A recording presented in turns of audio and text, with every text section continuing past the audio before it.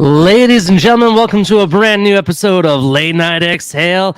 And what a show we got for you tonight. I am your host, Ali, and I got Culler with me. What's up, Culler? How's it going? Uh-oh, Culler's behind. Captain, what's up, buddy? Oh, bro, ready and set, go, dude. Listen, we speculated all week.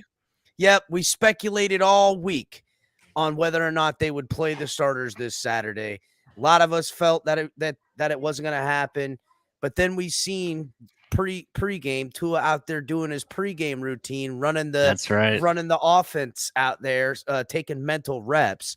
Then we all started really thinking, oh, maybe we'll see something. They released the inactives. He's not on it. Hill's not on it. And exactly what we hoped that would happen, to just drive all the narrative home that Tua in this offense is ready, happened. The freaking big throws, big gains, freaking run game was on point. I mean, bro, couldn't be any happier. Yeah, we absolutely needed to see that as fans. I'm sorry. I don't care what anybody says. I know it's preseason, but the whole organization from top to bottom owed us that tonight. And and we actually appreciate it. Thank you, Miami Dolphins. Yes, thank you, Dolphins. Thank you. Because you know what? It could have gone two different ways. And because not for nothing, Skylar had one hell of a night too. He's still out there doing good. But we needed the narrative from now until week 1 behind QB1 and Tua. And now we have some beautiful material to dissect. Yeah, now I don't feel like such a jackass going at Buffalo fans. Like I said, Buffalo, we coming for that ass. We coming for that ass, Buffalo. All right. And I'm going to bring up a special guest. He's a returning man back by popular demand. Everybody welcome Iceman to the show. How's it going, Iceman? What it is, what it do, Iceman? Capitan, Ali, Culler, guys, everyone in the chat. Thank you guys for having me, honestly. What's up, Definitely. Before we get into it, because I know you got a lot to say, I got a lot to say, Culler's got a lot to say, and I know Captain has a lot to say. Let's go down the rundown. We got TMI Tuesdays. Everybody check out Tuesdays with Tonk and Culler, usually around 9 p.m. or so. And then on Thursdays, you can catch Culler with either a cup of coffee with Culler or Culler whenever. Every Saturday night, you can find me here at Late Night Exhale. And then every other day week, you have yours truly, the El Capitan Show, Sunday, Monday, Tuesday, Wednesday, Friday, whenever he goes. Definitely check them out. Also, check out our partners, Fanatics and Backroom Collection. Make sure that you use the code with Backroom Collection. Use the code #TFTG to save 10% off of your order at checkout. So definitely check out them. You can use the links below. That helps out the channel. Also, check out some really cool merch that we have while you're there. We got tank tops. We got flip-flops. We got yoga pants. Culler wants the yoga pants. We got t-shirts. We got hats. They come in different colors. This white hat looks pretty dope. I actually might pick this up. I need that white hat. And I'm not a big guy for buying anything white because it don't last long. But damn, dude, that shit is fire. It does look good. Yeah, as I said, it looks really dope, dude. They have all different colors, even pink ones. If you want to find one for your girl, if they like the color pink. I know my daughter does. I might pick one up for her. We got beanie hats. And my flag got shipped. It's on its way. So, yes, check out the flag. Definitely pick that up for your tailgate. And ladies and gentlemen, boy, this was the game we've been waiting for all off season. And it started with this. And I'm going to show you guys here. All right. We're going to show this. We're going to go right to the get-go here. Actually, no, this is not the right one. Yeah, that's Noah on the pass breakup. Yeah, hold on a second. What you mean, Jose? I came in here with the love, homie. What you talking about, dog? I got all love, bro. I'm gonna be insufferable as hell all the way up until game time, bro. Right here. This is the one. No, this is still not the one. Which one you got? What did I do? I mark it wrong? You marked it wrong. That's why. Keep going down, bro. Keep going down. There's no, it's not listed. Hold on. Let me go back. It's not listed. Let me see. Maybe. Hold on. Maybe this is it. Wait, Tua Tyreek? Yeah, this is it right here. You just had it. It's weird. Oh, right there. Yeah, let's watch that again. That just right here. Look at this. Replay Look in at this. Too. Should show the replay in it as well. Look at that. Unbelievable. This is all I wanted all off season right here. Look, it was 51 air yards, something like that. It's plus 50 air yards all day. And they're like, oh, he put it behind him or something like that. That ain't behind nothing. That is a perfect throw where your man can get it. That's Tyreek Hill out there. That ain't no scrub. You throw the ball out there. I don't give a damn if there's 5 dudes with him. As long as he's in front of him, you put it out there, and we need absolutely that perfectly will suffice. Thank you very much. I will what I mean? Could it be longer? Could it be out front? All that stuff. It doesn't matter. It was a completed ball. It was thrown. He had, give him credit. He had the courage to do it. I don't care if it was. It was a rocket, bro. It was beautiful. Yeah, everything about it. I don't care if it was 3 yards over his head. Maybe could have got it. I don't care if he was. I don't care if it was. I don't care if it was predetermined. I don't care if they drew it up 3 weeks ago. I don't really care. It needed to be done. And Exactly. It's I like how perfectly Hill sufficient. tracked it too, man. By the way, guys, take away the play a second. What that play really means for us on that drive is we just ran 4 plays and scored a touchdown like it was nothing, like it was a hot knife through butter. And I'm really pleased to see that. It looked from start to finish. It looked amazing. I mean, it was tough to say, at least be honest with you. To the first time ever, we started from first quarter and ended until the fourth quarter. Yeah, and Mostert got in there a little bit where there was like a run. I think it was like the third play. It was a little run off to the right or whatever. Overall, I thought it looked great. This is exactly what we wanted. There was no reason that we didn't get to see this in the other games, in my opinion. Just my opinion, And this, I was very happy with the outcome. Craycraft finished it off. That's Culler's boy right there. With the touchdown, so I have to give it off to him. On this football team, bro. You see how much they were using him out there today? Oh my goodness, man. He made this roster. There's no question about that. He made this roster. I mean, he looks sharp out there. And you know what? Lynn Bowden in limited action. You guys making me tear up, man. I think Preston might be.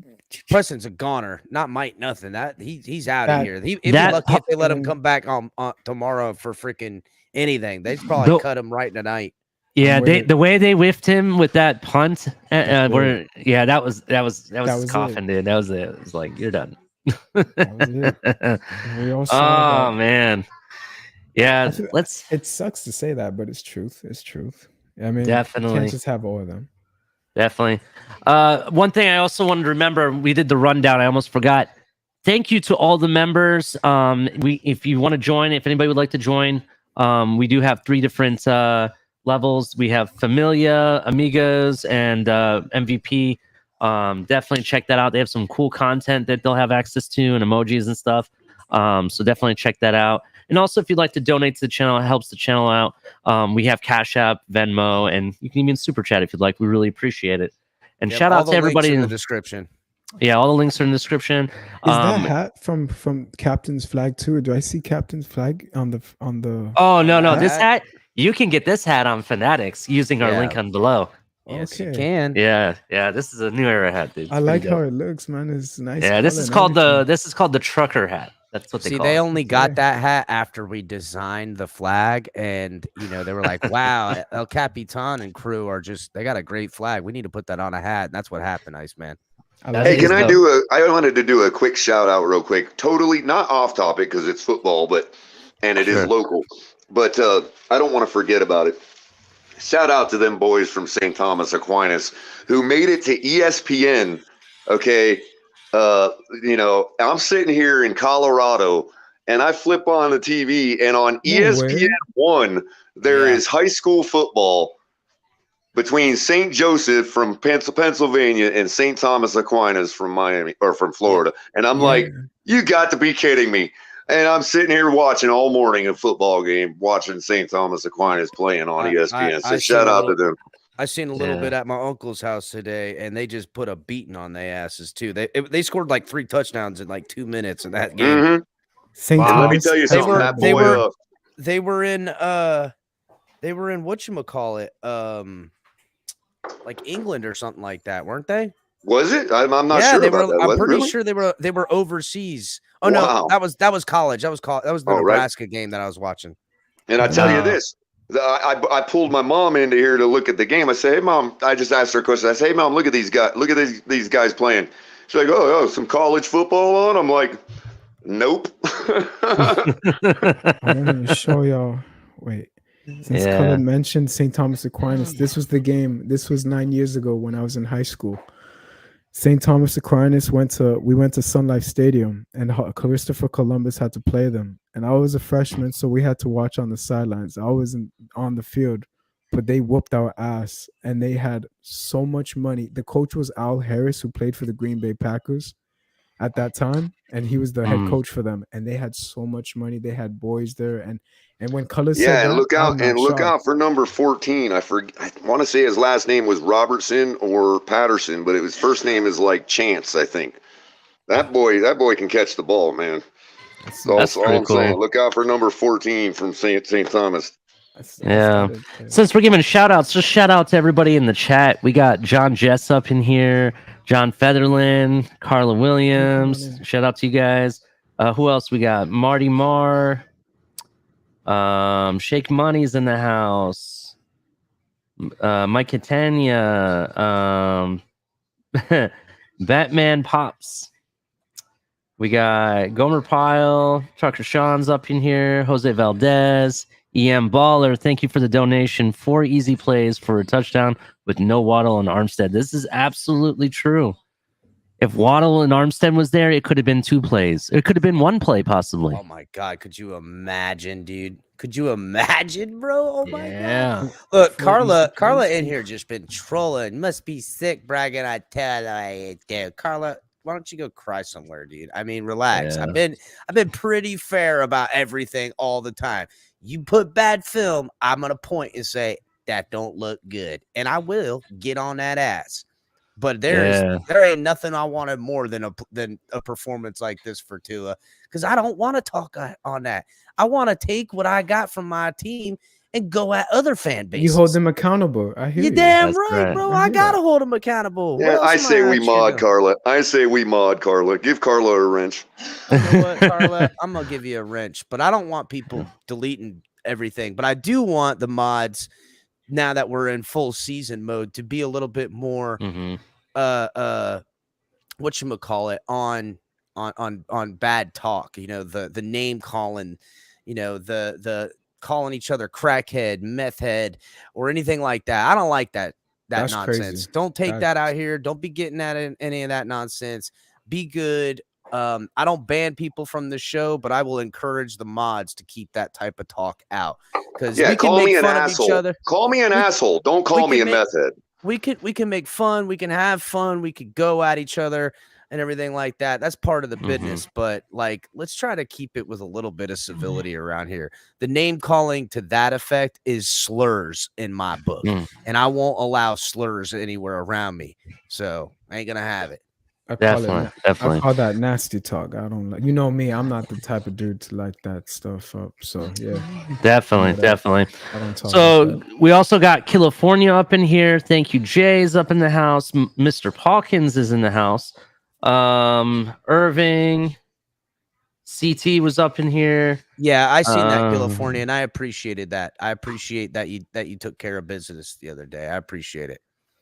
Scummy said Scummy's a meth head. So I mean, look, you want to make fun, have fun. Scummy gets it. Yeah. Well, yeah, Scummy knows like how I feel about him and knows that I know his heart. So it's a little different. Scummy says Scummy's a meth head. That's what he says. It said Scummy's a meth head. He called himself one. Yeah.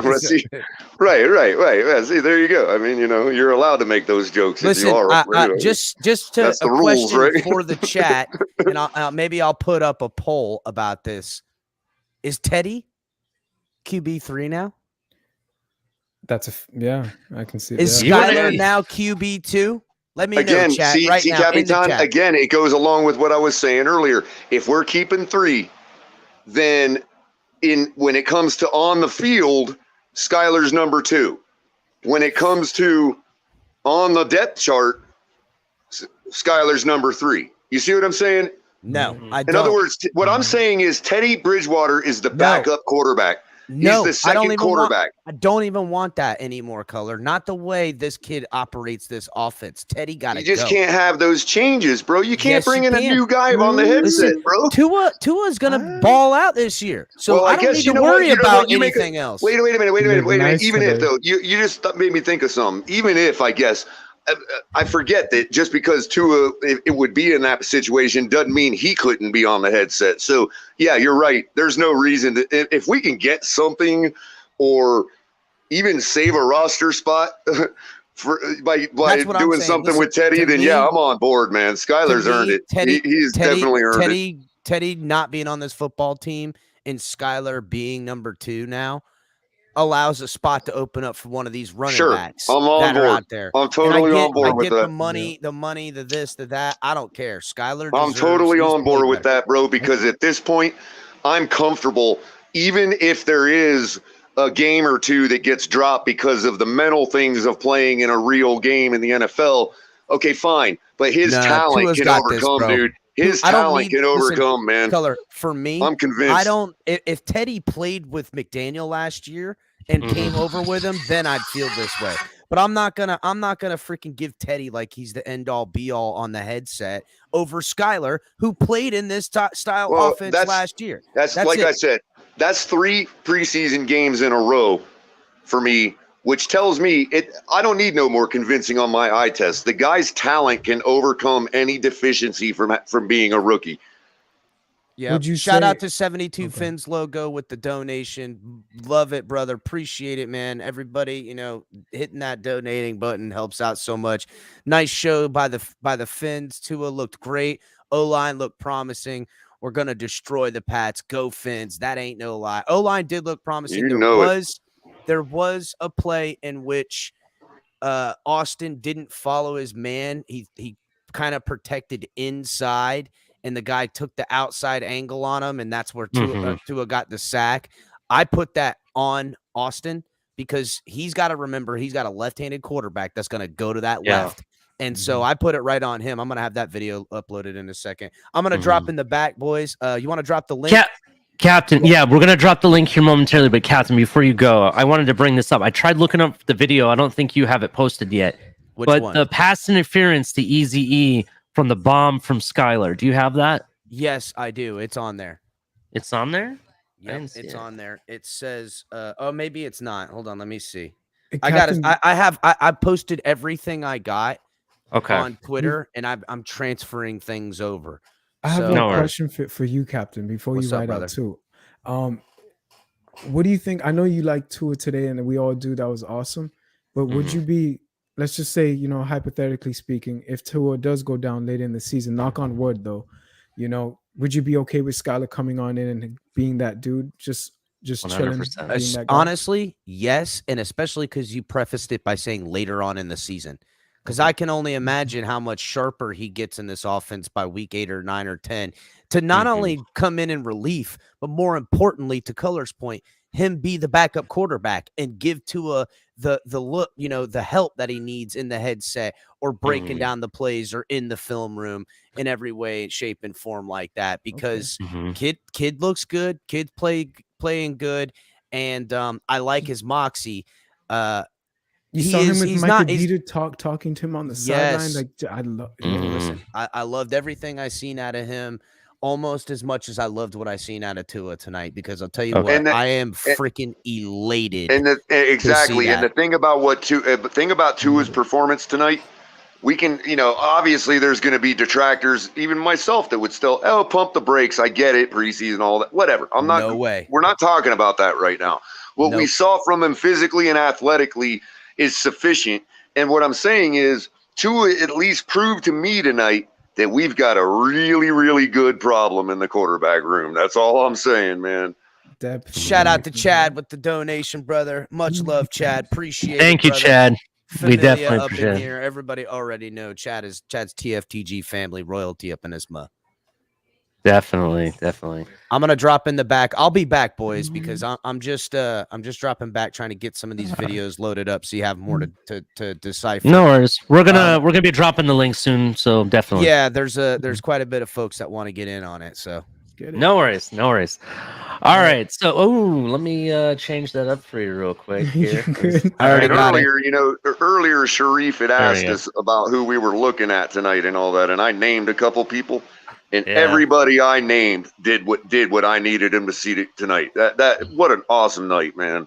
Here's the thing for me, and you kind of hit on it earlier, Culler, but we are going to root for Tua. This is what we wanted all off season long. There's absolutely no reason not to at this point. Yeah, there's absolutely no reason not to at all. We're going to root for Tua. He's a Miami Dolphins, starting quarterback and everything.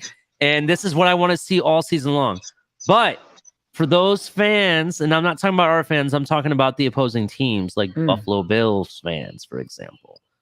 Don't worry, because if Tua goes down and you say, what are you going to do then? This is the sound of the music you're going to be hearing. Yeah. Because Skynet is here, and he's already in our back pocket. So we already have the Joker. What are you gonna do now? What are you gonna do now? Doesn't this sound familiar though? Oh, yeah, it does. Bob it does. Of course it does, dude. Of course it does. And you know what else? As far as Tua goes, another thing Tua did for me tonight personally was he allowed me to finally sweep aside last year's stats. Now I can finally sit here and stop this. Oh, he was 27th, because what we saw tonight would have produced far better results than we see on the stat sheet from last year. So I can wipe that stat sheet clean now. You see what I'm saying? Bottom line, I mean, just good. Just good. A little above average, even. You know what I mean? Like seriously, that's what we needed to see. We just needed to see it, people. Yeah, that's absolutely what we needed. And thank you, Pamela, for promoting the show. Definitely recommend. Definitely appreciate that. Sorry, that's what I meant to say. But yeah, now we need replication. Yes, facts. We definitely need replication. Over and over again. Exactly. Tonight wasn't no Super Bowl. No. I mean, let's face it. But I got goosebumps when they said that in the beginning. I can no longer now when I go at it with the Buffalo fans and they want to throw last year's stats at me, I can be a 2-and-ear. I can say go F yourself on them stats. You know what I mean? Definitely. Culler, we got a lot of people in the back. Do you got anything to say before I start bringing them on? No, other than what I just did, pretty much. I'm happy. I'm really happy. I think we're perfectly fine at QB1, and we're definitely fine as far as depth goes at that position. So now, if people want to come up and argue with me about who's the most talented quarterback on our team, I'm sorry, you're not going to like what I have to say if you're a 2-and-ear. I'm sorry. It just is what it is. That doesn't mean that I think he should be the starter. I think Tua should be the starter. Absolutely, 100%. I am lockstep and barrel. You know what I mean? Pete would call me a 2-and-ear right now. Okay? But you're not going to argue with me anymore. I'm not going to waste the calories until we get a chance to see it in live game action for a bad case scenario. I am not going to argue anymore about who's the most talented quarterback in our quarterback room. That was clear tonight. Just so you guys know, we have a lot of people in the back. I am going to be bringing people on, but I may be moving some people in and out just so we can give everybody a chance. Okay. Just so you're aware of that. I'd like to everyone welcome CT to the show. What's up, CT? We got Lakers all day. Mr. Polkfins and Pamela. How's it going, Pamela? It's good. Pamela. Hey. That's right. Hey. Lewis. What's up, Lewis? Hey, we finally convinced you we ain't gonna bite, Pamela. This I hate to interrupt. This is a sad day. This is a sad time because we lost somebody in the front office. Yes, he said that. Yes, thank you for reminding me. Yeah, Mr. They played inspired, bro. They played inspired. Did you see the fucking intensity on every Wes Welker, Mike McDaniel, their intensity was fucking on fire. And I told Iceman to warn you guys, I love you guys. I got to come in hot real quick.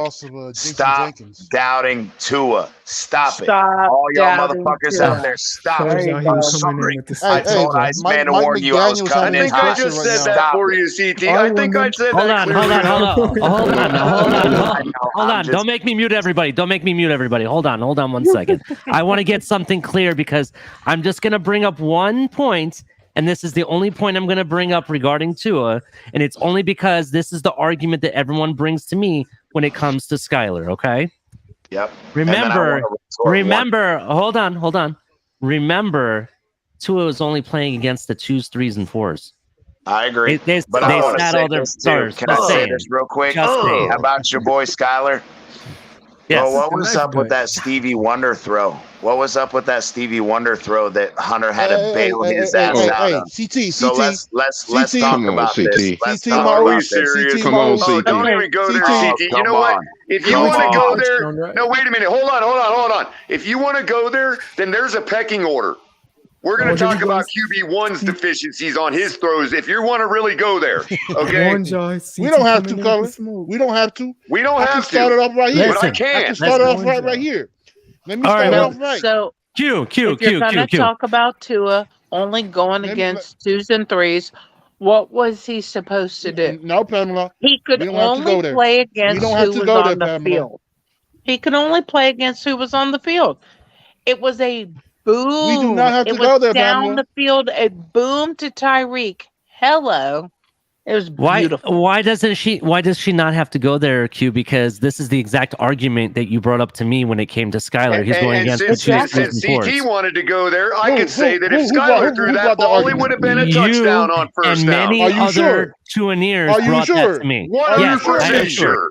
I am sure. Overthrows by Skylar, the 2 underthrows by Skylar, and a Stevie Wonder throw. Okay. I need Lewis right now. I need Lewis right now. Lewis, if you read me, let them know what I've been talking about when I say preseason game doesn't what. Oh, don't say that, Q. Doesn't mean anything. So this doesn't mean anything for Tua. No, but here's what you can. Hold on. What does mean something is this. And CT wanted to push me, so I'm going to say it. Okay, here's the reality. If Skylar throws that ball, it's a touchdown.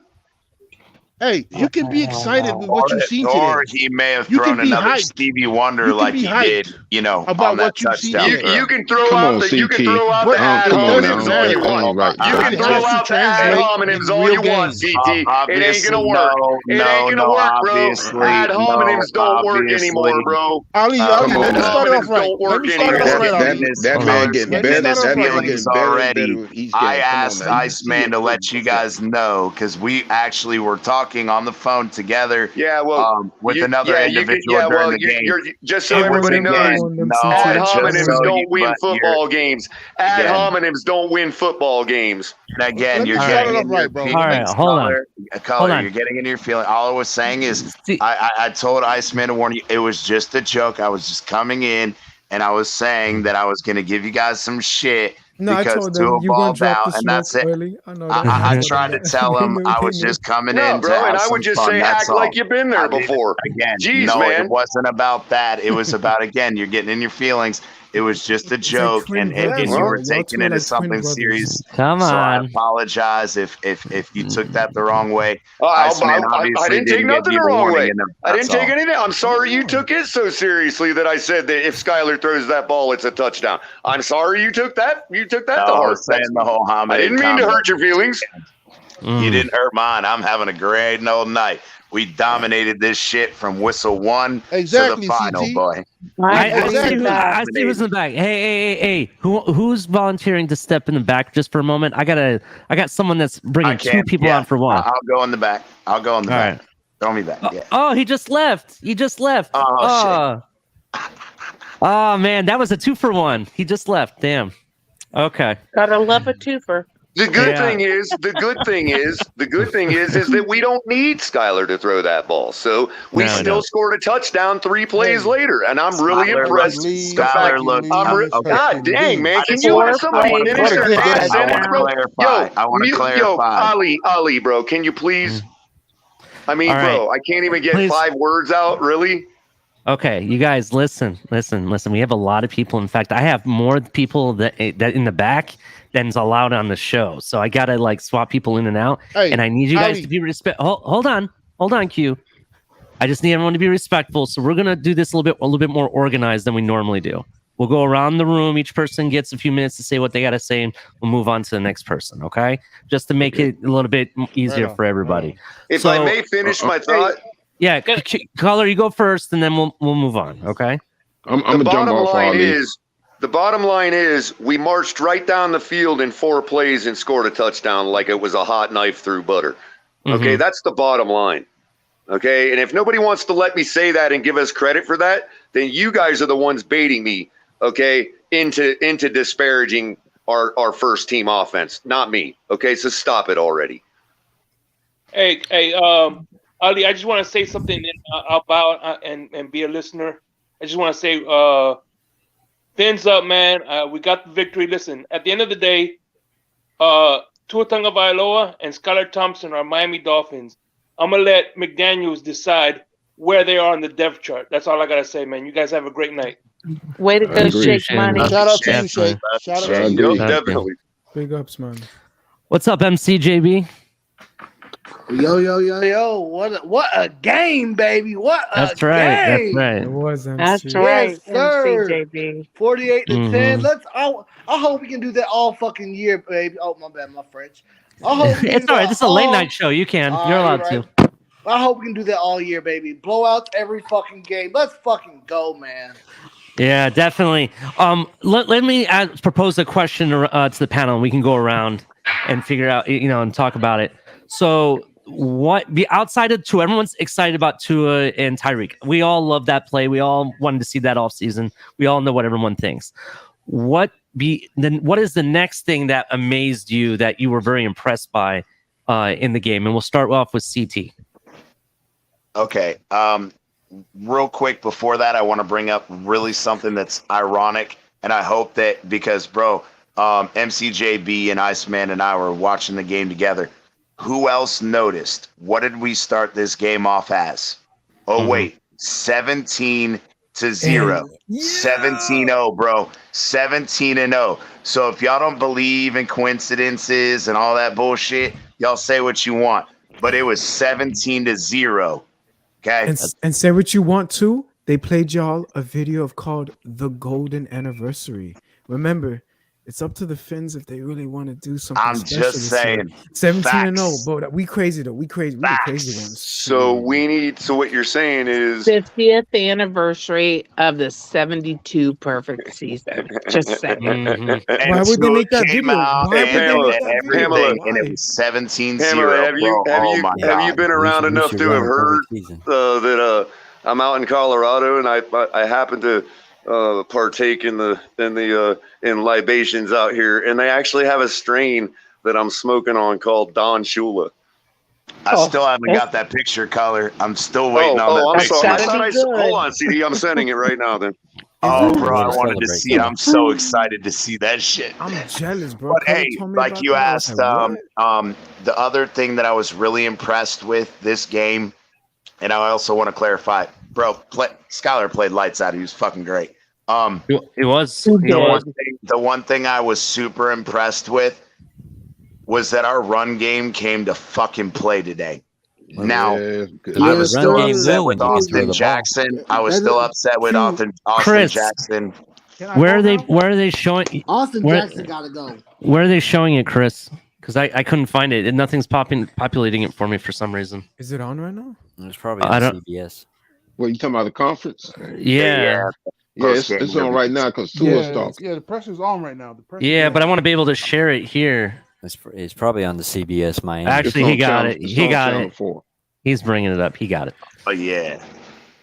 El Capitan Guinea, boy. Hey, CT, you know how Androids suck. I've logged your name on your number so many times, but it just does not want to take. So can you send me a text real quick on our normal conversation so I know which one to send it to? Yeah. I got you. Hey, Mrs. Pamela, tell Billy I say what's up. Hey, the other thing that I want to say real quick. I will. The other thing I want to say that I was really impressed with is the demeanor of this team. And all right, let's see what Tua has to say. Hold on. Yes. Oh yeah. I think what made this so hard is that it was unexpected.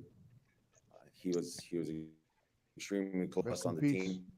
Oh, it's really when low. I got here, I was extremely close to him. I grew close to him, waiting for Ann and just being able to talk stories with him before my media. So, if you guys can, it's a little bit low. What his family's going through right now. That's as high as we can get it, bro. Fuck. Waking up, not thinking that this was going to be his last day here. So, just want to send my condolences to his family. And I think through our team win, I'm glad we got to do that.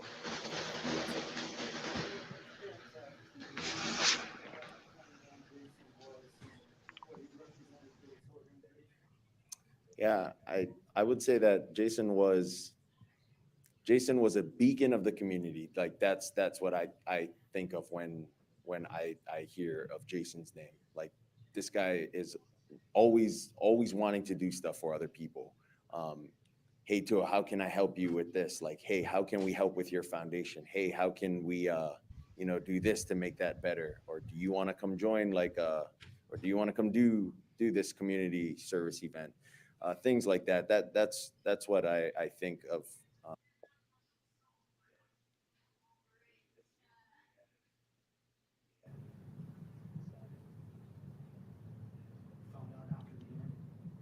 Just found out after the game. Yeah.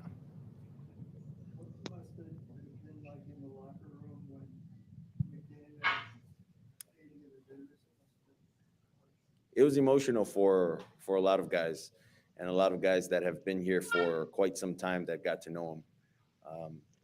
We won a game. We expected Mike to be the very optimistic guy after the game, giving out game balls. And that wasn't the case. Mike got a little emotional in there. There were some other guys who were able to talk that also got emotional. And he broke the news. It's tough. Anything having to do with a life of someone who had great relationships with people in the organization, it's hard.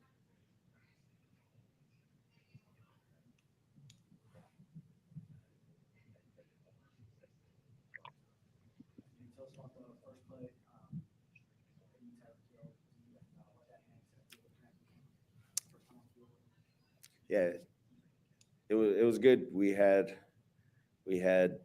to decide with plays what openers we wanted to go with.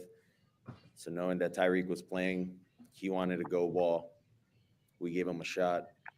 The throw wasn't to my liking. That whole spiel. If it was a better ball, if it was probably more in front of Tyreek, we could have scored on the first play probably. But I think it's in a credit to the practices that we've had with the Eagles and how hard our guys have been working.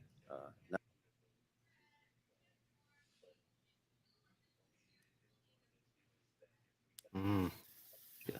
His audio's out now. That we've all been putting in together.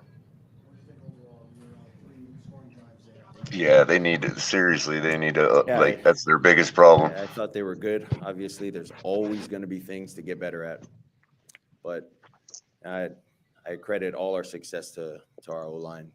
They worked their butts off extremely hard throughout OTAs, and then coming into training camp, they've worked extremely hard to get defenders to read keys and make everything look the same, basically. So none of that would have been possible within the run game and then the play pass game without our O-line. Mm-hmm. I guess who's getting isotoners? When a coach wins a toss or a team wins a toss and you like to receive, and first thing a coach tells you is to throw it deep. I mean, what's that like as a quarterback? Does it, what kind of feelings does that bring to you? Yeah, I would say the guy sounds like Q asking questions. Mike didn't necessarily tell me. I thought that too. Facts. For me, it was one of those deals that if we got a specific coverage from their defense, that regardless of who was on Tyreek or not, we wanted to take that shot. And so we got the premier look of what the play consisted of, and that's why we took the shot. That's what I want to see from Tyreek and Tua taking it. Mm-hmm. Couldn't tell the difference with Mike on the sideline at all. Couldn't tell. He hit it pretty well. No one on our team had any idea or any clue that any of that had happened. So it's a sad day for us here, the Miami Dolphins and our organization. We lost someone really, really good. Thanks, guys. Definitely. I told y'all they played inspired for that man. They knew what they were doing. They played inspired for that man. He said they found out after the game though. So it doesn't sound like they knew it. Yeah. Nah, they knew. There's no way they didn't know. Come on, bro.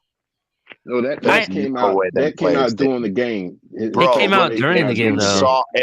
But if you saw, I mean, literally every one of those players, Mike McDaniel, every one of those, bro, they were so intense. Yes, no, bro, CT is right on that They were point. so They intense. He was right on that. They do. Bro, there's no way them young men and there's no way they didn't know. The way that they played was so fucking inspired. Yeah, they looked very. Every moment, Wes Welker. CT was like, "Look at Wes Welker. Look how freaking." Bro, did you guys see Wes Welker almost have an Adam Gase moment? Yeah, except his eyeball didn't pop out. Like, bro, he was there. He was leaning in, but it was literally like he was staring daggers through the freaking other sideline. Like, bro, they were intense. And Mike McDaniel did that too. Yeah.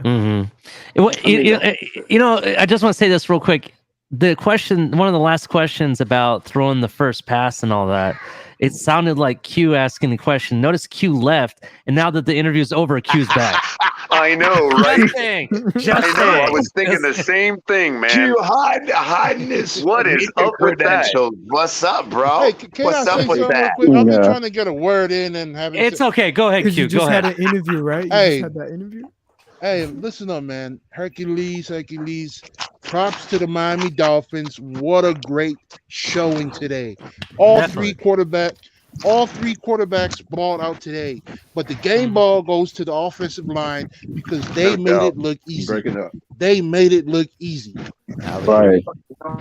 That O-line, they did work today, man. No, Shout out to the Austin O-line, Jackson bro. was fine.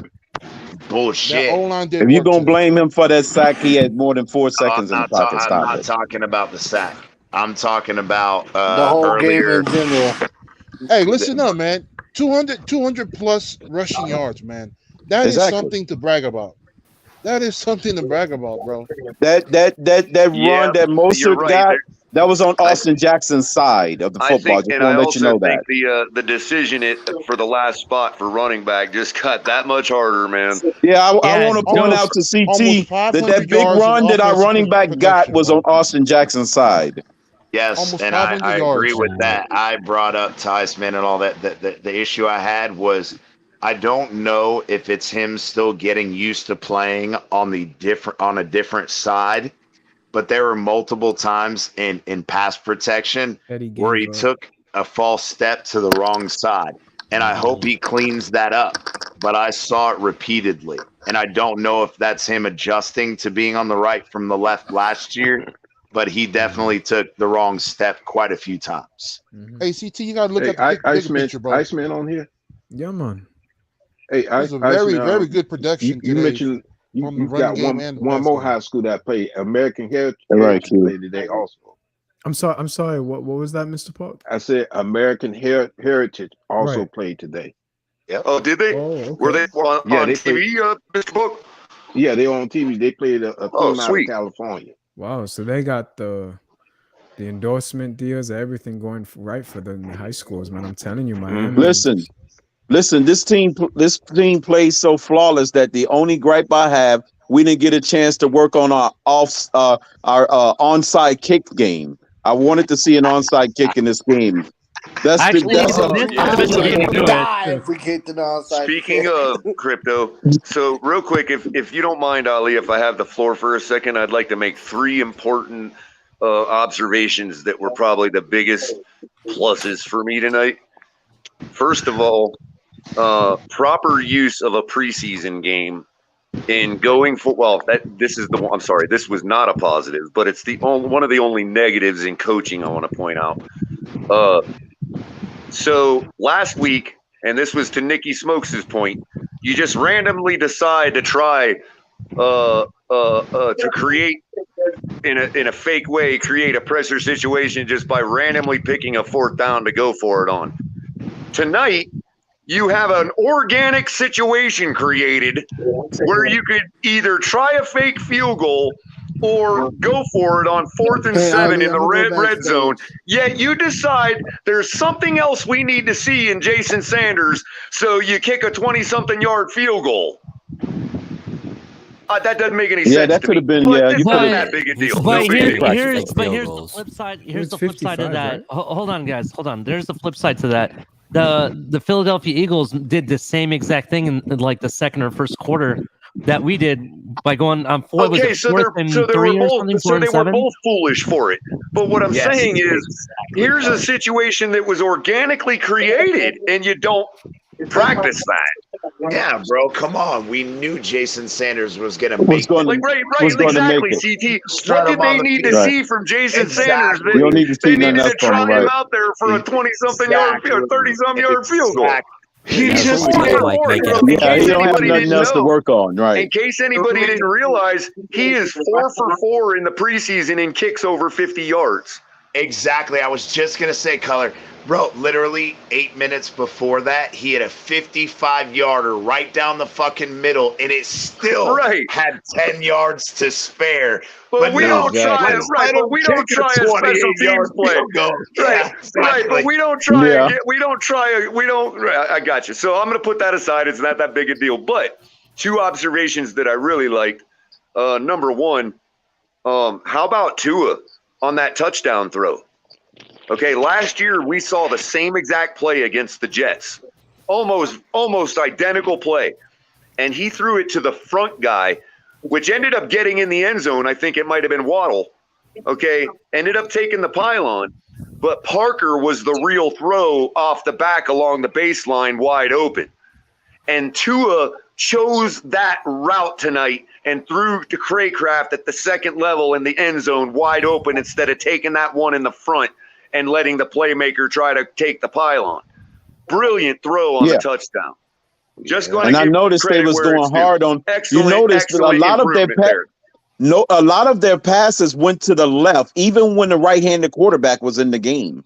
Because that Skylar Thompson pass was rolling to the left. Last year, he took that first route and let the guy plow into the end zone. Yeah, the naked bootleg rollout to the left. This time, he takes the wide open throw at the second level in the end zone. Yeah, beautiful. I noticed a lot of naked bootlegs to that side. Even when right-handed quarterbacks was in the game, they still was rolling to the left. And to your point, Crypto, shout out to Skylar with the against the body throws. Oh my God, man! Right, that's what I'm saying. They still was throwing it as if Tua was in the game. They still was rolling out to that side. Yeah, and the guy was just draped all over him. He still could have caught the pass. That receiver got mauled. So for me, and let me just make sure, let's go around the room to make sure everyone's in agreement. Do we think that Skylar is definitely QB2 at this point? Yes. Yes. No. I'm on that. Yes. No. I'm on By that. far. No. Tua beats Teddy. No. Talk about it. No. Let us know. Hold on, real quick. Before we do, I wanted to get to the second positive real quick. We got to do this because we're going to forget. All right, go ahead. Definitely. Noah, bro. Good freaking job, Noah, man. Shout out to freaking Noah, man. Yeah, he had a lot of breakups in that game. He pop off today? Let's just say, Q, he's getting his head around, bro. He was getting his head around. His head is on the swivel. Go ahead, young man. Go ahead. Right here. Man. Right here. Right here. Head on the swivel. Bam. Whoa. Athletic play. We'll watch it again. He's showing his athleticism. Hey, you love to see that. You love to see that. Love it. Absolutely love it. Because now it's not such a desperate situation at corner. That's right. Exactly. Byron can take the week off next week. From what I've seen, without Skylar, Tua doesn't have the competition and doesn't have a drive to really push himself. Yeah, so Skylar makes Tua better. That could be a fair point there. Sure. Yeah, that's what I think. But I think Skylar for sure is QB2 at this point. If you look at the numbers, you need somebody in the room that can drive. If you look at the numbers at this point, well, let me tell you why. Well, one, I think he executes the scheme and system way better than what Teddy Bridgewater does. I think he has more talent and more athleticism than what Teddy Bridgewater does. And Teddy Bridgewater was only 4 for 10 for 74 yards with a rating of only 68.3, while Skylar Thompson was 7 for 10, 103 yards, 3 touchdowns, and 142.9 rating. Okay. All right. Let's and this talk isn't about just that one sample game. size. This isn't just one game. Let's talk about that this sample is size. 3 games with over 100 rating, Doesn't bro. matter. 3 games. Doesn't It matter. doesn't matter. Yeah, that's what you think. It doesn't matter. Okay. It doesn't matter. All right. Okay, well, throw out the whole game then. What If matters you're going to to say it you? doesn't matter, I need to see him. you throw out the entire game then. I'm not saying. Q. I think you need to listen a little bit better. I'm not saying he's QB1, bro. I'm saying he's QB2. He's not QB2. He's not QB2. Why? Yeah, that's delusional. I need to see him. I need Why? to see him play in real games, not preseason. I need to see him play There's in the regular many season. quarterbers that have been elevated to QB2 without playing a regular season game. Hold up, Tom Brady, the goat of them all, before he started, when he got thrown in, he had never played a regular season game. Exactly. Never played a regular season game. Exactly my point. Exactly my point. But Belichick still threw him in the game. You need to throw him in the game first. I'm still in favor of keeping all 3, but they even got me now, bro. If it comes down to 2, it's Skylar and Tua, man. You know what I mean? There's no reason for it anymore, bro. Hey, tell me I'm wrong, Culler. Brady didn't. You're not wrong. You're not wrong. You're not wrong, but they're not wrong. You're not wrong, but you are not wrong, but they're not wrong either, bro. No. They're not wrong. I feel the same exact way as But they're not right either. I was saying the same Q, thing. it doesn't matter. I think Mr. Polk, and I'll try to, maybe I'll help you out saying it this way. I'm comfortable with whatever McDaniel decides at this point. Thank you. Yeah. Because I was saying the same thing that Skylar was number 3. Bridgewater number 2, Tua number 1. But right now, I'm we just had saying, to cut y'all down. better pump that brake real quick. Let me finish. Talking about QB2. Come on now. If we had to go down to 2 quarterback, then Skylar gonna have to be on there. He has to be. You number cannot 2. let Jason Taylor said it perfect tonight. You cannot risk. Jason Taylor said that you cannot risk. Hold on. He said it countless times, Culler. Pump brakes for what, Q? Listen, let's ask this question and go around the room here. And anyone in the chat would like to answer, go ahead and put it in the comments. Ask your question. Ask away. Look, if for God forbid, because I want him to start, I want Tua to start here, and I'm knocking on wood. God forbid he goes down in any game during the season. Who do you have more faith in right now, based on what you've seen? Teddy or Skylar? Oh my Lord! He's just saying Bridgewater just to be confrontational. Q is right now. Q is taking a Pete take right now. I am now convinced. I've said this before. What's going on? I have to. Skylar has to have some wins and losses under his belt before I anoint him over. How do you get wins and losses by the coaches taking a chance in the first place? Let me answer Ali's question, and maybe it'll help you understand a little more. Why are you? Because he earned it. He earned. Let me earned what? Let me answer. Command over the offense. The man. In what preseason games? Come on, guys, save the calories. Versus Teddy, yes. I know y'all joking right now. Let me answer Ali's question. He gets better. Please let me answer Ali's question. Let Culler go. Okay, so right now, Q, I'm now convinced that Skylar has enough talent to overcome what you're talking about. Exactly. 100%. I'm just convinced of that. Is that definitive? I think that maybe we might drop. I think it's possible he drops. Hold on. I think it's possible he drops the first couple games, maybe close. But once he gets his bearings, it's over, bro. I'm telling you. That's all I'm saying. He needs to get his bearings first. He does need to get his bearings, but I don't think it'll be 1 or 2 games at the most, and he's on track. And those are going to take that long. And once again, I'm going to keep using the analogy of the test taker leaving the lecture hall after 30 minutes. I'm sorry, I'm taking my exam. I left the lecture hall. I turned in my answer sheet. I'm already made my decision on Skylar. He's not Nick Mullins. He's not first time he gets into real action, he crumbles. No, he's not that guy, Q. I'm telling you. How do you know? How do you see those them? Because I losses, took in my test and turned in my answer sheet. The film. Don't knock me because I'm a fast test taker. I have enough knowledge with my own eyes to know that I'm confident that he could be a number 2. So those couple losses that we would incur would be close games. I guarantee you that. Come on, I know y'all joking right now. All I'm saying No, I'm not joking. Hold on. He's a solid number 2. Joking as a heart attack, man. All I'm saying is put the kid in games, in meaningful games first. We to would see like where He'll he's at. get a meaningful games if our number 1 goes down. I guarantee you that. You're not wrong, but it's not the end of the season if that happens. If I'm not wrong, then why are we arguing? Q, you're not, because you're acting like it's the end of the season if that happens. Yes, it's not the end of the season. It doesn't matter. Okay, then I'm right. But this is a good thing. This is a good thing. Don't be pushing QB2 right now. I can push QB2 all I want. Oh yeah. Because he earned that. Q, you're acting like he's the type of quarterback nobody wants Teddy as the number 1. When he gets in his first game action, our season is over because of it. No, keep it real, Culler. I think that our season is perfectly fine if Skylar had to continue with it. It's a good problem to have. And Q, I haven't seen him drop off yet. He has not dropped off yet since he's been on the field. That's from my observation. I haven't seen him drop off yet. Yeah, he looked good, really good in preseason. But it's preseason. I can tell you. I can see if he was dropping off in preseason, then you can make that analysis. But he ain't even dropping off that. Okay, let me ask you this question. Every test he has been given so far, he scored an A+. Q, let me ask you on this question. Go ahead. Based on what you've seen this preseason, who is better, Skylar or Mac Jones? So there you have it. Easy one. There you have it. Good question. Somebody has already played. Hold on. That was the most genuine answer you've ever given us, bro. Exactly.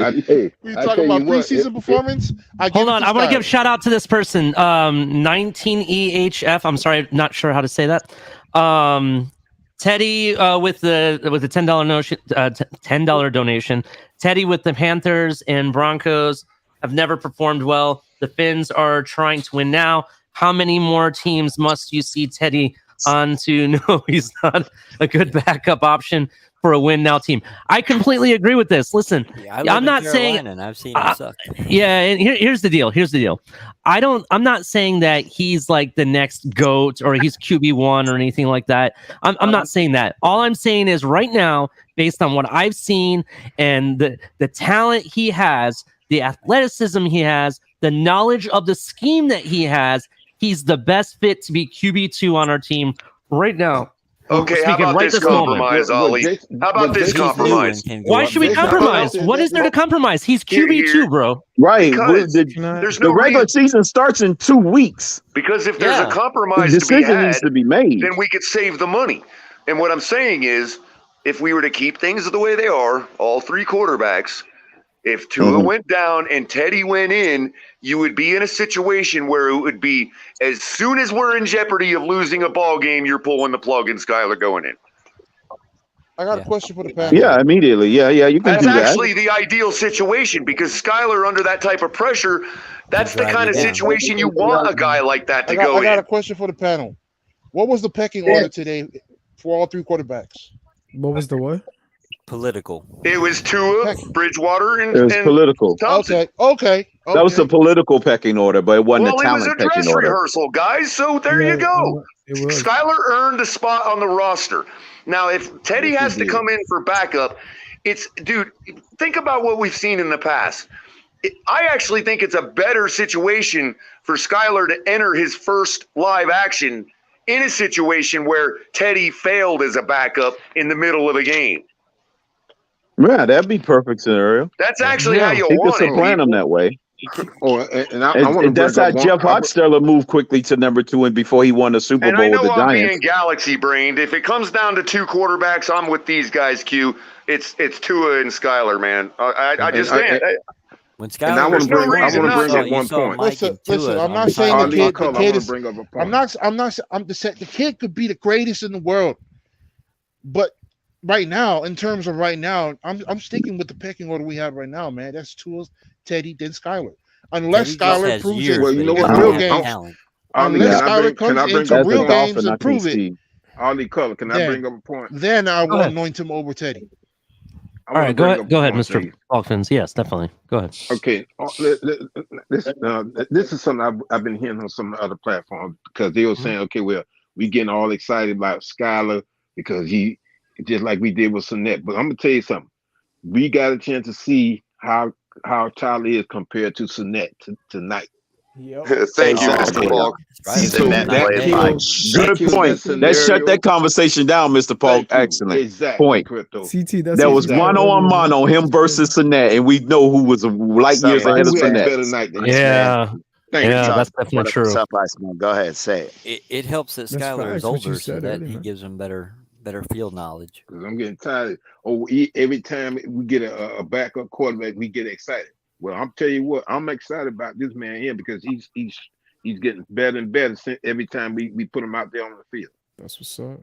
So what they're saying, what they would say, Mr. Paul, because we just got to wait till we release Skylar like we did Sinet. Skylar ends up with the Eagles a couple years later in a preseason game to look bad and prove us wrong, right? But here's the thing. Like I spent an hour talking, bro. I was talking shit about Sinet all fucking game long. I was like, "You go ahead, Sinet. You throw that bitch into the ground." Yeah, and don't forget throwing that shit here. Don't forget. Remember where Sinet impressed us in the first place. Hey, remember where Sinet impressed us in the first place in preseason. Okay, Skylar's impressing us in preseason. Now Sinet is crapping the bed in preseason. Does that mean Skylar will ultimately crap the bed in preseason 2 years later? Come on, guys. I brought this video up. We have to keep him on the roster. I don't care what happens. Skylar Thompson has to be a Miami Dolphin. Otherwise, it'll be the blunder of the century. We're talking about Babe Ruth-style blunder. We're talking about Chicago Cubs-style blunder if we let this guy off our roster. I'm telling you, Gesicki's gone for his spot. You're right. You're right, Color, because Steve Bartman, it took him years to get welcomed back into our community. It took 108 years. It took 108 years and a Miami hurricane for the Cubs to win a World Series. So hold on, Color. I want to comment on two things here. First of all, real quick to what CT just said about Gesicki's spot. That might be a thing. There was a moment in this game that the ball didn't get thrown to him for whatever reason, and he kind of like stared down McDaniel. Yeah, he kind of did. Hey, you're absolutely right. Here's the real indicator. Here's the real indicator. I'm glad you bring that up, Ollie. Well, hold on. I'm glad you bring that up, Ollie. Okay. Hold on. I'm glad you bring that up because there's something else I noticed tonight. In case you all didn't notice, the commentator actually mentioned it. Durham Smythe was in the slot on a couple plays. Yes, he was. Yeah, he's slot action. Now, I paused this right here. I paused this video right here because I want to point something out. So tonight, Greg Little played the left tackle position. All right. Oh, yeah, sure. And I thought he did very well. I thought he did very well. And if you look at this open hole here, a running back could have just zoomed through it. You know what I'm talking about? I saw this a lot during this game, and this was really good pass blocking here. And even he was taking on guys one-on-one, Ali. Yeah, he was, and he was doing a really good job at it. I'm very impressed. And this was a good throw by Teddy. I have to give it to him for that. By the way, I want to say to the mods in chat, I consider calling people racist. I consider that just the same as calling them meth heads, just so y'all mods know that. Oh, you talking about the mods? Okay. Yeah, man. Now, I'm only going to bring this up only because it keeps getting talked about. People in the chat have messaged me, and I'm getting texts now on my phone that, hey, I should bring it up. And I know CT probably has something to say because he knows a lot about it. The Buffalo Bills informed Matt Araiza that they are releasing him immediately. Good. Yeah, so that's what's up. Yeah, so they did the right thing. They did the right thing in my opinion. Yep, the bad thing was talk backstage, and I'll leave it at that. Yeah, we talked backstage. Yeah, we'll talk about it later. We'll talk about it. Yeah, they did the right thing finally, and I'm glad. So, that's all we can say about that. We're gonna leave that there. Let's talk about the Dolphins dominating this bitch. Definitely. We'll talk about that. I just wanted people are bugging me about it, so I wanted to say something. Didn't it look a little too easy? Say what? Didn't it look a little too easy? Oh, What, the bro, game? without I love Armstead the runs and and the Waddle, passes bro, and the- without Armstead and Waddle, oh my No, that's a good God. thing. That's a good Oh thing. my Because God. it points out to the strength of the O line and the improvements that they're making on the field, man. You have a good O line or a great O line, man. Yes. Greg Little needs production to will be starting. blow up. Greg Little needs to be starting right tackle. I'm sorry. I'm The sorry. running game. The running Sorry. game. I'm gonna say he this earned for the the spot. record too. I just want to say I feel the need to He say earned the this for the spot. record, because I think it'll also it always sparks a nice debate too. So, but whatever. Lamar Jackson is my favorite quarterback in the NFL right now. Just so everybody knows, he's my number one. We can tell. I didn't know that. I have a roster question. If somebody had to ask me, if somebody was like, "Yo, spot question, who's your number one in the NFL?" Lamar Jackson. Just so y'all know. Yeah. Based off Teddy's I think I knew that already, Color. And Gerald Dose looked pretty good tonight, also. I agree with you, Ali. What was it? Bro, Craycraft, because he plays special teams, bro, he outplayed Bowden. Bowden had some fuck ups. Bro, I'm sorry, Preston's gone. He done muffed the punt. Then he tried to make something of a second one, and then he ran backward and lost yards on a punt. Bro, Preston's gone. That's done. You saw Bro, Teddy went to Craycraft Sheffield, the whole it's time. up I'm to just curious Sheffield who and he was fighting Craycraft. for. Sheffield and Craycraft are the ones battling it out for that last spot. So which of those two? Yeah. Like I said, Teddy. For the went- number Teddy 6 went to receiver? Craycraft. They gotta keep Sanders on the practice squad, and I want to bring it That's up. a lot. Maybe we can bring it up later when we talk about They the could running keep backs. 16 but bro, players. I'm If they- sorry, if but they make it Zaw to White, waivers. Zaw White belongs, bro. I'm sorry, but Zaw White belongs. Jared Dokes Hey, had Lynn a few Bowden's making the plays, case for himself too. but Zaw White I done think came Campbell out made a today play and for showed Jeff on their We gotta cornerback. cut. CT, We I'd gotta rather cut. keep Gerald Dose than Z White. Hey, We've got to cut Campbell getting that 27 pick six. players, guys. 10-yard, Look, hey, look. two I'm gonna say 10-yard this too. gains I'm gonna inside of say the this about. tackles in a row. I'm going to say Two this about plays all in a these row. guys, CT. I'm going to say this about all these guys. We got 27 guys we got to cut. I'm not okay. I'm not seeing I don't know how enough we're gonna do it. from Dokes. I'm not seeing enough from Bowden. I'm not seeing enough from these guys even playing time. We're talking. I'm not just talking about what they're doing. So I mean, Yeah. I think this is the first time tonight that I've ever even seen Dokes take the ball. Yeah. I mean, I have to agree I with gotta that. go to the restroom every now and then too. You know what I mean? So it's not like He was just putting. We got to cut 27 players. I'm done with these guys that have 2 seconds of playing time and expect us all to be, oh, he's an athlete, so we're gonna, he's got a definite spot on this roster. No, none of that. So let's Dokes go is down. gone. Let's Bowden go is gone. down. Preston All right. gone. Then let's do this, Color. Let's Yeah, do this. that's- Let's that's go down. easy Let's go enough. down the positions. Let's go down each position and what we feel like who they're going to drop. We'll go one position at a time for each. Tuesday is the big day. Remember that. So we can skip QB. We know they're going to keep all three. We all agree on that. All three. Exactly. Okay. All right. Yeah, all Order three doesn't is matter. gonna be Order there. doesn't matter. Okay. We don't for this exercise. We're not going to talk about order. It doesn't matter at this point. Okay. All right. We'll go wide receiver next. I have Tyreek Hill, Jalen Waddle's being kept no matter what. Eazy-E is being kept. I'm going to go Cedric Wilson, Craycraft. That's 5. Who else do I got here? I already have. I already have them. I think Sheffield is the final. I six. think Sheffield is 6. Yep. I think Sheffield. Yeah, I'd be I happy think with you're right. Sanu I think because you're- Sanu knows Yeah. the scheme, Sanu, but Sheffield. Yeah, I think Yeah, I think Sheffield's it's 6, gonna be- bro. The way that I he agree with played that. tonight, the fucking catches he made, and Craycraft, the catches he made, bro, they solidified their spot. I'm sorry. That's just my we're going opinion. with 6 deep. He absolutely outplayed Sanders. I think we put Sanders on the practice squad. Sanders has made plays. Bro, Bowden's and by the way, Bowden's CT, gone look at and the Preston is separation gone. that Craycraft had on that touchdown, bro. Yes, sir. Yep. Because I got to give credit where credit is due. Bowden did make a good move to get into the end zone for that touchdown, but it he's doesn't fighting for change the special fact teams. that his overall body of work, bro, he's been highly disappointing, and Craycraft has absolutely outplayed him, and so has Sherfield.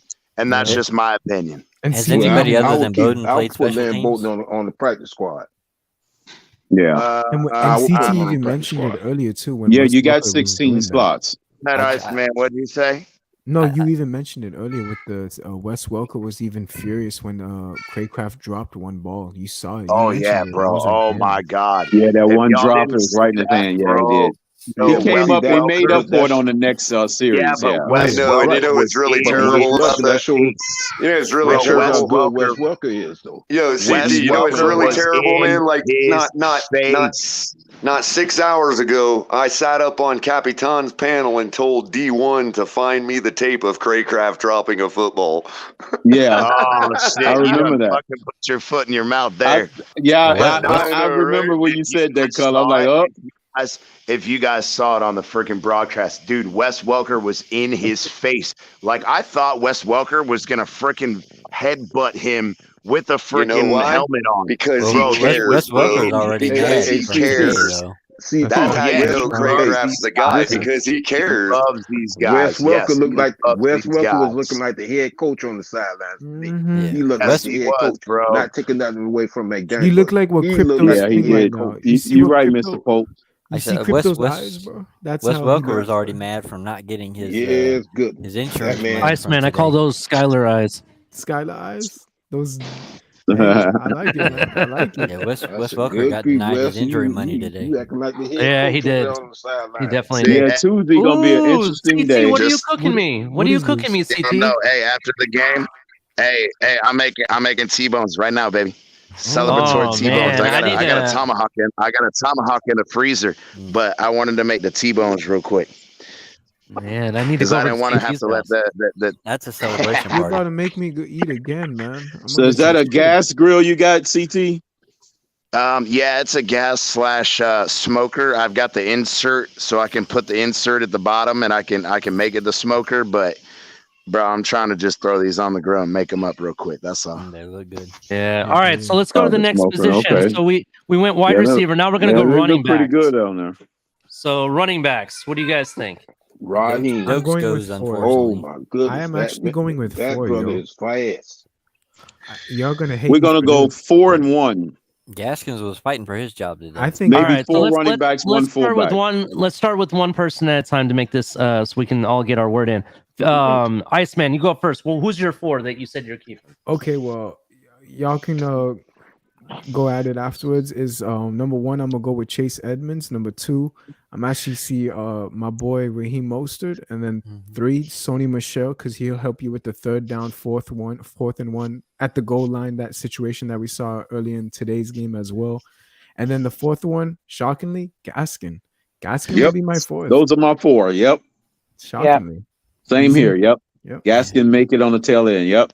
He fought. He He had hard a for good his body today. of work all I like preseason. Secondary, Enough to right? stay on the roster. Yeah, don't get me wrong. I like Secondary, guys, but No, but he you got could be to the That's easier like one. we talked about. He's going to the practice squad. He's going to the practice squad, White and I'm fine and with that. Dokes are I going to agree. the practice squad. Nah, I don't going to think. the I don't squad. think we're keeping Dokes. I They'll don't be think picked- we're they'll be because picked the up thing is before we go. right now. I think we keep Zaw Dokes. White does the same thing that Dokes does because Dokes was touted as an inside runner, an inside the tackle runner.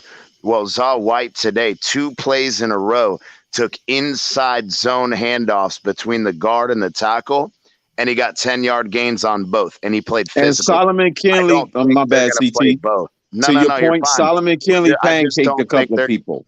Yeah, absolutely. Yes, he but I'm did. saying I don't think they're going to keep both. Yo, that I guy think from in that situation they're going to pick one or the other. I don't think they're going to keep both. Yo, on the practice. whoever's shooting for the Vikings right now in the 3rd quarter just dropped an amazing freaking dime, dude. Yeah. That's awesome. that Gomer Pyle, who do you got? Yeah, that Who are was the a 4 good that you're one. keeping? Or 3? What do you? I Who do you? don't want to let you guys in on my picks for the fantasy tomorrow. Wait, we still on the running back question or what, man? Yeah, yes. Yeah, let Gomer we got Pyle go. 4. Yeah, We got Right 4. on. So keeping Edwards, Mozart. Still not sure on Michelle because he's been, struggling as of late. Okay. I'd have to go Gaskins as the last one, even though I wasn't happy with him last year over Dokes. But I feel that. So you're keeping 3? That's what you're doing? yeah, because at this point, if we're good enough, we got enough weapons. I said we can air it out. If Tua can hit them guys, we don't need more than 3. You're speaking crypto numbers because he's talking about 80-20 now. That's his new number. I mean, we don't need more than 3. Right. All right. I'll take that. Let's keep going down the next person. So, Mr. Popkins, who are the running backs you want to keep, or how many do you think we keep? What do you think? 4. Keep Raheem. Raheem. Let's see. What's that guy's name? Good.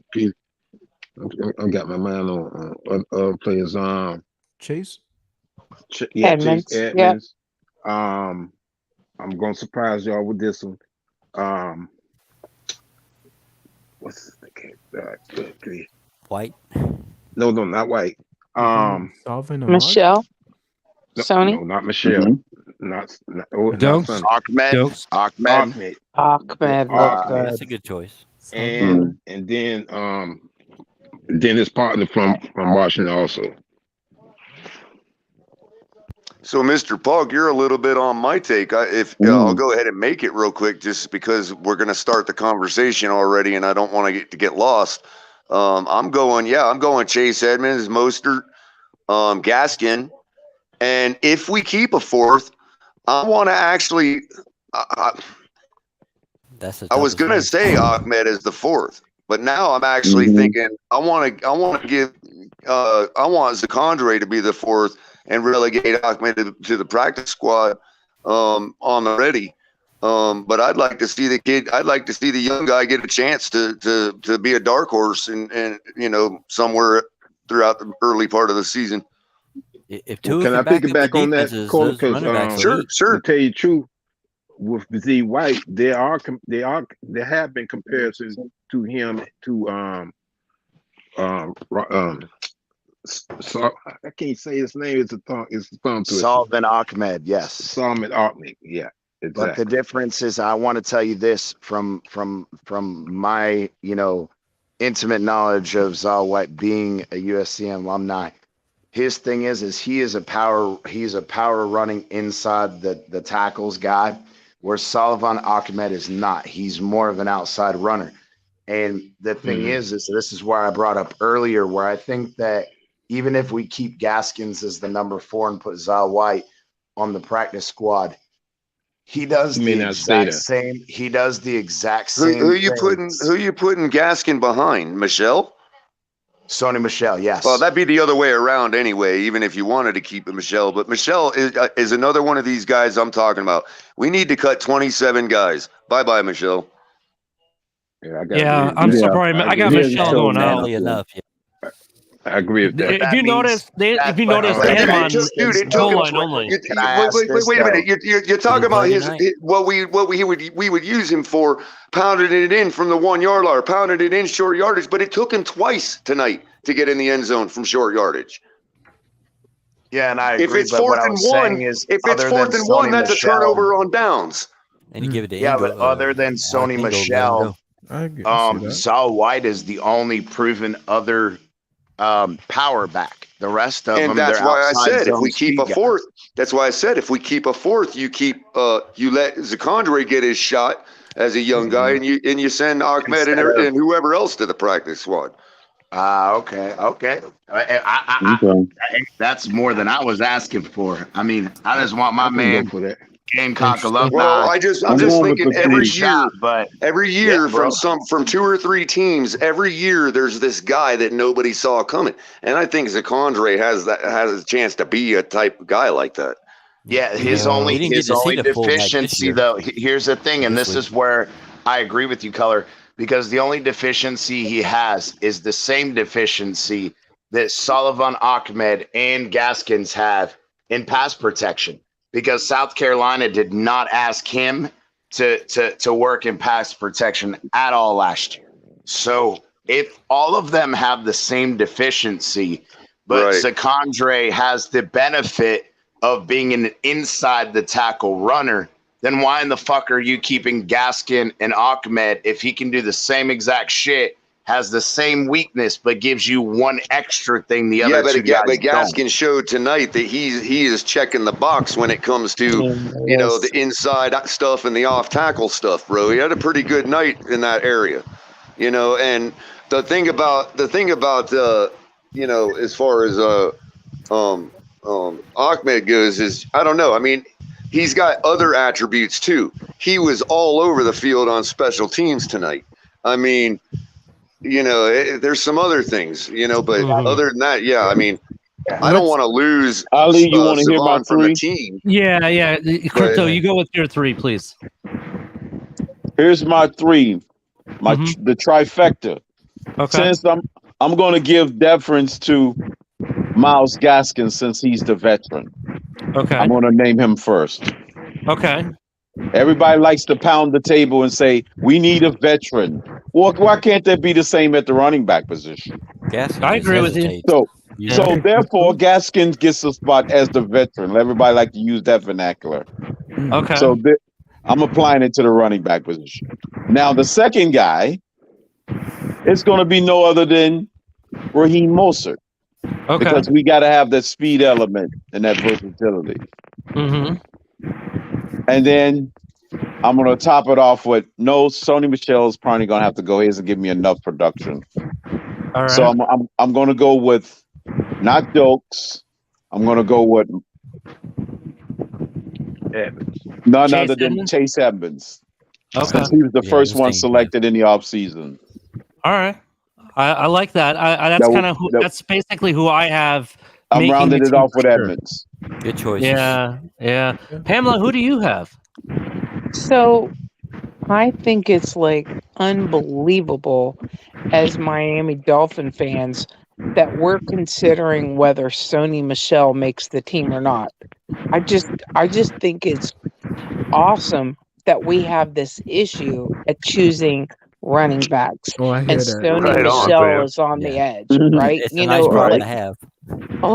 Exactly.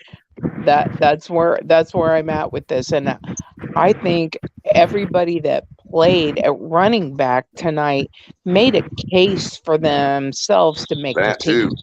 It helped that we had a pass game to give them a run. I'm telling you, it was just amazing. And when I'm looking at that and I'm thinking, this is the Miami Dolphins and this is our run game, and we got to choose between 5-6 guys who's going to make the team. Dang, I don't want to make that cut. But you gotta look at Edmonds. You gotta look at Mostert, and I gotta say, Myles Gaskin. Yes. He just looked incredible. And you can never discount his heart and how he's played. He's not been overly successful, but you gotta look at the way he plays. He's a fighter. He plays. Yeah. I think he's got competition this year.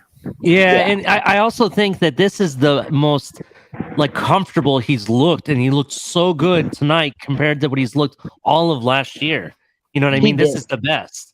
And he made little shakes with his hips, right? Did you see him little shakes with his hips? Like he's juking this way and juking that way. And I'm strong lower body. CT even mentioned it. And that's where, yes, you're right. He did. He had those good swinging hits, but there were a few plays where Gaskin left some yards on the field where he did. Instead of putting his foot in the ground and going, he did that stutter step. He has a lot of remember that play. Remember the play we rewatched, Iceman. He stutter stepped, and had he just planted his foot as soon as he got it and took it between the guard and the tackle, bro, he would have got 10-15 yards. But instead he did that stutter step, and he only got 5 or 6 yards. But I said to Iceman, well, he still got 5 or 6 yards. But had he stuck his fucking foot in the ground, bro, it would have been a 10-15 yard game.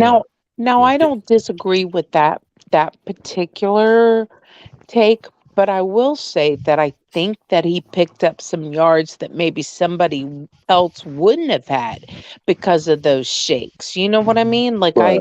I just feel like he was just balling out, and I couldn't believe that as Dolphin fans we're having to choose. And I mean, Ahmed, I don't know how you look at that guy and say he didn't get a job either. I don't know. It's a Good tough problem to have. slate. It was tough. Yeah. I want to keep going across the panel here. Everybody, welcome Jan to the panel. What's up, Jan? Hey, What's up, from guys? Costa Rica. Who are the three running backs? Or it doesn't have to be three. It could be four. You know, we're guesstimating three. Some people are saying four. Who do you think we're going to keep at running back? Bro, for me, it's gonna be a hard decision because I don't want Myles Gaskin off because we already know the Raheem Mostert 1, Chase Edmonds 2. For me, what I saw from Gaskins, I really liked. I haven't seen much from Sony Michel this training, not training camp, but the preseason games. I personally would choose Gaskins right now over Michel. So Yeah, that's where I'm at. That's where I'm at right now too. My three are just like what you said exactly. I think this game solidified Gaskins in this offense, so I think they keep him. Sony is the odd man out. Now the question is, do we take four and who do we replace Sony with, or do we just stick with the three? That's the question. Ahmed. That's somebody. Yeah, but if you take Sony Michel out, then none of the other guys are inside power runners. And that's where I have the issue, which I give Gaskin credit. He did have that one play where he went up the middle. He slipped one tackle. The other guy whiffed on him, and he broke another 2 tackles. And that's one thing that we gave him shit about was he was never breaking tackles. He was always going down at first contact. So I got to give Gaskins credit for that. But, you know, I'm concerned about longevity, short yardage, situational football. Yeah. That's where I agree. I have a concern. That's why you. That's why I said it was a hard one. That's why you mentioned. I'm going to pull an Alex on you, CT. I have no concerns. MC, who do you have? MC, who do you have us keeping? All right. So top 3 running backs, or four. Who are the running backs that you think we should keep? I want to go all out with this question because I've been thinking about this like crazy. You don't even understand. But first, I really don't know how many running backs are we picking for the 53-man spot. Is it like 5? Is it 6? Is it 7? Like how many? I don't. That's your choice. How many do you think? It's your choice. There's not a correct number to that. No one is going to. Hell, you think we need 10 running backs? Pick them all. You say have to cut somebody else. If you I got. Hold on. I got to think like McDaniel for a minute. Hold on. All right. Okay. Number 1, Raheem. Okay. Mostert, or however you say his last name. 2, Sony Michel. Yeah, I'm going basic. 3, Chase Edmonds. 4, Myles Gaskins. Okay. 5, if the list goes down, 5, go with that. I really was impressed with Dokes. And then 6, we're gonna go with Za. Okay. Shout out to CT. Wow. Not bad. Yeah. Man, I like all of them, but Michel. We might only throw 10 passes all season, fellas. You got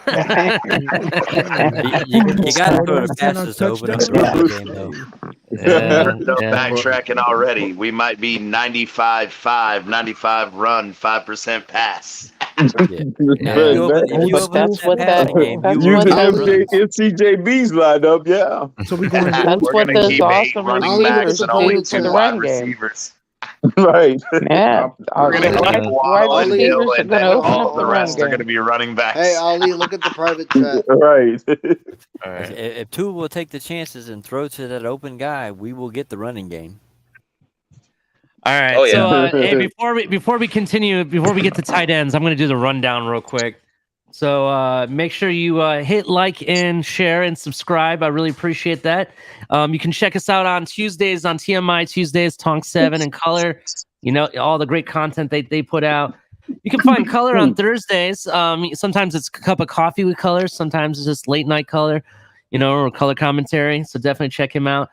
You got me every Saturday night, late night exhale. Sometimes on Tuesdays I cover sometimes. So definitely check that out. every other day of the week. Yeah, El Capitan and the Fins Tailgate Show. So definitely check out what he's doing.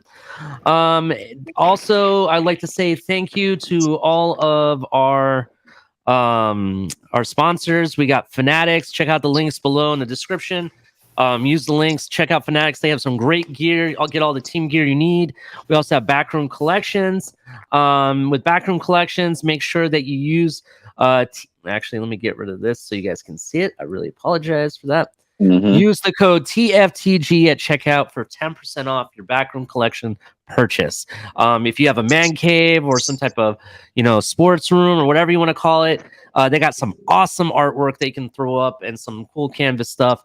They even from my understanding, they also do some custom stuff too. If you have an idea, they can do it for you possibly. So definitely check that out.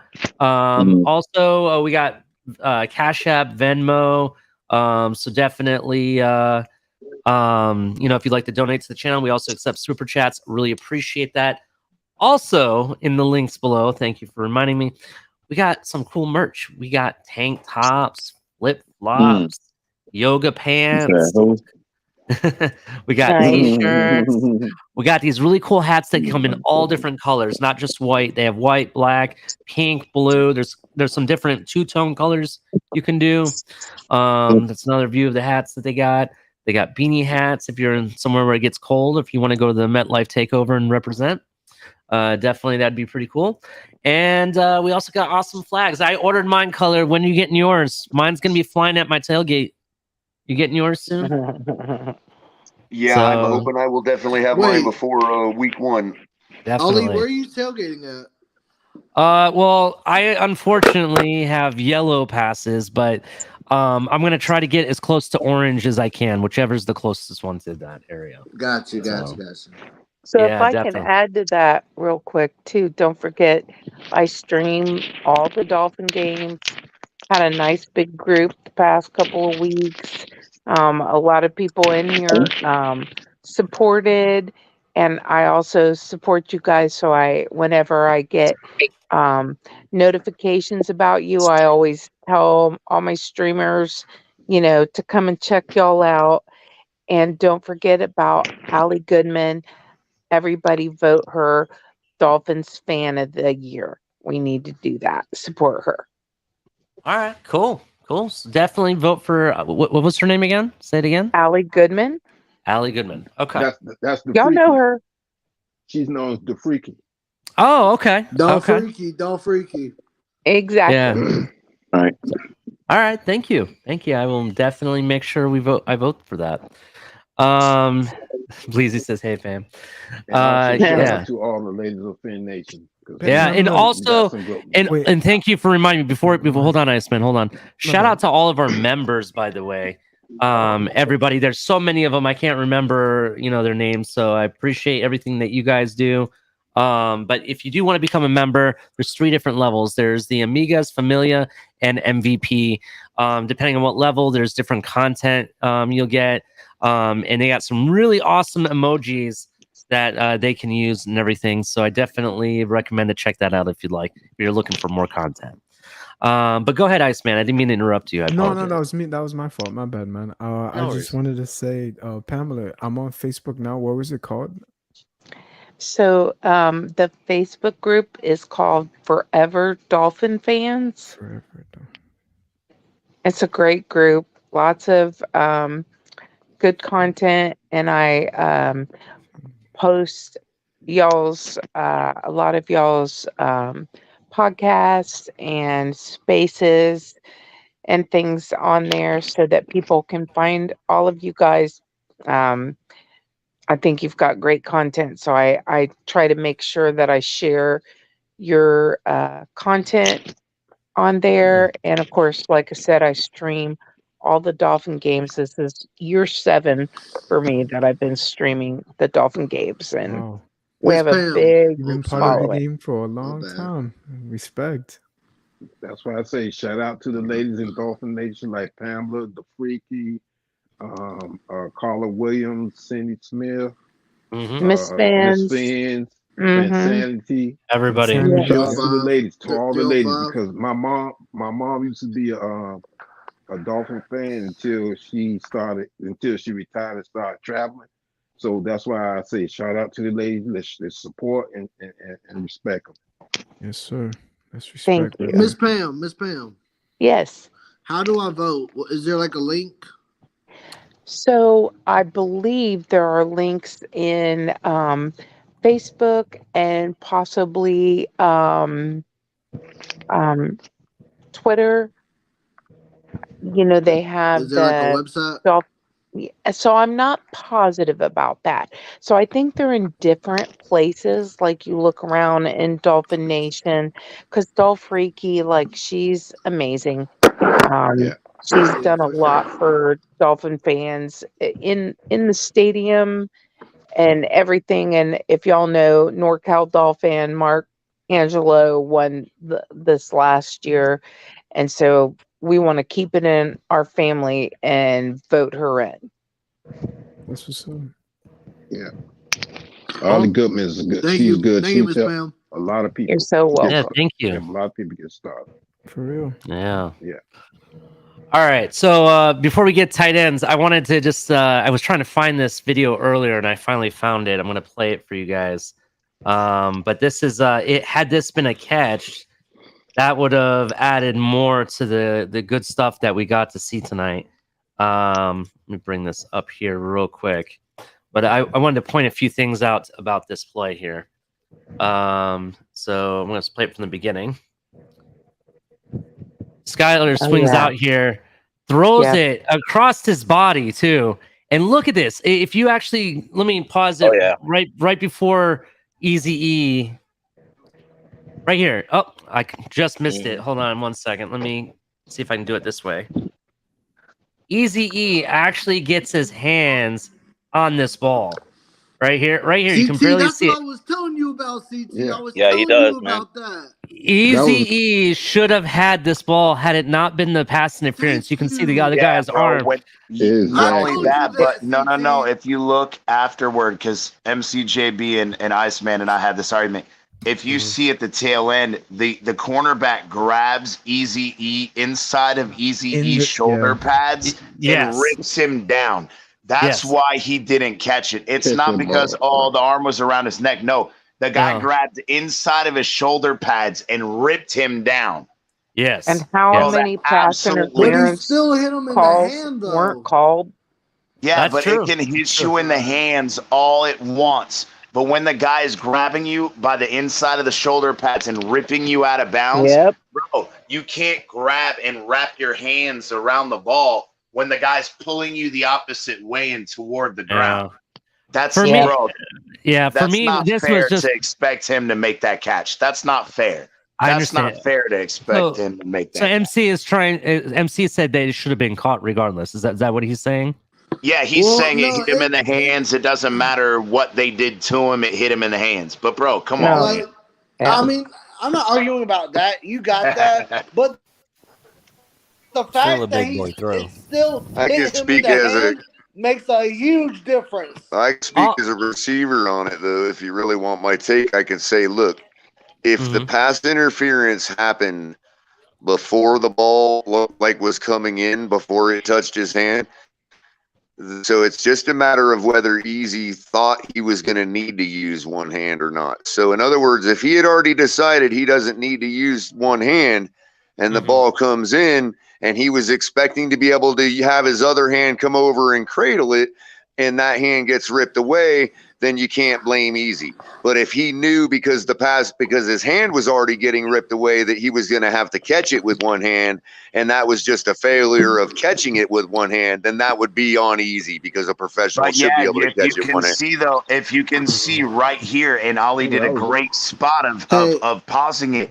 is look, his left hand is coming up, just even though his right hand is out in front of him. Look at the left hand. It's just about the mentality before. You can't, in other words, if you thought, if I as a receiver had already decided that I was going to need to catch this with one hand, then it's on me to catch it. But if I was already expecting to be able to use my second hand, and at the very last second that gets ripped away from me, no, you can't adjust in your mind that quick enough to go back to your one hand catch routine. Exactly what's happening. eyes on the ball can always help that too, so you can still get lucky. You know what I mean? But you can see, but you can see he's putting both hands up. That left hand is also coming what up. I would pay attention to if you want to critique the catch or not, look at his eyes. If his eyes are on the ball, it's not his fault. What's up? If his eyes are away from the ball, you could blame him. I think Batman's trying to get in. Pamela, I'm gonna step out so Batman can get in. Okay, all right. Wait a minute, that was the guy that was draping all over him. It was pass interference. Yeah, we know, Crypto. And We're he just being grabs him by the nitpicky. shoulder pads too. We're just being nitpicky on it, Crypto. He was being mauled, and he still almost came with the catch. Yeah, exactly. Yeah. And look where his eyes are at. That tells you the whole story. It's not his fault. Yeah, for me, this would have been like an amazing catch had this been caught. Just to be honest, but what's more over the DB?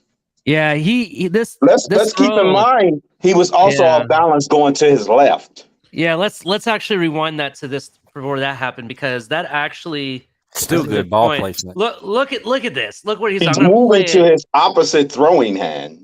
You see that? My bad, Ali, but is it chilling if I can ask Pamela a question real quick before my bad, bro? Like, is it this Facebook? This is it, right? If I'm sorry to interrupt and all, but yeah, that's the one I joined. That's the one I just joined. Okay, I got it. All right, thank you. And I'm gonna be a lightning rod for my boy Lewis and be like, can we stop this arguing about whether Eazy-E should have caught this ball? Did anybody notice that ball was dropped right in a basket, thrown across his body down the field? Who is it that threw that football? God damn, man. We're talking about the receiver catching the ball. That thing was right in a basket, man. Yeah, he laid it right in a basket while the guy was being mauled. And Culler, I want to piggyback on what you said. Tell you the truth, if he would have caught that ball, to me, that would have been a touchdown. Yeah, if he wouldn't have got past interference, it could have caught it in stride and kept going. He would have caught that ball to me. If he wouldn't, because he threw him off guard. Yeah. I don't know. 31 is right there, man. He could have pushed him out. I think 31 probably just carries him out of bounds, but still, he carries him out. Yeah, but that's where right there you paused it perfectly. Look at his left hand; it is inside of his fucking his shoulder pads. He gets him inside of that shoulder pad, and as soon as he tries to make that catch, that defender's left hand pulls him down to the ground by the inside of his shoulder pads. Watch it as you go through. Watch how he pulls him. Well, and it's kind of like the Hunter Long interference. He grabbed the man, but Hunter Long just tried to separate himself. That was a bad call against Hunter Long. Yeah, it was horrible. There was how many of those though? There were. That was a horrible call. That was a horrible call. And technically, that was a touchdown because he caught it and turned. Mm-hmm. But I just for me, it was impressive that Eazy almost caught the ball in addition to the throw. Both those options for me were amazing. And everybody, shout out to Batman up here. What's up, Batman? How you doing? Man, it's still a good throw on that one, though. Hey, good Batman. evening, ladies and gentlemen. Good evening. Good evening. Good evening. Where's Robin at? Did you enjoy the stadium, my G? I did. We were trying to get on with David earlier, but it was a full house. So great show, Ali. Let me ask a question though, because I overheard when Ali was waiting backstage and we were trying to get on that we were complaining about Tua's throw to Tyreek. Is this true? No. What do you mean? No, how are we complaining? No, that's not true at all. Tua knew it was a bad throw. He said it in the press conference, but he'll get better with that though. Yeah, because from what I heard and what David was telling me was. And what if we were though? What if we were though? Said no, it would be an issue, but. Would it be? Would it be an issue? It would be. Really? It should be an issue. What kind of issue would it be? Enlighten us. What I heard was if Skylar would have been throwing the ball, it would have been a touchdown. Is this true? Yes. Oh, yeah. That's what I said. That's what I said, and I'll say it again. What are we doing? What's the issue? Mad at me. What issue do we have? Culler, we got to land on Earth. Are you gonna? Am I gonna get beat up now? What's the issue? I said it. That's right. Well, Culler, we got to land on planet Earth, and I'll tell you this. Oh, you're gonna start insulting me now? Oh, is that what the issue is? Skylar We're going to the moon on Monday. Come on, you guys. Come on. Skylar looked great out there. He did. But why are we making a big deal about this throw from Because Tua? it's an opinion I had. It's not a big. Nobody made a big deal about it. Tua had the opportunity for a touchdown, but here's the deal, Batman. Did you hear the rest of the story, Batman? Because you like to come in and do this to me all the time. Okay, but you always come back. No, wait a minute. Wait a minute. My turn. Okay, you always come back a couple days later and say, "Oh, you know, Culler, I went back and listened to the rest of what you said, and I apologize." So why don't you go back and do that before you come up here rolling on me like that? I didn't even know it was you. Come on. I was just told something. I was at Twin Peaks. And I was told this. I didn't even know it was you, Culler. So what if you were? I didn't even know it was you. So why do you think I'm going at you, Culler? Because as soon as I said it, because as soon as I said it was me, because as soon as I said it was me, and I'll say it again, you wanted to start with the insults like I'm out in the middle of space somewhere. Tell me why I'm so outrageous at saying that. I think we're overestimating this whole situation about Tua underthrowing the pass to Tyreek. Nobody said he underthrew it. I just said if Skylar threw it, it would have been a touchdown. How's that have anything to do with what Tua did? Tua said he underthrew it. What evidence do you have on that, Culler? What do you have? Because Skylar has a stronger arm, and he even said he underthrew it. He even said it himself. Tua said it. It came out of his mouth. Now you're arguing with Tua. Why don't you go roll up on your boy Tua? Because he's the one that fucking said it. He said it in the press I conference. don't even see where it was like an attack on it. I'm so used to these comments that I don't even make anything of it, bro. It was a catch. Yes, it was a little bit underthrown. A lot of people are gonna nitpick on it. It's Tua's comment. It's Jen, unfair again, it's that Tua's comment. people have to do it. But this is the scenario that we live in, and you know it is what it is. Christmas, man. From time to time, a receiver is going to bail out a quarterback from time to time. Tua will learn from They are that. on the payroll. You guys are the ones that need to get back down to earth, man. They're on the You guys are the payroll. ones that are functioning in some kind of other reality. Why isn't anybody coming after me for what I said? So Skylar, Yeah, he was bailed out, but it was a touchdown when he was bailed out. Replay that, Allie. Yeah, no, Where and Tua said it. in all fairness, Patrick Mahomes has underthrown Tyreek Hill more than once. Who gives a goddamn what Patrick Mahomes is done? Why we got to measure him based on Patrick Mahomes? Patrick Mahomes. We win the game by 40 points and still arguing what the hell is going on. That's the thing, though. That's the thing. Yeah. Hey, no. It's crazy. It's crazy. Hold on, Yeah, you we guys, won the game by 30 points like we did in Atlanta last year when we beat them by 40 points. What happened in the regular season? Even Noah showed up. Yes, he did. Yeah. We showed it. We Noah did made one show good that play. already. Yes. Hey, Yeah. listen. We did, yes. And why don't you come Let's after me? just with all what I rally said? back together, man. Let's Why rally don't- up together. Because We got a Jan, nice performance. we haven't proved nothing yet. Hey, why don't you all just listen to Because what we we say haven't played before you Philadelphia bring in the all regular your season. negativity here? We were having a positive conversation the whole freaking night. Okay? But listen,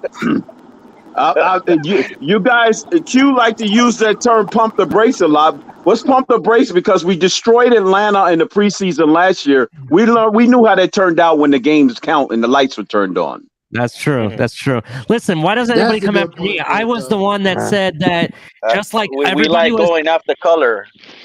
But here's the thing. Here's the thing, though. You guys going after Culler, but remember, you guys made the comment that pump the brakes on Skylar because he's going against the 2s, 3s, and 4s. Well, what do you think Tua did? One of the 2s, 3s, and 4s. There was no starters on the Eagles. No starters ever from start to finish. We like going after Culler for absolutely no reason, which means you guys are the negative ones. Man, I'm just playing around, Culler. I think we should all rally together. Everybody did well. Everybody did well against the people that's going to be employed by Walmart next week. That's just the facts. Yo, we won. That was a great game. Oh my goodness. Everybody did well against Walmart employees next week. Oh man. Wait, I think we should. We're not Walmart employees. Wait, what happened back Why can't we all just get along? What's your opinion on Teddy Pitt? What's your opinion? What do you guys Teddy think needs about to go. today? Teddy needs to go. Oh man, here we go. Even Teddy did well against future Walmart Teddy's employees. QB3 at most. Ali, you're stirring up the pot. Oh Lord. No, I'm not. I'm being legit, dude. Why not? Bro, I can't help What has Teddy showed you? What has Teddy showed you that he's QB2? We agreed on that part. Yeah. Ted, no, listen, that's Teddy is fact. That's QB4 fact. at this Skylar point. the film don't lie in Skylar. That's truth. Skylar time, So- Skylar time. Oh, see? Listen. MC is already making tunes, dude. That's what I'm You know talking who's about. QB4? You know who's QB4? Reed Sinet. Oh. Exactly.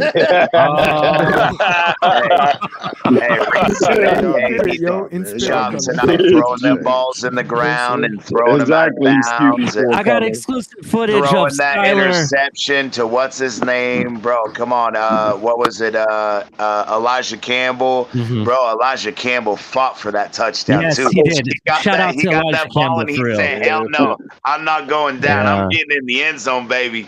Batman, I got it. did you enjoy yourself, man? Yeah, did you have fun?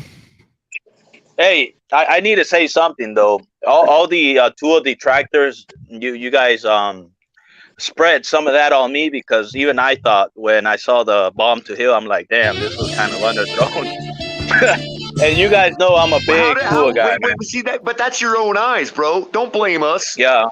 Right. That's your own eyes. But you know that's what? the But thing, you know though. what? Normally we wouldn't be talking But you know about what, that. Jan? But you know what on was? such You know a what long though? You passing know what play. though? Put that aside for a second, because what I actually said after we had that when we were having that conversation earlier was that put all that aside, because whether Skylar could have thrown that deeper or not, it doesn't matter. We can win that right there, because we went 4 plays down the field for a touchdown like a hot knife through butter. It don't matter. Yes, sir. I heard that, by the way. I did hear with that comment. I have exclusive. I have exclusive footage of Skylar going up to Tua and showing his guns. See this? This is my boomstick.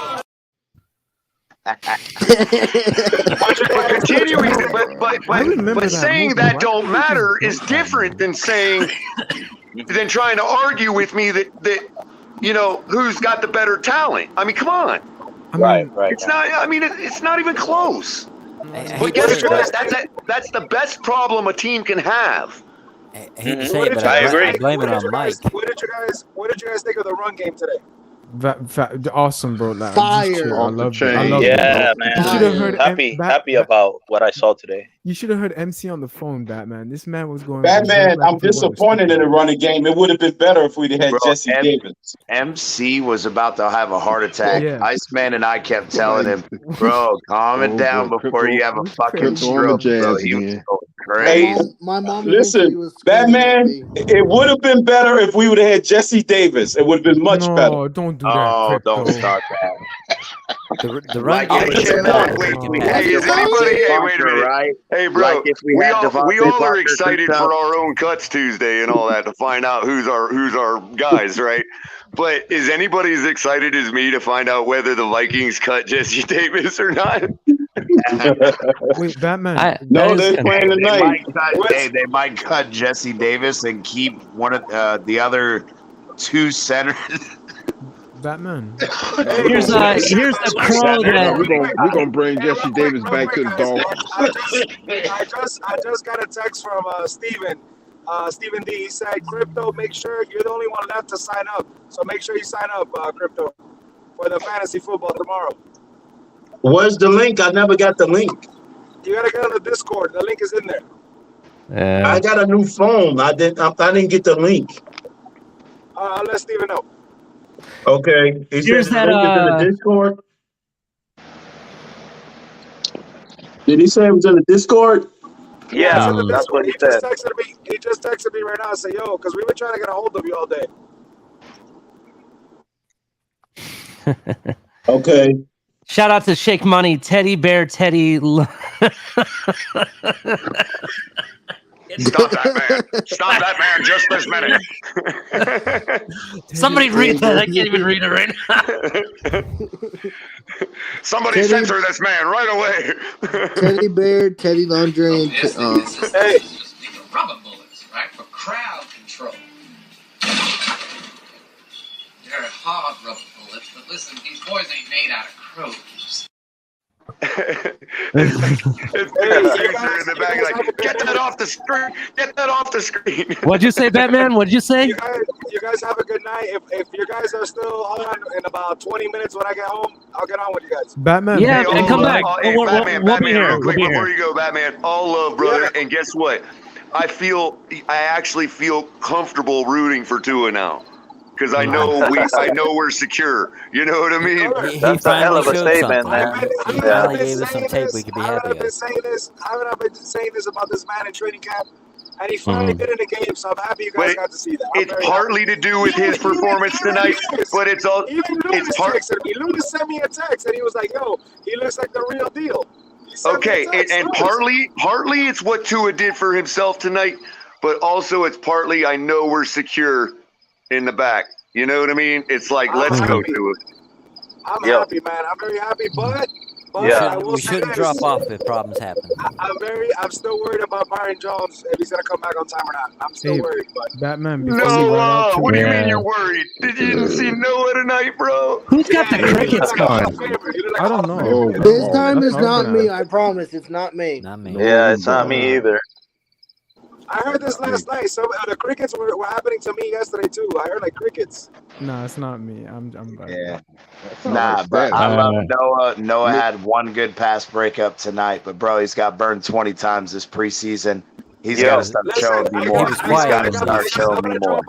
That's all. All right. I got my buddy's next to me. So I took him to his first Dolphins game. He's a soccer guy, football. Who's his team? Ask him who's his team. Ask him who's his team.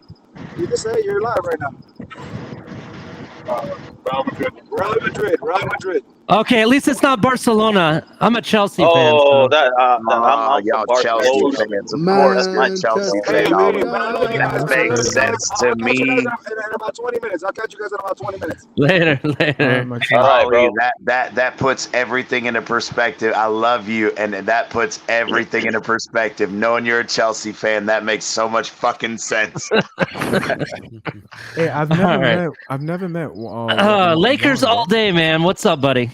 What's up, bro? What's up, man? What's up? What's up, man? So let's talk about tight ends. Who do you think we should keep at tight end? Giseki. Okay. Now. But let me get on this Tua situation.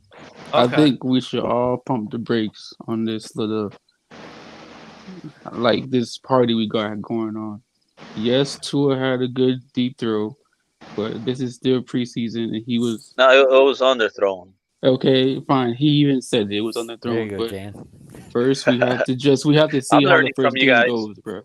That's it. We have to see how the first game goes, and if he does good, then we can praise him in the regular Tua will season. learn from that, though. But you know what I'm saying? If he does bad in regular season, this preseason game is not gonna even count. You feel me? Of course. Hey, Captain, you guys. Hold on 1 second. You guys, Captain will be here all night. Make sure you tip your waitress. We accept donations. Making jokes in the comments. So just so you know. And by the way, guys, I think also don't forget that despite whether I don't care what the circumstances were in training camp, he has displayed that he can get that ball out in front. Yes, so it's just a matter of say, time. It's man moment machine for him is all it really is. It's like, hey, if that ball would have maybe been 2 inches earlier off his hand, it would have been out in front. You see what I'm saying? This is nuanced stuff. What I want to get back to, is the real deal stuff. Like that second level touchdown to Craycraft instead of going for the cheese at the goal line. You know what I mean? Oh, yeah. That was what I wanted to see. That's the stuff right there that tells me things are different. Not the deep go, none of that other crap. You guys, I need someone to step in the back. I got a special guest lined up here on my show, and I really want to bring him on. It's big time special. Can I get a volunteer to step in the back real quick? Sure. I got you, bro. All right. Everybody welcome Stephen D, buddy. What's up, Stephen? What's up, man? Oh, my God. How's it going? Wow. We got Weekend D. We got Weekend D tonight. Yes. What's up, man? What did you think of the game? What did you think of Tua? Oh man, I thought so much of the game, man. I ate a 40 burger tonight. I had 48 40 burgers tonight. They were delicious, man. That's all I know. Yeah. Seeing us put up 48 points, I don't care that it's preseason. I'm all about it, man. Really, Steven? You don't care? That was a gorgeous thing. Don't care. Don't care. Don't matter. 48 Don't matter. points, baby. Hey, Stephen D, the question is how many beers did you have to wash down that 40 burger with? I didn't need no beers. I ate that raw. Hey, and think about this, guys. Hey, think about this. If you take away the safety from last week, that's a 50 burger tonight.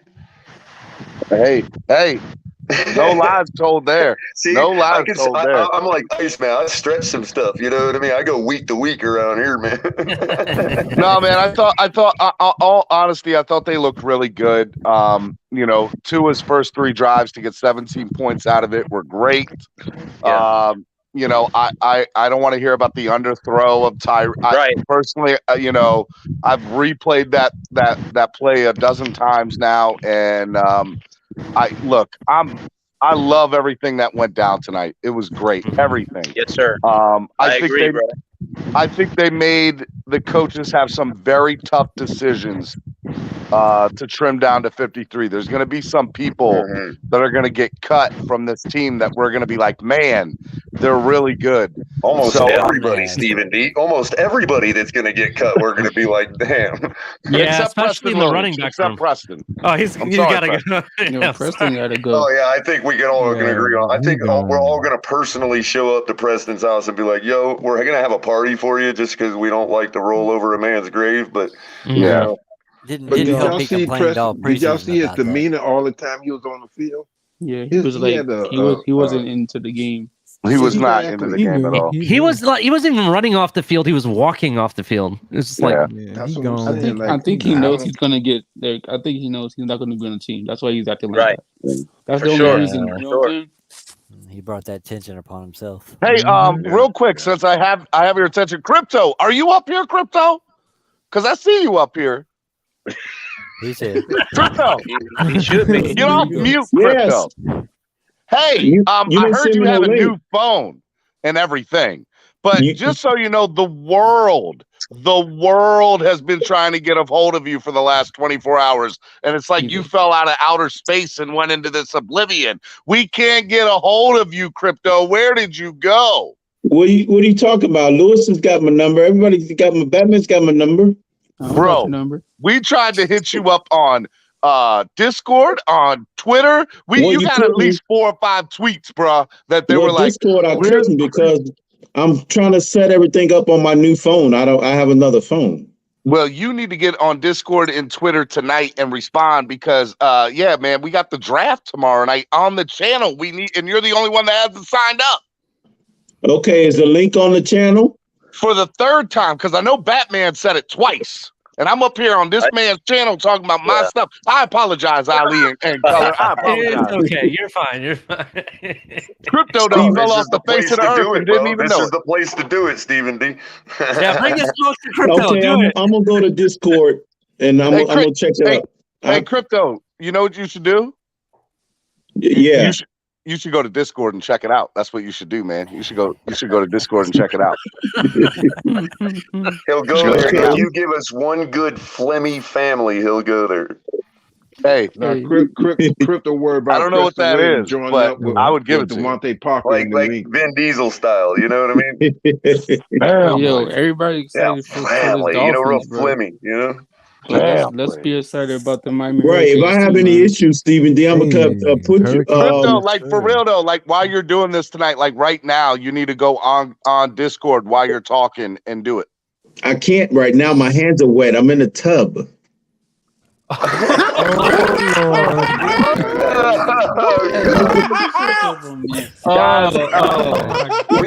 got only Crypto tonight. Make sure $10. Make sure your $10 tips in. Get your $10 tips in for only Crypto. I'm weak right so now. let me ask you this, Crypto: Do you take extra care? Do you take extra care washing over that Dolphins tattoo? You know what I mean? That was my life. Crypto, I love you, man, but I didn't need to know all that. That's all I'm saying. Real, bro. I would have Crypto had a yo moment. He said my hands were wet, and then because I'm in the tub talking to you guys. Hey, yo. That's dedication. You know what? I was gonna sincerely apologize about my conversation about my stuff on your channel, but you know what? Now this is gold because I feel like this should be clipped, and you should put this out. I'm just a bill sitting in my tub on Capitol Hill. So, Crypto, are you one of those candlelight guys? Turn off yeah, got the drink and the candlelight going. I have candles, but you got that's why I got rid of all the carpet in my house. Crypto's new name is called Creepto now. All you need now is a cigar, yo. All you need is a cigar, and you're good to go. Did you drop in the bath bomb, Crypto? Did you have a bath bomb, Crypto? Let us know if you had a bath bomb, my guy. No. You know the lights turned out, the candles blowing. You're like, I'm gonna put a little. Hey, hold up. You said I'm gonna put a little Finn's tailgate on to set the mood. That's what I'm gonna do right here. I'm gonna put a little Ali and color commentary on to enjoy my evening. Oh man, hey, Crypto, we gotta see if we can get you a rubber dolphin the flavor. A rubber dolphin. Me and my rubber man, Mr. Polk, that's brutal. Oh, Mr. Polk. Mr. Polk comes off the top rope with the rubber dolphin. Oh my God.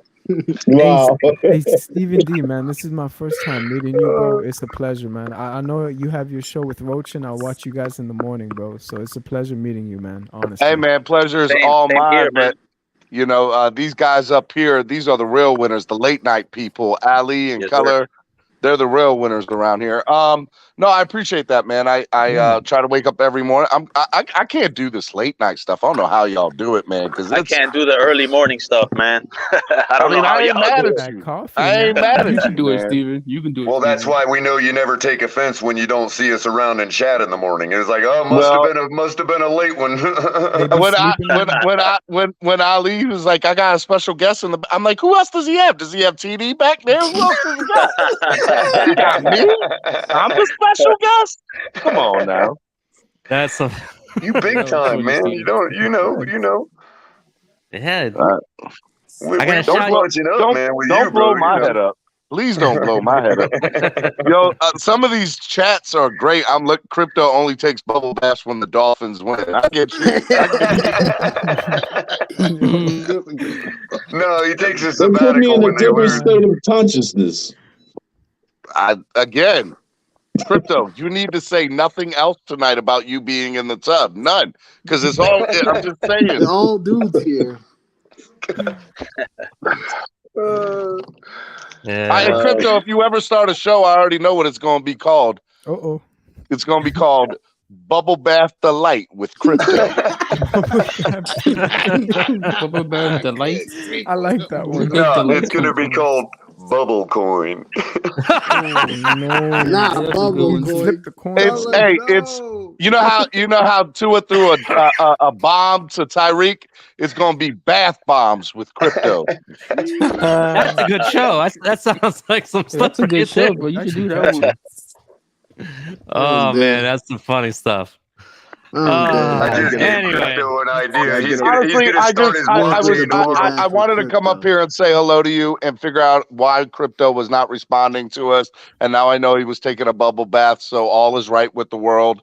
And we put up 48 points. We whooped. I can cuss up here. There's no swear jar. Yes, go for it. We fucking kicked ass tonight, and it was fucking amazing, and I loved it every second of it. Hey, Steven, I got a question for you. What you think about Skylar tonight, man? Yeah, what's your opinion on Skylar? Skylar should be the number 2. Skylar should be the number 2 quarterback. I respect Teddy, I do, but God forbid something ever happens to Tua. I want Skylar to step in. Like they got me tonight, Stephen D. Stephen D. They got me tonight, I agree, bro. Man. I'm still about keeping 3. But they got me tonight. If it comes down to 2, it's Tua and Skylar, man. I'm with you. All day. Like I feel like there's way too many people on this roster that are on the bubble where I'm like, you know what? I just don't necessarily trust. Like some of these guys really deserve to make this squad, and we're going to keep 3 quarterbacks because the second one is being paid $6.5 million and is a veteran. No, like Skylar straight up looks like the number 2 and deserves to be the number 2, and that's how I look at it. That's what I think. And this is the 3rd game in a row, Stephen D, and he's upped his game even further in this one. So that just tells me that his talent level, I still believe all the same way I believed before with my takes. It's just that I think that I'm convinced now that Skylar's talent level is good enough to overcome that experience disadvantage. You see what I'm saying? And he's still progressing. He's still progressing. Yeah, he's getting better every day. In a shorter way to say it, Stephen D, hold on. In a shorter way to say it, our season's not over if Skylar has to come in. That's true. That's there's hope. There's a lot of hope. Now, I was able to listen to the home broadcast with Jason Taylor, who, by the way, did an amazing job. I thought I think he's a great color analyst. Yeah. Definitely. But I like what he said about it. Like he was even in love with the guy and was like, yeah, he deserves to be here, deserves to make the roster. And everything that you can see on the field is when they're in, players are still excited. Like he takes command of the huddle. He's reading. I like everything about him, man. There's just way too much to like. The other guy that I'm gonna see. What are they gonna do with the wide receivers? Are they keeping 6 or are they keeping 7? And I gotta think that Lynn Bowden stood out tonight, right? He did to me. Yep, he did. And Mohamed Sanu did not stand out tonight, but he clearly has been good in camp for the most part in the last preseason game. And then you got Trent Sherfield or River Craycraft. Craycraft really showed up. He really showed up. Yes, he did. Yes. So I don't know if you keep 6 or 7, and again that goes to the point of Teddy is taking a spot from somebody who clearly deserves to be on this roster. Right. I'll say it right now. If it comes down to Teddy or Craycraft, I'm taking Craycraft. Yeah, I agree. 100%. 100%. Because Craycraft scores he's just a playmaker. It just is what it is. The guy catches it. I know he had a drop tonight. I know else can get it to him. I know he had a drop tonight. Okay, but everybody drops one. Okay, I still stand by my statement that the man in general does not drop the football. Right. Look who his wide receiver coach is, so he can improve definitely. I don't even see that as needing improvement. I think that was just that was one hiccup tonight. I don't even think that I haven't seen him. That's the first drop I've seen out of him. Mr. Polk, you brought up I think that was Mr. Polk who just said that as wide receiver coach, but Wes Welker, look at the impact he has had on this roster since he's been the coach here. Exactly. Night and day difference. But Stephen D, did you see him on the sidelines? He looked like Iceman, I'm going to move you temporarily. Oh, good, man. Stephen, dude, I think head coach, man. He did. He definitely did. He definitely looked like he was, man. There's a lot to love about him. I think that, if this team progresses or gets or becomes the team that I believe that it will this year, in my opinion. Tonight, just so y'all know, I'm not going to announce it yet, but on my show in the coming week, I'm going to give my win-loss prediction of the season, and it tonight kind of solidified how I'm going to lean towards that, and that's a hint. That's a big one for those of you who watch the morning show. But I think we saw a lot of the playbook tonight from McDaniel. Didn't matter who was in there. I saw how he called plays. I saw that having certain people in there at any point in time. One of the big things we talked about year one with Tua, why Fitzpatrick came in was to change the energy on the field. I think he has a playbook, and obviously having Tyreek and Jalen here, if our offense ever he can literally just change the playbook and call that play. And you get what I'm saying? Like there's just a lot to love about this team right now, no matter who we're playing. I think we can get, I want to say there is. And I want to say, I know this is such a bold statement. I'm having trouble saying it, but after tonight, I got to believe it, right? I think we can get in a shootout with anybody and be okay, you know? Yeah. Or at least put up points. Yeah. So put up points. I won't go there yet, Stephen D, but I do absolutely think it's possible. You know what I mean? In other words, there's no excuse for not at this point being able to, go toe to toe like that. Yeah. I'm clearly convinced, in my opinion, that we're gonna win the first two. Like, we're gonna kill New England week 1. I don't care what y'all can say. Oh, don't jinx. No, we're killing New England week 1. Yeah. We are killing New England week 1. Who we playing week 2?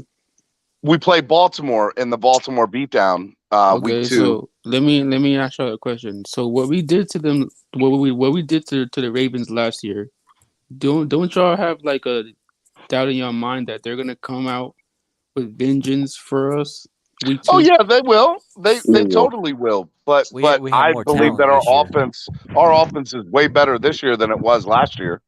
You know? we got some vengeance. We got some vengeance about our defensive line though. By the way, guys, I want to point out one stat because it's a stat I've been really critical of, which didn't end up mattering tonight, but can still be improved and would probably make things even better exponentially. Time of possession was even. And I don't like to see that. And I don't like to see that. Now, I didn't look at the final time of possession. It was more midway through the third or something. They showed it, and it was like even. But, it's encouraging to know that even with our offense, our defense still having a little trouble getting itself off the field, that we're still putting up 48 points.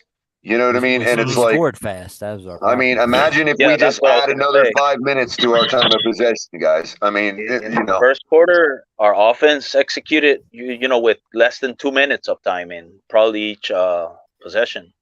That's good though. It gives the defense a chance to get off the field and come back in invigorated. Like, all right, we got something to fight for. I want to ask Ali and Culler a question, both of you guys. Okay. If we win the first two, right? If we go out and beat New England the way I think we're going to beat them, we're going to kill them. And we win. I don't care how we win the second game, but we come out and beat Baltimore in the second game. How confident will you feel playing Buffalo in Miami that week 3 game? I'll be very confident, actually. That I think at that point you would say that you feel pretty good. It all depends on how we win the Baltimore game, though. I mean, what happens in that game. But let's say we blew them out both games, like we did tonight. I'm very confident at that point. And I would answer by saying, if we're gonna go based on, because like I said, right at this point, and I've been of this since about July, midway through July, is where I make this transition in my head personally every year. Is that it's pointless to think about what happens if we don't execute, because if we don't execute, we're 0-17. So what's the point of talking about what happens if we don't execute? So every one of my takes from here on out is always based on execution. You understand what I'm saying? And so honestly, if we can execute the way we did tonight, forget first team, second team, third team, don't matter. But if we can execute the way we did tonight with Tua running the offense the way he did tonight, I have no worries about Buffalo right now. Oh, we lost Stephen D. We lost Stephen D. I wanted to ask him though, because Culler just brought it up too about the 0-17. I wanted to know what Stephen D felt about going up 17-0. Yeah. Well, Stephen D, if you want to jump back in, you're more than welcome, man. And just so you guys know, I apologize if I pull some of you guys off. I have a lot of people in the back, I gotta rotate a little bit. Yeah. So I'm sorry. Just letting you guys know if you gotta do it with me, just do it. Okay. I feel Same you, bro. here, bro. Same here. All right. I'm just letting you know. Right now we're good, but in the event that happens, I just want to let you know. Yes, I sir. apologize, but I gotta do what I gotta do. Right. Anyway, It's a good show what's anyway. up, MC? Definitely. We got Crypto in the bathtub. We got Culler saying we need to execute. Oh my God. Why do you gotta keep reminding us? Crypto in the bathtub. Hey, Crypto, just don't turn on the camera, Hey, please. I am out, and I'm squeaky clean. There we go. I had to bathe in the Dolphins. Unless you got I had to enough bathe in the bubbles. Dolphins' victory. You got enough bubbles. I had to bathe in the Dolphins' victory. Yeah, we don't, but Crypto, we don't know what the algorithm. All right, we got Stephen D back. Skin ratio is like how much skin it sees before it flags us for nudity. You know what I mean? Yeah. Sorry, This is OnlyFans, Crypto. my phone slipped in my tub. Never mind. Steven D, did you catch? Steven D, I'm just playing. I'm not in my tub. So did you catch the last part of what I said? Steven D, did you catch the last part of my answer? No, I don't think I did. I'm sorry. I was saying if we execute like we did tonight, I'll take Buffalo right now. Yeah, I was thinking the same thing. Hey man, so Steven, I I'm wanted ready. to ask you because I know everybody tells me you're a really superstitious guy and you like stuff like this. How do you feel about and what are your thoughts on the fact that we started this game winning 17-0? Oh, I love it. I was on the anniversary of the perfect You're season. all for it. On the anniversary of the perfect season to start this game 17-0. I mean that's a sign, right? That's a sign. That's got to be. I'm taking it that way. The only problem, CT, and I don't mean to be negative here, okay, is that would actually not be regression to the mean. Regression to the mean would actually be 0-17, but I'm just pointing that out there just so everybody's in the right frame of mind, Now I will let everybody know we also scored the most points of anybody in a preseason game this preseason. This preseason, you sure? I was trying to look that up. How much did the Bills score? I thought the Bills scored 52. Did they? Yeah. Okay, all right. Well, never mind. Yeah. I stand corrected. We're almost there. We almost got it. Yeah. Well, this week we scored the most points of anybody this week. Oh yeah. Yeah, this week, yeah. I have everybody this week, yeah. And that's when the starters play anyway.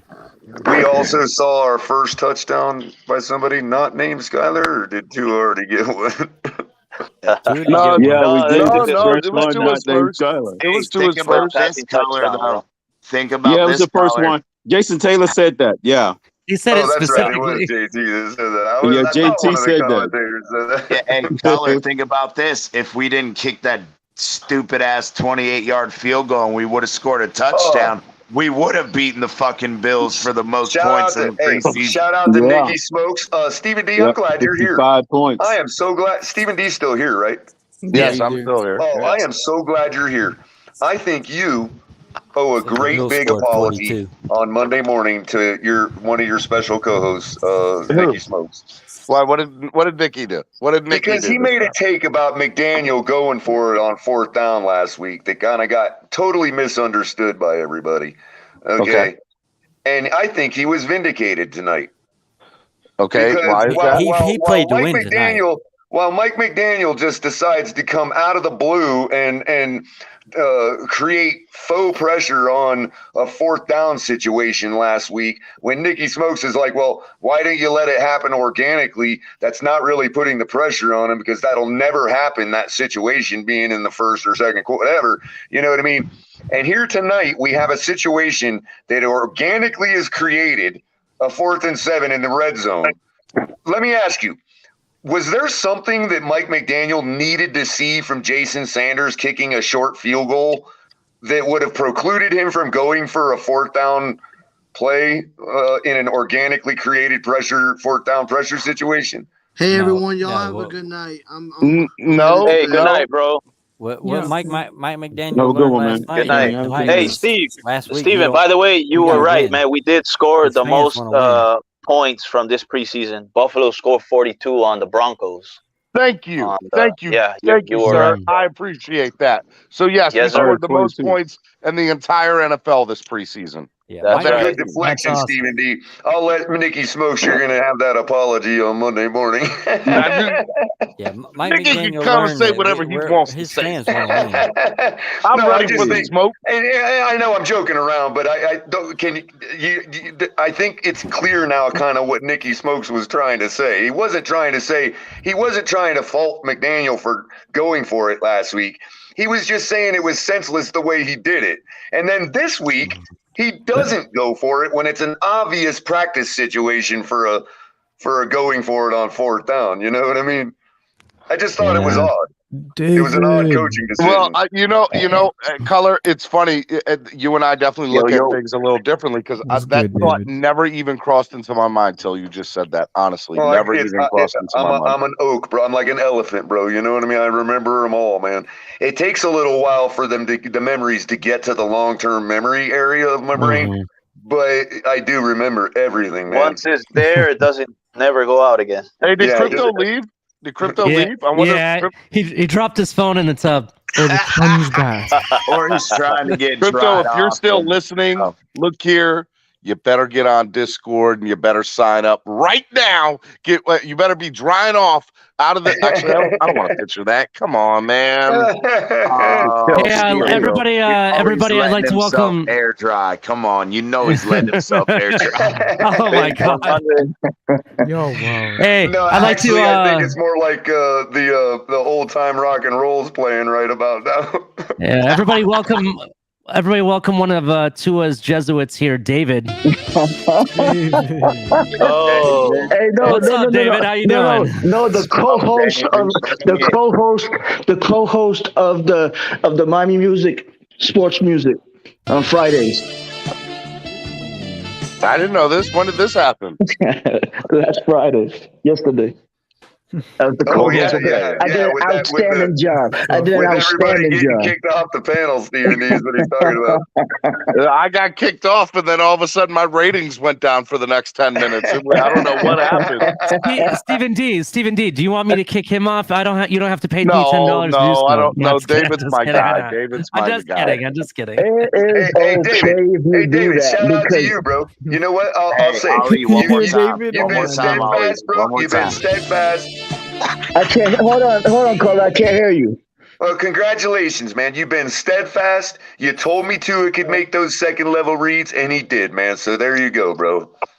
It's only one game, so don't worry. We'll see. No, but credit where it's due. I really thought that touchdown to Craycraft was the best actual throw he's made all preseason. I was sitting in that corner of the end zone tonight, bro. It was a perfect. It was amazing, kidding, bro. Bro, it was a perfect pass. Not the corner of the end zone, but right over to your right a little bit on the visitor side, right there in the first horizontal section is where I'll be for New England. We gotta hang out, bro, for real. I mean, we gotta fucking buy y'all GoPros so you can so we can have this shit like the I got a GoPro, bro. Crowd reaction and shit. Hey, if y'all want to buy me a GoPro, I am all for it. I was looking at it, but man, this shit is expensive. No, I'm dead serious because, bro, like, imagine it. Again, I live in Virginia. I got kids. I can't make it to get down to games like that. It's just not in my cards, But to be able to be there and be with y'all and experience that shit, even if it's if we can, do some type of stream of FaceTime or something of the GoPro, to experience it, to let other fans who cannot be there experience it in the stadium. I don't normally like to promote my stuff, but if you don't mind, Ali, I will promote the pregame show that we do on my channel live from East 32 Dolphins tailgate. So it's like you're at the tailgate. So make sure you guys you guys tune in usually from 10 a.m. to noon on home games. I do that, man. So we're at the East 32 tailgate and I have a live camera and I do like 15 minutes live, 10 minutes where the 15 minutes live I'm talking, and then I'll take a 10-minute break and I'll turn the camera towards the aisle of East 32 and East 12. And it's good stuff, man. You get to see all the fans and everything. And it's a great way to, bring the tailgate to you guys who can't make it. So just Steven, you really need to talk to your co-host on Fridays before you talk like that. What? Huh? What? What? Talking about rope. What now? What you talking about? What is talking about rope? Yeah. I'm just messing with you. So I mean, I think that's it's a really cool thing that we do. So yeah, that's why I started the channel. Honestly, whoever said it, who lived in Virginia? Who lives in Virginia? CC. Yeah, man, dude. I started in Miami, but I haven't been to Miami in 15 years. So. I started. I'm all the way here in Costa Rica, man. I can use that, man. Well, I started my channel for you guys, man, because I felt like it was a way to bring the fans that didn't live in South Florida an opportunity to immerse themselves in the experience. So, you know, that's what it's all about, bringing fans together. That's why I love the Fins Tailgate. That's why I think they have a great platform. I think they bring, you know, Chris, Culler, Ali, you guys do such a really, really good job of bringing people together right from Crypto's tub. I mean, it's absolutely amazing. That's the place to be, man. Bathtub time machine. See, the fucked up part is Batman's just coming back in and he has no idea what we're talking about crypto being in a bathtub. Oh man. So I'm confused.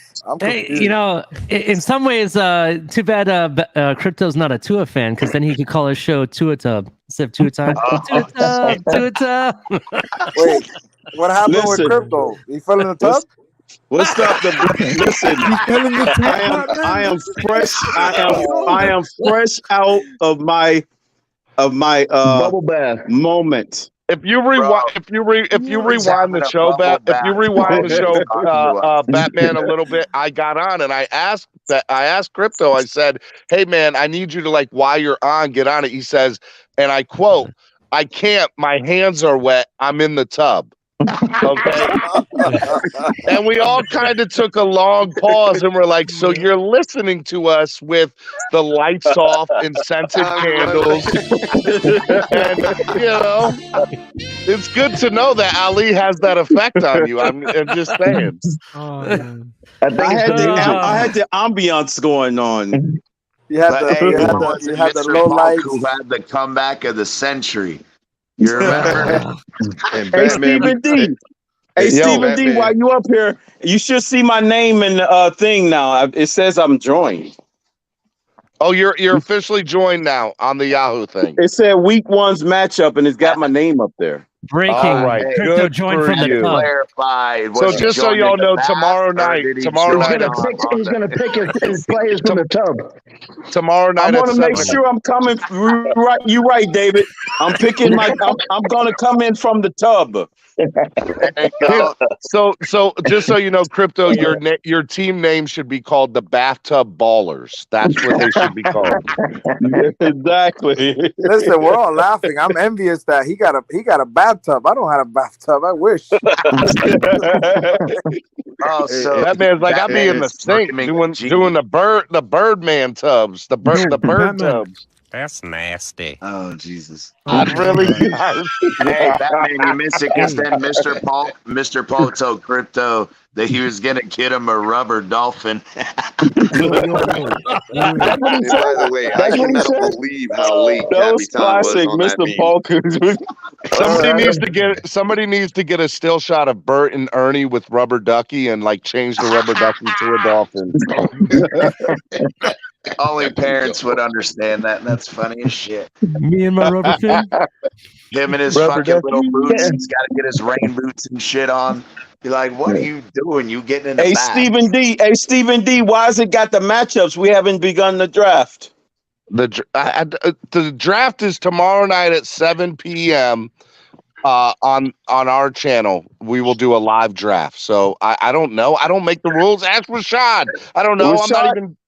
Rashad's got matchups here. It said Rashad, Raft of Cleansing. Who the hell is that? Hey, Crypto. I'm talking about my clock blockers stuff on somebody else. I'm being very disrespectful to the thing right now. I apologize, Ali and Culler.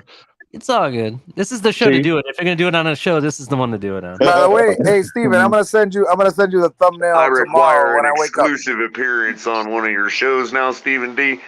Okay. Draft room will open 30 minutes before. Bathtub Ballers does not speak for me, okay? Bathtub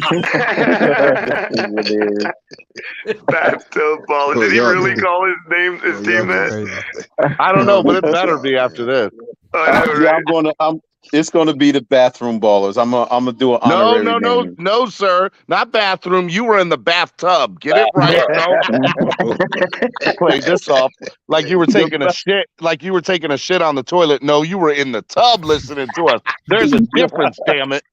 Hands all wrinkly now. Yo, Batman, how was the electricity in the stadium when Tyreek Hill caught that ball, bro? That's what I really want to know. Dude, I sat down right before kickoff. Literally, it was the first time in like 5 years I got to sit down before kickoff. And I sat down. And when he made that pass, I'm telling you, everybody went nuts, dude. Even the people that were like the Eagles fans were like, because there was a lot of Eagles fans. I'm not gonna lie. There was? In the deep end, we had a lot of Eagle fans. Okay. But they were like, fill up. whoa. They were like, whoa. How come they be selling all these tickets to other fans? Well, it's Because preseason. people don't want to go to preseason, bro. They ain't going to spend $200. I have never saw or seen. Bro, think about it though. Like that during the preseason. David was right next to me. When we went to training camp and with Batman and Iceman and everybody was there, even you were there, David. There was Patriot fans showing up to training camp. Oh, we had Cowboy fans. We had a lot of Cowboys fans today. A lot of Cowboys fans. It was a lot of. It was a couple Cowboys Patriots fans. Apparently, their team is that shitty that they got to go watch other teams. But ask David. He was right next to me, right in front of us. It was all Eagles fans, right? Yes, sir. Man. No. Were you guys holding hands together thinking about bath time like crypto? If it's gonna make me throw up. You're wrong for that, Ali. That was the wrong best time too, bro. Hey, Culler, how's Colorado? I'm actually gonna get out of here, man. Thank you guys for having me on, man. I love all you guys. Hey, Steven, I'm gonna send you We'll see you tomorrow, CT. I'll send you the thumbnail tomorrow when I wake up, Steven.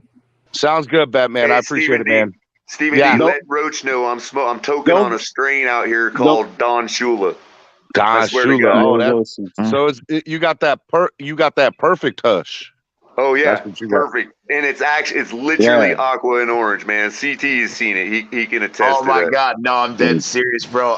When I looked at it, I said, Wait, what's the colors? holy fucking shit, you weren't lying, bro. Like, no, I'm talking hairs that are fluorescent green and fluorescent orange. Like, bro, the colors are just, holy shit. The dolphin colors?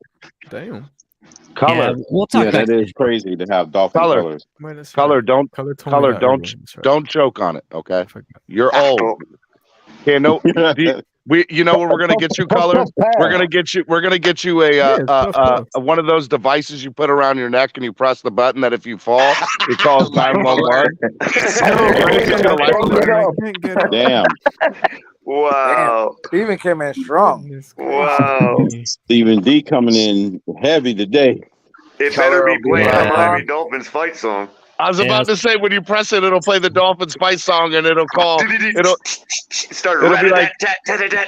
It'll be like 911. What happened? I was listening to the Dolphins fight song in the tub and I fell down. And this guy named Crypto was here. I don't know where he came from, but he showed up in the tub and it was crazy. That's funny. Anyway, shout out to Stephen D. Make sure if you haven't checked out his channel, hit like and subscribe over there. So thank you for coming. Love you guys. You guys are good. I'll see you all tomorrow on my We're channel. starting at, we're gonna be on at 6:30, a half hour early, Stephen D. Be ready by 6:30, Crypto. Gosh, no bath. Take your bath early tomorrow. Don't do the draft from the tub, okay? I'll just put on a robe, but don't worry about it. Oh Lord. Yeah, I'll see y'all tomorrow. Peace. Peace, bro. Crypto's like wet drafts may come. Hey, real quick. I'll be smoking a cigar. I want to give a shout out. I want to give a shout out to John. He's going to be choking his chicken with a cigar in his robe while drafting. Oh my God! I want to give a shout out to John, man. I haven't seen him in forever. John Vunk. I haven't seen him in forever. What's up, Yeah, Jen? bro. I was off this off season, bro. I was just off, man. Man, it's been a while since I've seen you on Larry's show. Yeah, no, but I've been as soon as training camp started, I started participating again, bro. Yeah. Hey, Batman. Everybody is, off time, bro. Hey, Batman. Martin came back too. Martin. Yeah, I saw Martin. Martin's on Larry. I Yeah. saw Martin on Larry's. Yeah. Hey, Yeah. everybody, welcome Ron Levy to Bat Time. How's it going, Ron? What's going on, Ron? What's up, Ron? You're not allowed on the channel unless you're in the bathtub. Hey, you ain't living it down, Crypto. You're the one that admitted it. You got to live with it, brother. Ron came up because he heard Stephen D disparaging me for being old. And he's like, "What old? Somebody what ageism going on? I'm getting up here. What's up, Ron?" That's right, Culler. We got to stick together, bro. That's old men, you know. Well, I'm glad y'all forgot about my age. Y'all definitely forgot about my age. Oh man, I'm almost 40, bro. I don't know about y'all, man. No, Mr. Paul, you're our secret weapon. You sit all back there nice and well reserved. You know what I mean? And that way, when you say something, people have to listen. You know what I mean? Yeah, man, I appreciate all you guys, man. That's why I love being in these chat rooms and panels, man. That's all what's about up, having bro. fun. Definitely. Yes, sir. Especially after a win. Yeah. Regardless of preseason or not. Absolutely. Good performance, bro. It was I awesome. don't know if I'm gonna be able to sleep tonight. Oh, and I can hear it now. All the Buffalo and Patriot and Jets fans are all laughing at us. Look at those Dolphin fans celebrating us preseason like it's the Super Bowl. Right. That's all good. They don't even realize what we're celebrating. We're not even we're celebrating the win, sure, but I think our win came from so many other places besides the score, man. I'm telling you. Yeah. Hey, listen. I'm gonna tell you guys why Buffalo Bills will never win a Super Bowl or any championship. I'll tell you why. I'll tell you why. One, they don't even know what to do with the ring. First of all, let alone they won't even be able to find their helmets. Thurman Thomas is still looking for his. If anybody knows the most embarrassing history, everybody knows the most embarrassing history of Buffalo Bills when Thurman Thomas couldn't find his helmet in the beginning of the fucking Super Bowl. Yeah, but Ali's going right for the throat. You're basically going after their Dan Marino when you disparage Thurman Thomas, man. He only got his brain back when he decided to join the Miami Dolphins and actually had a decent run. And that's a little below the belt. That was a little below. The only ring they're gonna get is a Crypto's bathtub. Tell me I'm wrong. Tell me I'm wrong. Tell me I'm wrong. Tell me I'm wrong. Right, but it's still You're right, but you're wrong for saying it. It was funny. The second one wasn't. That was the difference. I feel that though. Is it not funny, dude? Yeah, we're their rival. They hate us more than They hate us anything. more. Yeah, they've been talking a lot. Their best running back that they've had in a long time joined the Miami Dolphins. The second part is so true that it's not funny. That was the whole point. I gotcha. Yeah. I don't think they ever did find Thurman Thomas's helmet though. He was using some other player's helmet. He used somebody else's helmet. He did. That's exactly. I forget the other player's name, but he did. He found his helmet with the Miami Dolphins for that one run. He was like, "Hey, let me tighten this chin strap real quick, even though this helmet's three times too big." So did he shop everybody's helmet on the sideline? Like, yeah, I like this one. This one's all right. This one feels right. I All right. don't know who it was, but he did. I forget who the other player was, but he actually had to use someone else's helmet. It was ridiculous. It was probably a linebacker. You're right on that, Ollie, but I just don't remember who the player was. But you're right, because he did have to find another helmet because he couldn't find his. Yeah. How do you lose somebody's helmet during the beginning of the Super Bowl? I mean, like, how do you do that? Ali, you gotta roll the tape on that. I've never seen that before. We gotta roll the tape on that. Let's see. Let me see if I can find any video. He's walking around on the sideline pacing. Hey, while you're doing that, can I ask Batman the question? It's in Crypto's bathtub. So, hey, Batman,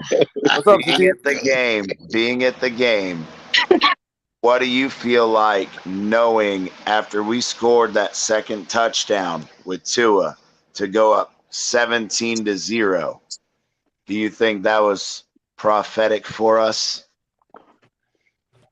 Listen, I'll be honest with you. After the first touchdown to Craycraft, I was pissed off he was on the field. And I was telling David. Yeah, that's true. I kind of agree with Batman on that. I was not upset with it, but I actually sat there and said that shit.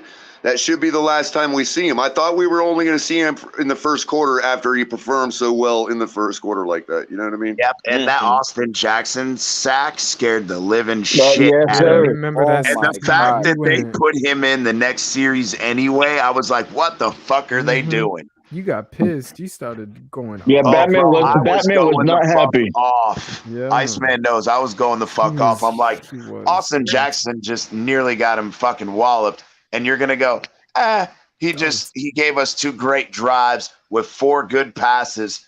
But hey, let's throw him back out there for another drive. Why the hell not? It was chilling at first, and then all of a sudden. Hey guys, I didn't see the. So we left in the third quarter. We're trying to beat. I hadn't eaten food all day, and me, David, and my buddy, we were. You didn't miss nothing. Skylar just threw like 5 more touchdowns after you left. Who scored the touchdowns? Who scored the touchdown? Bad. We had one. I think. Didn't we have another one to Craycraft? No, yeah, we did, and then we had the defensive touchdown to the Elijah Campbell. We had it right. We had a pick six. Yeah, we saw pick that. 6, bro. And we also had. I think there was one. I think the last one. I think was to Hunter Long, if I'm not mistaken. Lynn Bowden made one too. No, I think that they marked him down. Lynn Bowden made the last one. Oh, okay. It was Bowden on the last one then. All right. Yeah. Lynn Bowden scored on again. that great move inside. Yeah. Okay, Lynn Bowden made it. I know Preston had that fumble, and bro, Preston's gone. Preston's gone. Preston's gone. Austin, I don't know about Austin, but all right. So here, you guys. Okay, so let me just go over this real quick. The scene on the Buffalo Bills sideline was chaotic as they were about to take the field against the Washington Redskins in Super Bowl. What was that? 26, right? Bulls running back and NFL MVP Thurman Thomas was frantically searching for his helmet as the Bills' offense was set to take the field first. Backup running back Kenneth Davis was forced to start the game because Thomas' helmet was nowhere to be found. And then Crypto's Pub. Yeah, that's probably Not wrong. That's funny as shit. He goes on to say Thomas was known for missing the first 2 games of Super Bowl 26 because he was unable to find his helmet. There have been many stories regarding the helmet. To this day, Thomas still doesn't know what happened to it. It's been missing. They haven't found it. We know where it's at. It was eventually they did find it. It was hold on. It was eventually found, and he was able to get back in the game. Although finding the helmet may have been the highlight of the game, as the Bills lost 37-24. Yeah, one of his teammates picked up the helmet thinking it was his. Probably to the other end of the bench and realized that wasn't his helmet. Put it down and went to find his own helmet. Can you imagine that? Yeah, I don't give a shit whose helmet I took. Fuck this. Where's mine?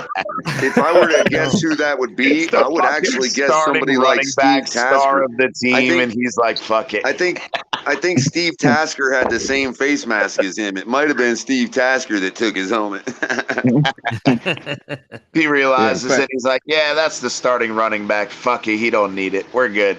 Well, I mean, to be honest, Tasker was on special teams, so he would have been on the field first anyway. You know what I mean? He needed it first anyway. Do you imagine if that would happen in today's day with like Tom Brady in the Super Bowl, and that would happen to Tom Brady? Well, oh hell no! They would roast his ass, dude. They would roast him so. Wait, didn't it though? Didn't somebody take his helmet? Wasn't it the jersey you talking about? Cody? Oh, it was a jersey. That's right. That's right. How do you take his jersey? He had it off. I have no clue. I don't remember, but they took some. I thought it was a jersey. They took something of his. Somebody went into the locker room before the game and stole his jersey. That's wicked, man. No, but you got a head coach get his. Jason, where are you? Hold on.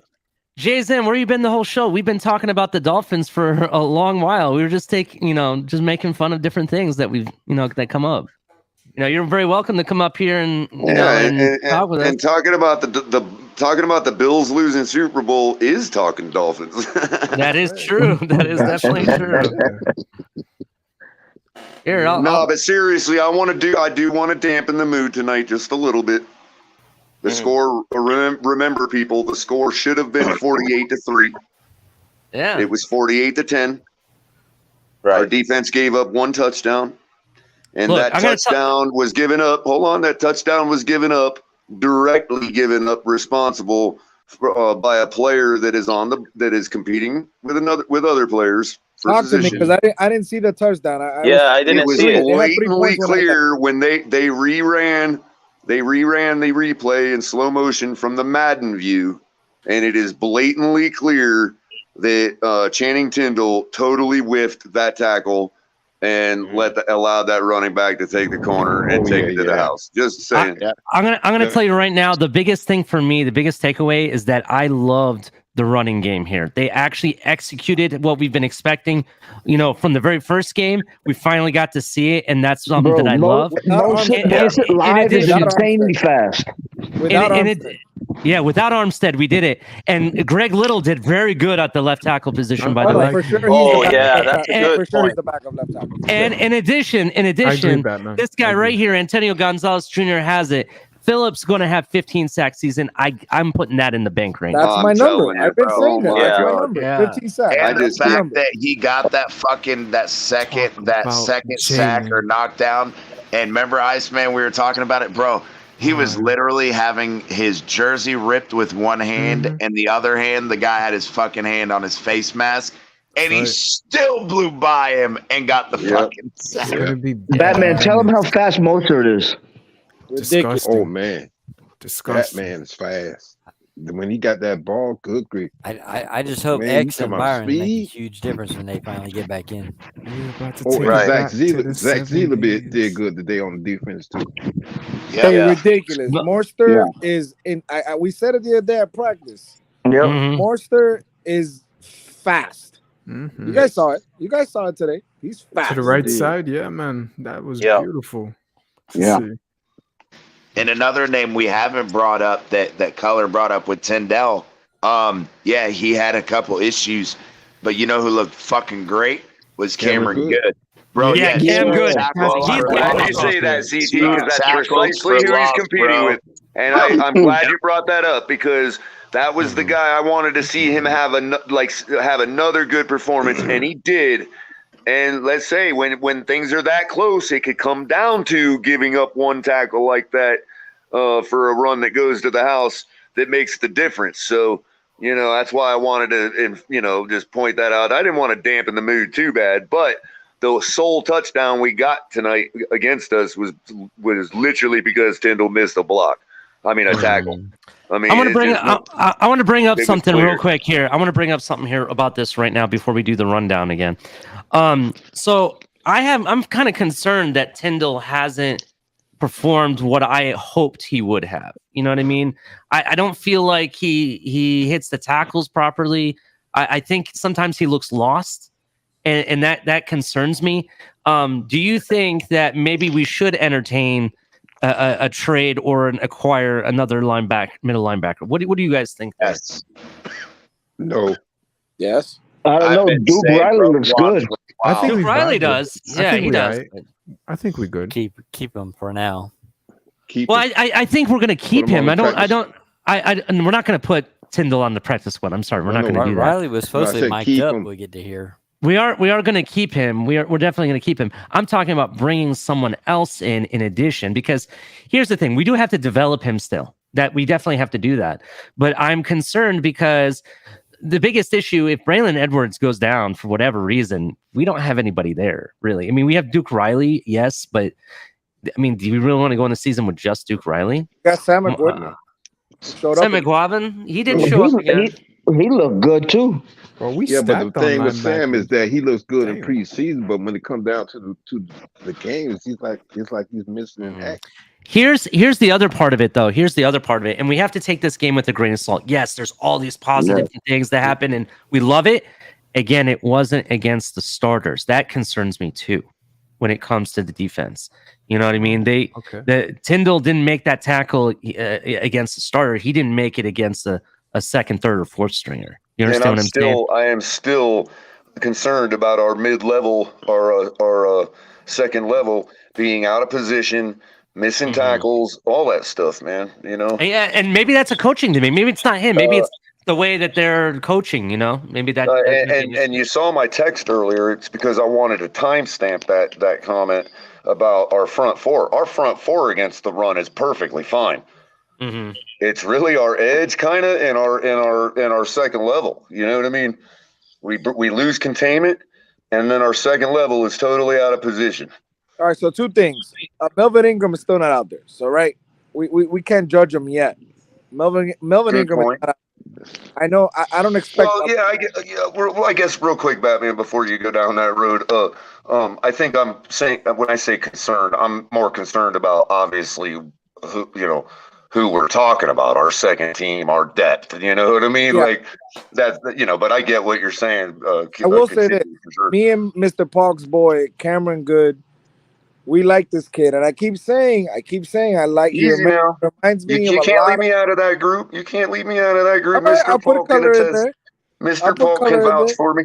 I love this guy. And I'll tell you this, Brandon Scarlett has a lot coming for him because Cameron Good is showing out, man. He's showing out. I like Cameron Good a lot, man. Yeah, me too, but I still say we keep Channing Tim because I think the talent is there, but he just got to make the adjustment.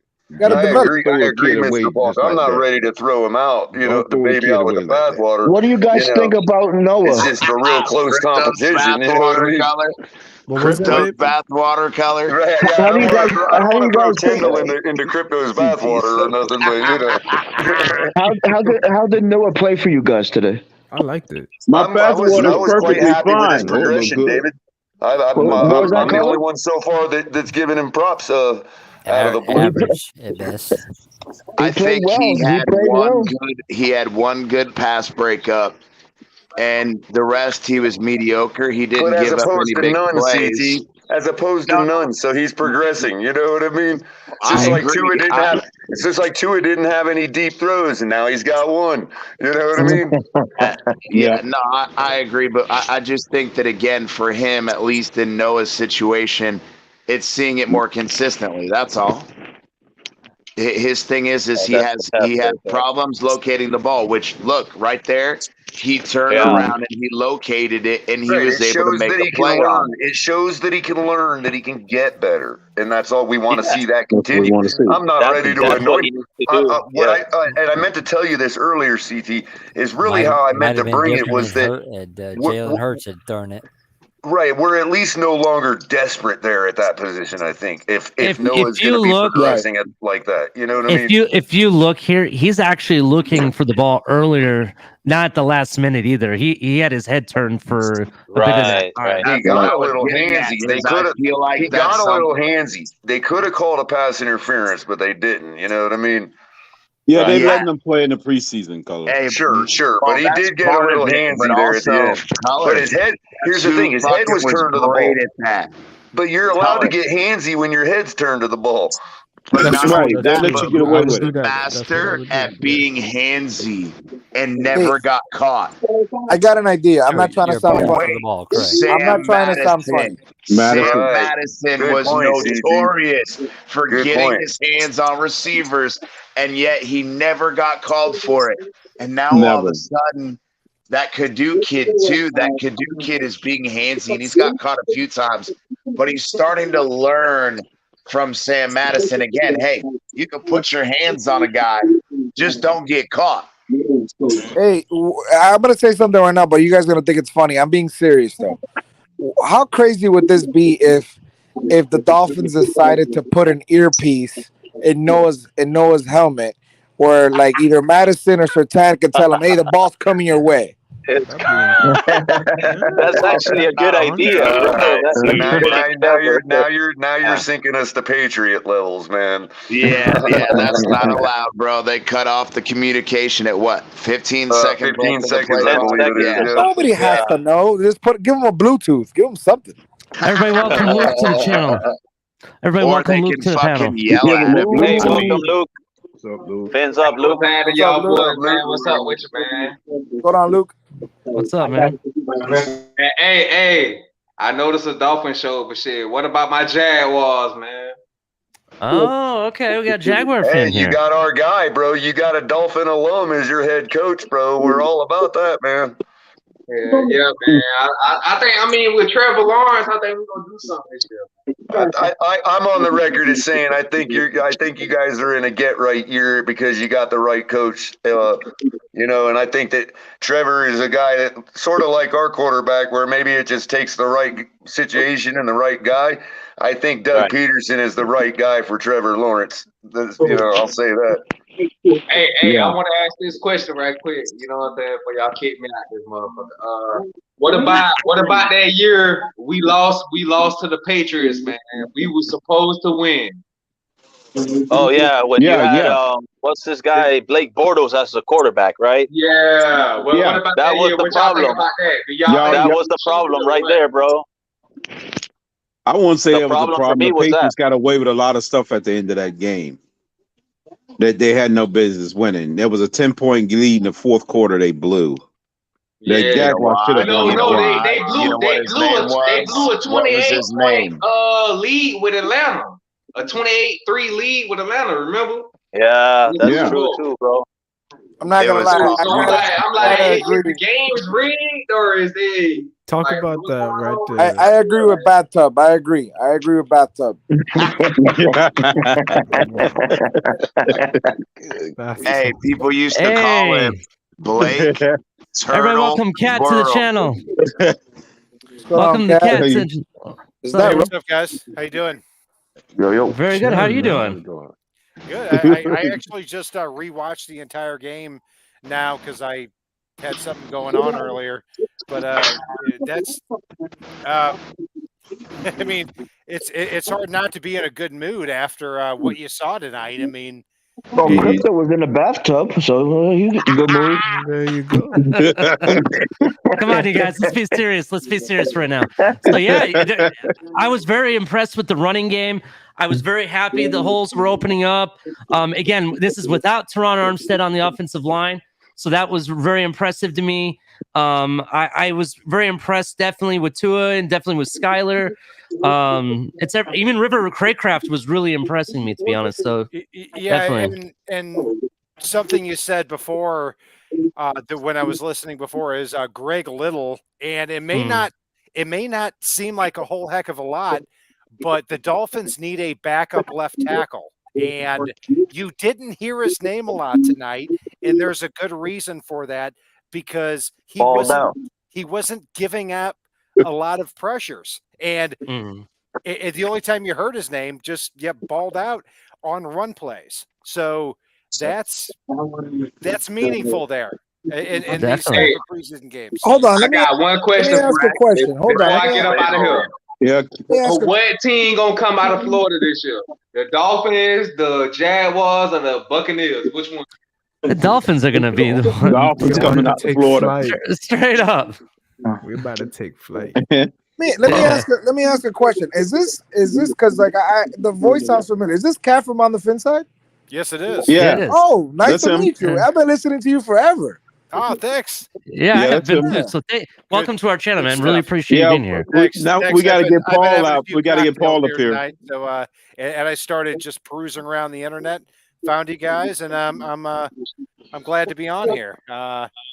So I mean, look, it's when you look at the first play of the game, play action downfield, Tua to Tyreek Hill, where Tyreek Hill beats two defenders. I mean, what is more exciting than that?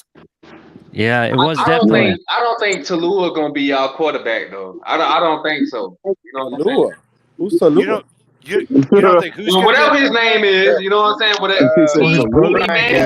Brian Cat, first of all, appreciate you coming up, man. Big fan of yours. You know how I feel about y'all carrying me through when I was up in St. Louis, man.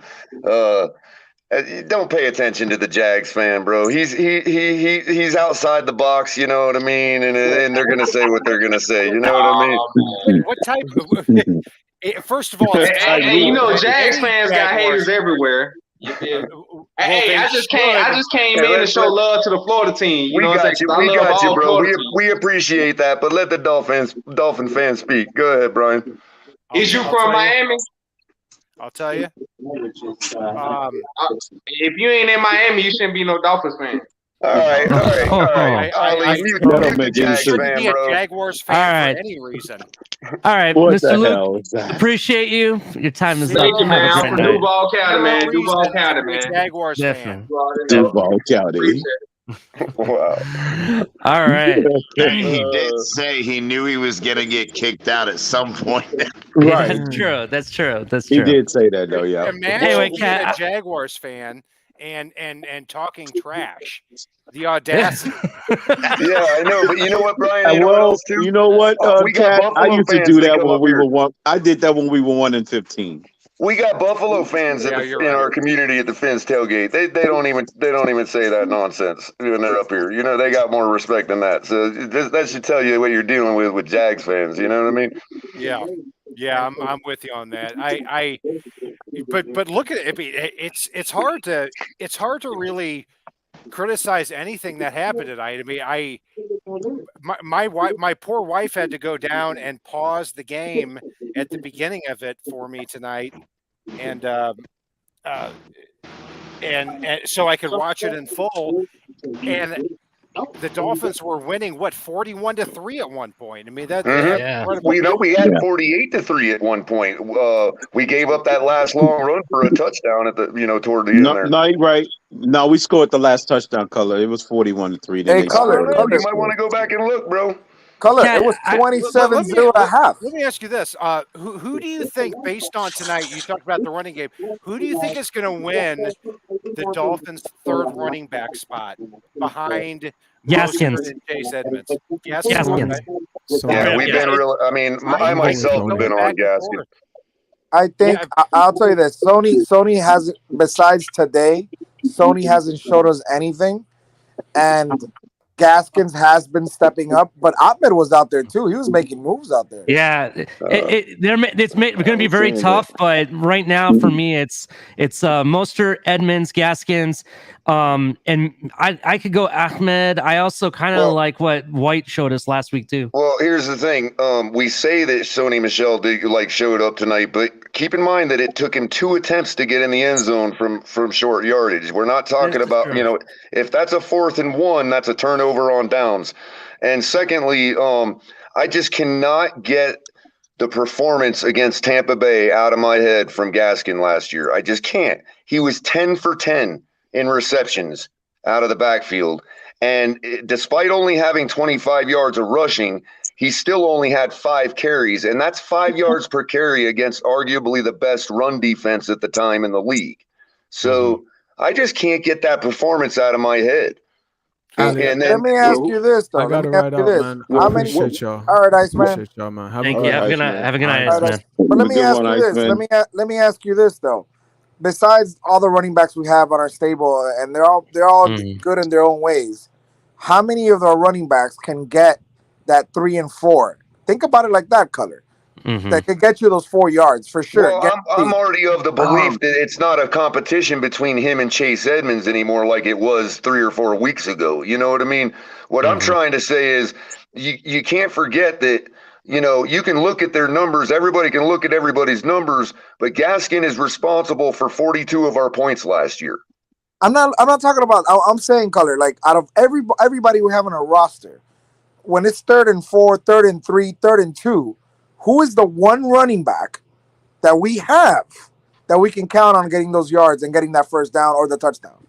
Or 1 and 2. Or 1 and 2. I don't think it's a guarantee beyond running back 1 and 2 right now. See, I doubt that. I'm sorry. I just disagree. Well, how many times did it take Sony Michel to get in the end zone tonight? I'm not talking about Sony Michel. Let Cat go. I'm talking about Saul White. The fact that he had 2 back-to-back inside power runs, and he gained 10 yards on both of them. All right, Cat, go. Well, go ahead we got to put it in perspective. Including a 3rd and 4. That he gained 10 yards on. So I'm interested in Cat's opinion on that. Yeah, go ahead, Cat. Talk me off the Gaskin ledge. I think all of you bring up good points because Gaskin, to me, is somebody in the passing game is kind of like the James White version for the Dolphins in the passing game. Bingo. He is really good in that aspect. Sony Michel, even though he he doesn't look anything special, is really good as a pass protector, and that matters when you compare that against Raheem Mostert and Chase Edmonds, who are probably going to be blown up in pass protection. And then you've got Zaquandre White with the upside. You've got, Jared Dokes with what he showed tonight between the tackles. That's why it gets interesting, and that's why I asked the question for that third running back spot, because you have like 5 guys who have like 5 different sets of skills. So it's hard, and you may not even take any of them, and you may just have Lynn Bowden as your punt returner / wide receiver / running back, who is worthy of keeping on the roster. Could I say, you make a great point there. The one thing I want to say about Gaskin, though, in particular, that stands out for me is that, and it's something that Mike McDaniel alluded to in one of his press conferences recently, is that, he's great. He takes the edge really well. We all know that he can squirt out to the edge and take it and get a nice chunk that way. His real issue, we know he's a great pass catcher. His real issue has been up the gut, off tackle, hitting the hole hard. And when you talk about Mike McDaniel and what he's telling us as his philosophies of, look, it's about, checking points of emphasis, you know what I mean? And stuff like that. I think Gaskin showed tonight that he checked off a couple of new boxes for himself as far as things he needed to get right. I mean, you're talking about, what else is there in the package that's needed? Plus, given the fact that as much as people like to forget it, he actually kind of is comfortable with the wide zone scheme, for having run it in college and smashed all his collegiate records. You know what I mean? So I don't know. I guess it really just depends on if I were to get into Mike McDaniel's head. Which is really what we got to do to try to predict, like you're saying, Kat, because all things are so equal as far as everybody showed up tonight. A lot of people, everybody did what they needed to do to make their case. There's no doubt about that. And it's really about how Mike McDaniel wants to utilize them all. Yeah. And you know what's crazy about Myles Gaskin is that in college football, when he went to Washington, he was one of 2 running backs in college football history with Ron Dane that had 1,200 plus yards rushing each of his 4 years. In college football. And we're sitting here like 4 years into his career, and he's so unpredictable because he fumbles a lot. He has the ability to run inside like we saw tonight, but can we at least maybe say that we're looking at just somebody, in other words, and I like what you're saying there, unpredictable, volatile was what you would say in like the gaming world, you know what I mean? Or streaky, but who else is streaky on our team for possibly the same reasons? I mean, the past 2 or 3 years, you know what I mean? The quarterback. So, we could be looking at the very same point of contention for both of them. And if those things are being solved, then it really opens up. We have no idea how Mike McDaniel may assess Gaskin. You know what I mean? Yeah. I want to. What's up, Shake Money? Hey, what's up, Lewis? Shake Money. What's up, Lewis and Shake Money?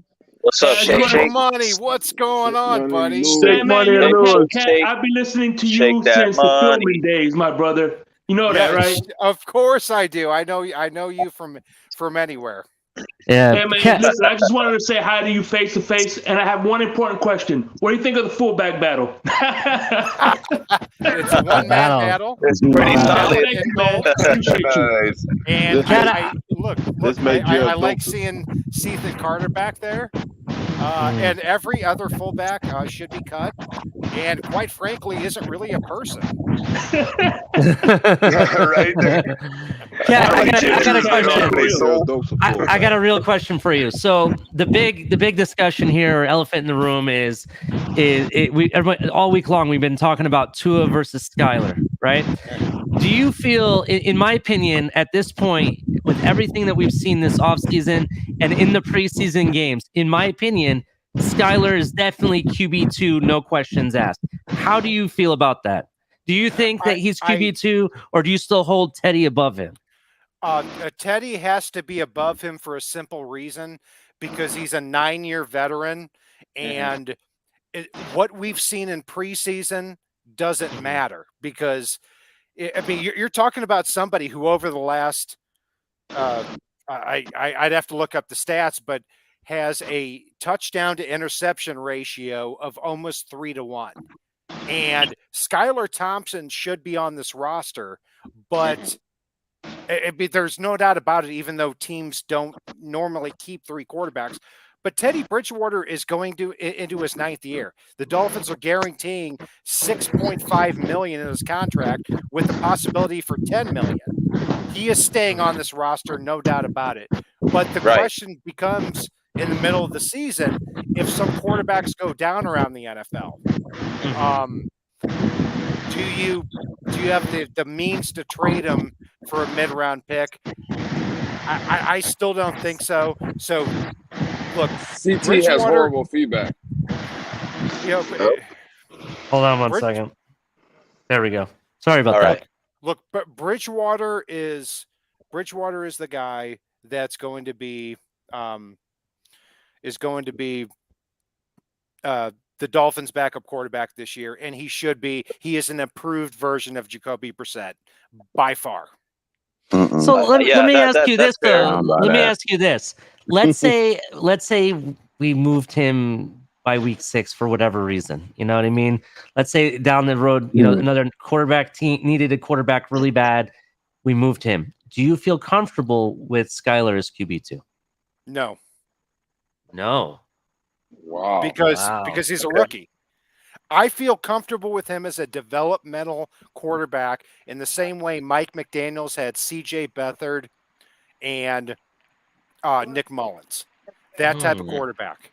But, I mean, we're talking about Teddy Bridgewater. Don't underestimate what he's done in the NFL. I mean, you're talking about it's really difficult. Do you think? I'll pose the question back to you. Do you think Skylar Thompson in the NFL over the last 5 years could have a 3-1 touchdown to interception ratio? Absolutely. Yes. Absolutely. Yes. I 100% disagree with all of you. It's possible. What? Absolutely. Long term. Once again, I used example. I took the test. I turned in my exam to the professor after 30 minutes in the lecture hall. I don't need to see no more. I don't need to take the full 2 hours for this test taking. I'm turning in my test, my answer sheet to the professor after my 30 minutes is up. You guys can take the full 2 hours to take this test. I don't need to take the full 2 hours. You're saying you're saying Skylar Thompson would throw 25 touchdowns to 10 interceptions. I'll tell you. Yeah, I've seen enough of his attributes and how he commands an offense and what he does in situational football to give me enough that I can turn in my answer sheet with confidence to the professor and know I passed this exam. I'll tell you. I don't need the full 2 hours. The professor is 5 or 6 Pro Bowl players on a defense, though. Listen, I'll tell you the argument they're making is that how do you get Skylar these type of first team reps if you don't throw him out there? That is true. But here is what my thought process on Skylar is, because Skylar comes from an offense at Kansas State that's very similar to what we're running here. So in a sense, he's already mastered this offense, whereas Teddy hasn't yet. And that's why it doesn't look comfortable with Teddy, whereas with Skylar, it does. It looks like he's doing it, naturally. I honestly think Teddy is just saying, I have absolutely zero to prove in preseason or training camp. And really, that could be it. I mean, 100% agree. Hey, Skylar might and I'm also the type of person that don't believe in fool's gold that Teddy may be trying to do that. It could also be that Skylar or Teddy just knows that his days are numbered in Miami. And he could also possibly know that. He could be taking the Preston Williams approach. We got to take a step back on Teddy, guys. Bridgewater has nothing to prove. What we know is that Teddy came into camp a little bit injured, and he's taking it slow on his way back, guys. I mean, there's nothing for him to prove here. So the Dolphins have taken a conservative approach and bringing him along so that he'll be ready for the. But he got playing time. He had enough playing time to put film on tape. Yeah, the film is not as bad as you guys make it seem either. It's not as good as for Skylar. 1172 yards. It's not as good in comparison. It's not as good as Skylar's. Yeah, it's not even close to Skylar's. That's the problem. Skylar Thompson is a 7th-round draft pick. And he ain't played nothing like a 7th-round pick. This whole narrative of him being a 7th-round pick, you might as well drop it right now. We got to dead that right now because it's nonsense to keep saying 7th round when he played nothing like it. Hey, see, these guys beat me with this argument, bro. I've already tried going down this road, man. They beat me with this argument. The only thing that they can't beat me on is that. Yeah, go ahead. I'm sorry. He's not playing nothing like a freaking 7th-round pick. Did we just get rid of that vocabulary? Yeah, hold on, guys. He should please. make the team. But when you start comparing him to an 8 or 9 year pro who has been a good backup quarterback in the NFL over the last 5, 6, 7 years and a starting quarterback for other teams that don't play nothing like us. Yeah. It don't matter. They haven't played nothing like us. Has he played in a Mike McDaniel style system or he was a backup and show command of the offense? No. Mike McDaniel is the reason Teddy Bridgewater is on the roster. That's because they didn't know that they was going to drive Skylar. They sent their scout teams after the fact to go to K-State to draft him. Had it been in the other way, they would have had no reason to draft go get Teddy. And don't forget Tom Brady. We're looking too much in this NFL experience, 9-year veteran. We feed into that. And that's how the Jay Cutlers of the world end up on this team because we keep buying into the veteran mantra. Well, we throw $10 million down the drain for him, and we didn't even blink an eye. Performing so well this preseason. We didn't even blink an eye when we was throwing $10 million down the drain for Jay Cutler. Then you have to make the same argument about Tua, Crypto. I definitely didn't want. What about Tua being a veteran? No, about Tua being Hold on. Let Brian respond. I'm trying to hear what he says. I'm sorry. Go ahead. So I definitely didn't want Jay Cutler in 2017, and neither did I. Didn't want Jacoby Brissett. Yeah, but people was making the argument that we spent $10 million, so why not just keep them? They was using the same money argument. No, but Teddy Bridgewater, the Dolphins have already paid for him. Yeah. And it won't be the first, or it won't be the last time they would throw away money if they was get rid of them. So what you're saying is that the Dolphins should just light that $6.5 million on fire for Skylar Thompson. It won't be something they haven't done before, and it's not going to be something they ain't going to do. I got a scenario. Absolutely. That's good.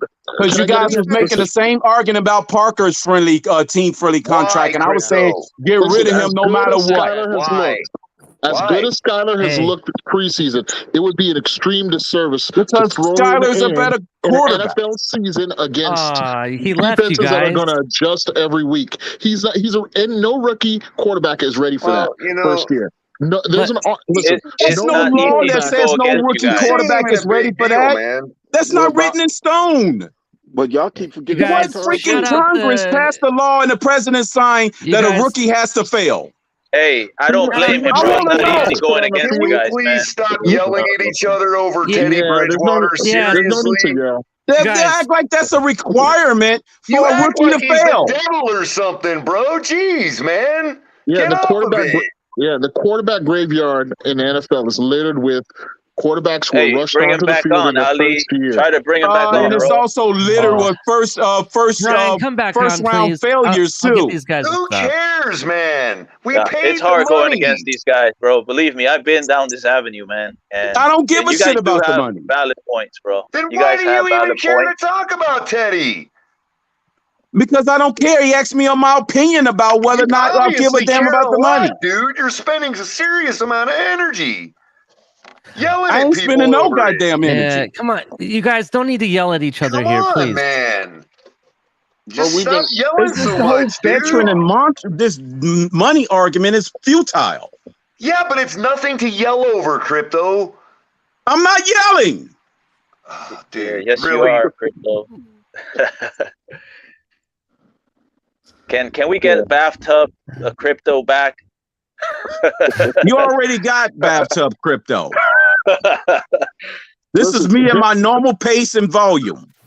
Here's the thing, Crypto. Just because Skylar has performed lights out, and that's a fact, doesn't mean you got to throw away Teddy and devalue Teddy. If it came to throwing away him, I will.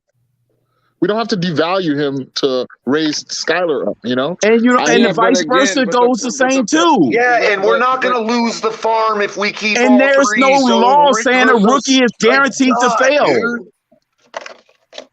We don't have to give up the farm. We're not going to look, Crypto, put it this way. If our season hinges on one roster spot getting wasted, then we got bigger problems than Teddy Bridgewater, bro. So stop yelling about it. I ain't talking about that. Color, but I think when the gentleman, I think his name was Cat, I believe, or Cat. Yeah. Okay. Brian Cat. Brian, yeah. I was just sick of the side tropes. When he was up here, though, I think the argument wasn't about keeping 3 quarterbacks. I think the argument started with basically saying Teddy Bridgewater is still quarterback number 2, and I can't because Brian seems like a good guy. That.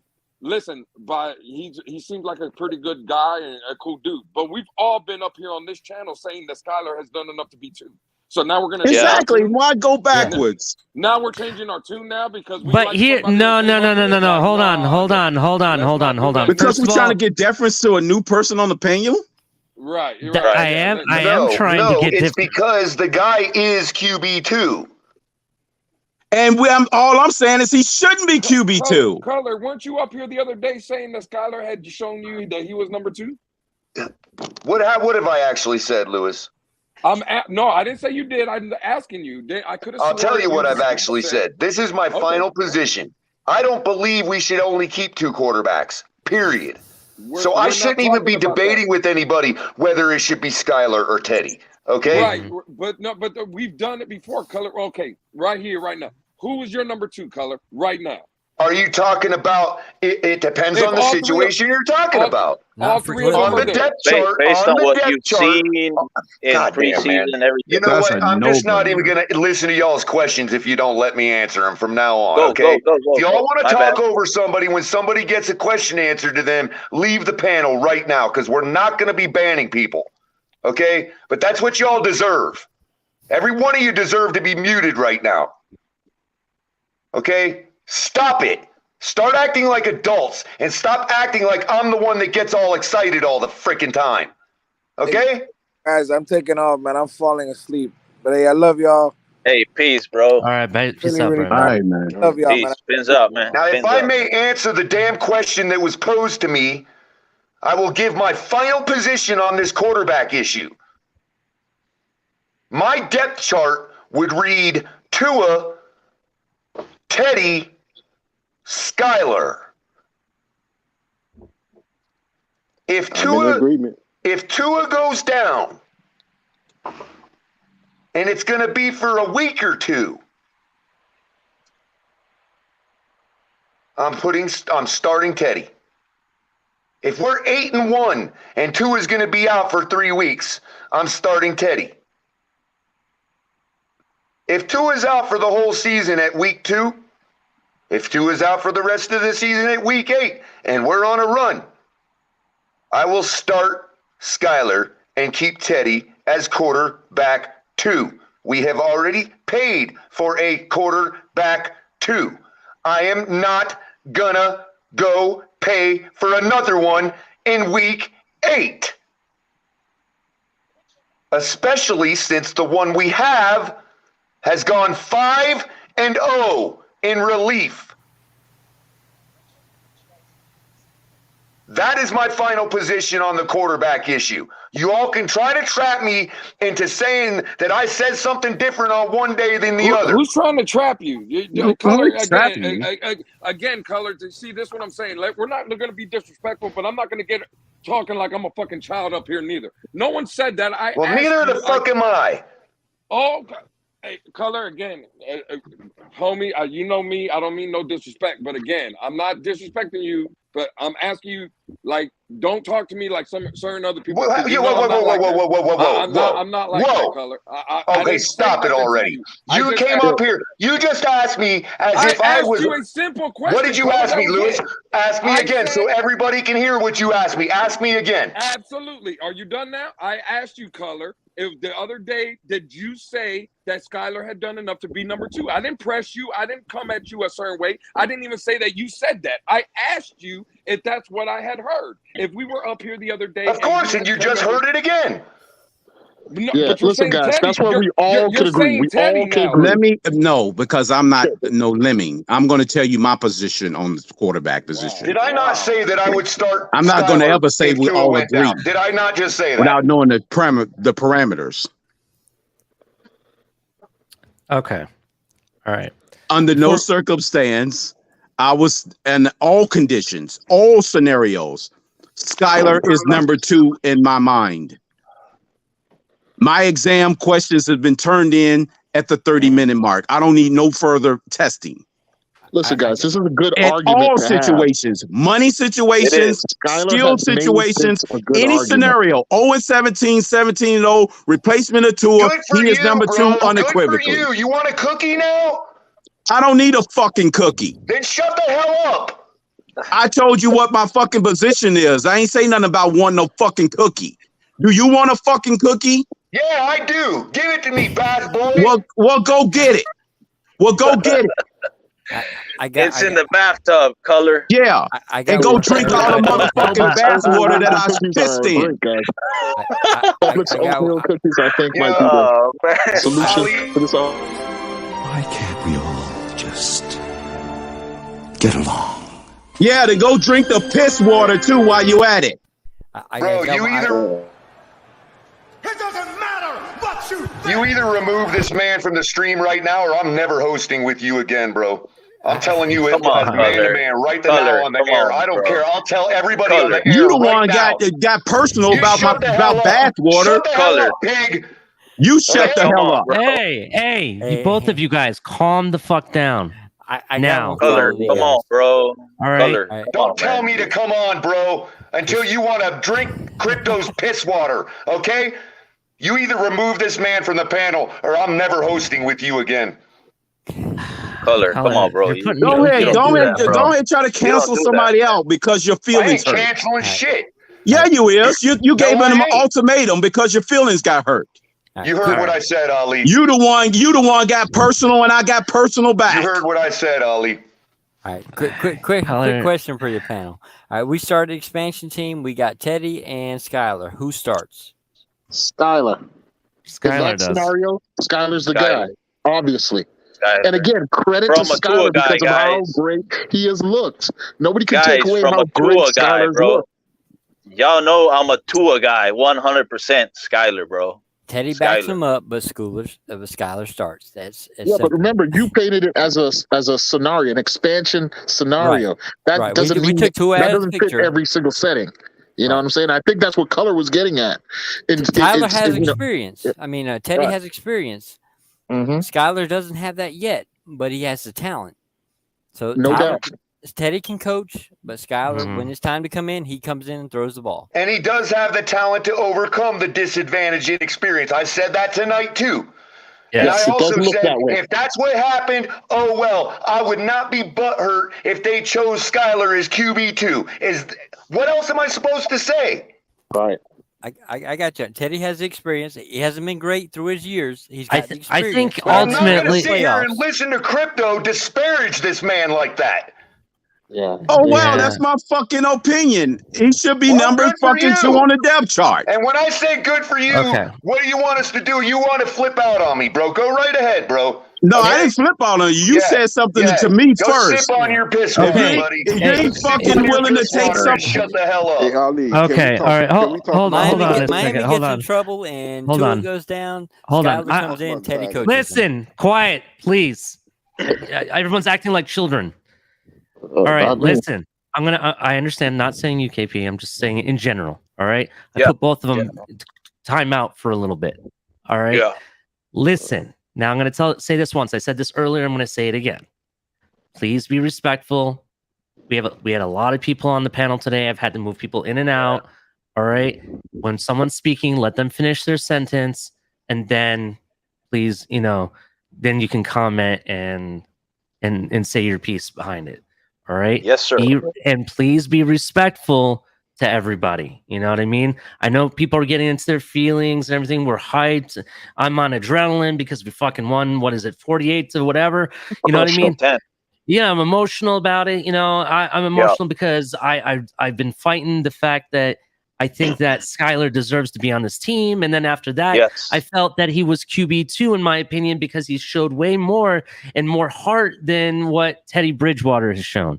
Now, what Culler is trying to say is that he respects McDaniel and his decision on whatever he decides. If he puts Teddy as QB2, he respects it, right?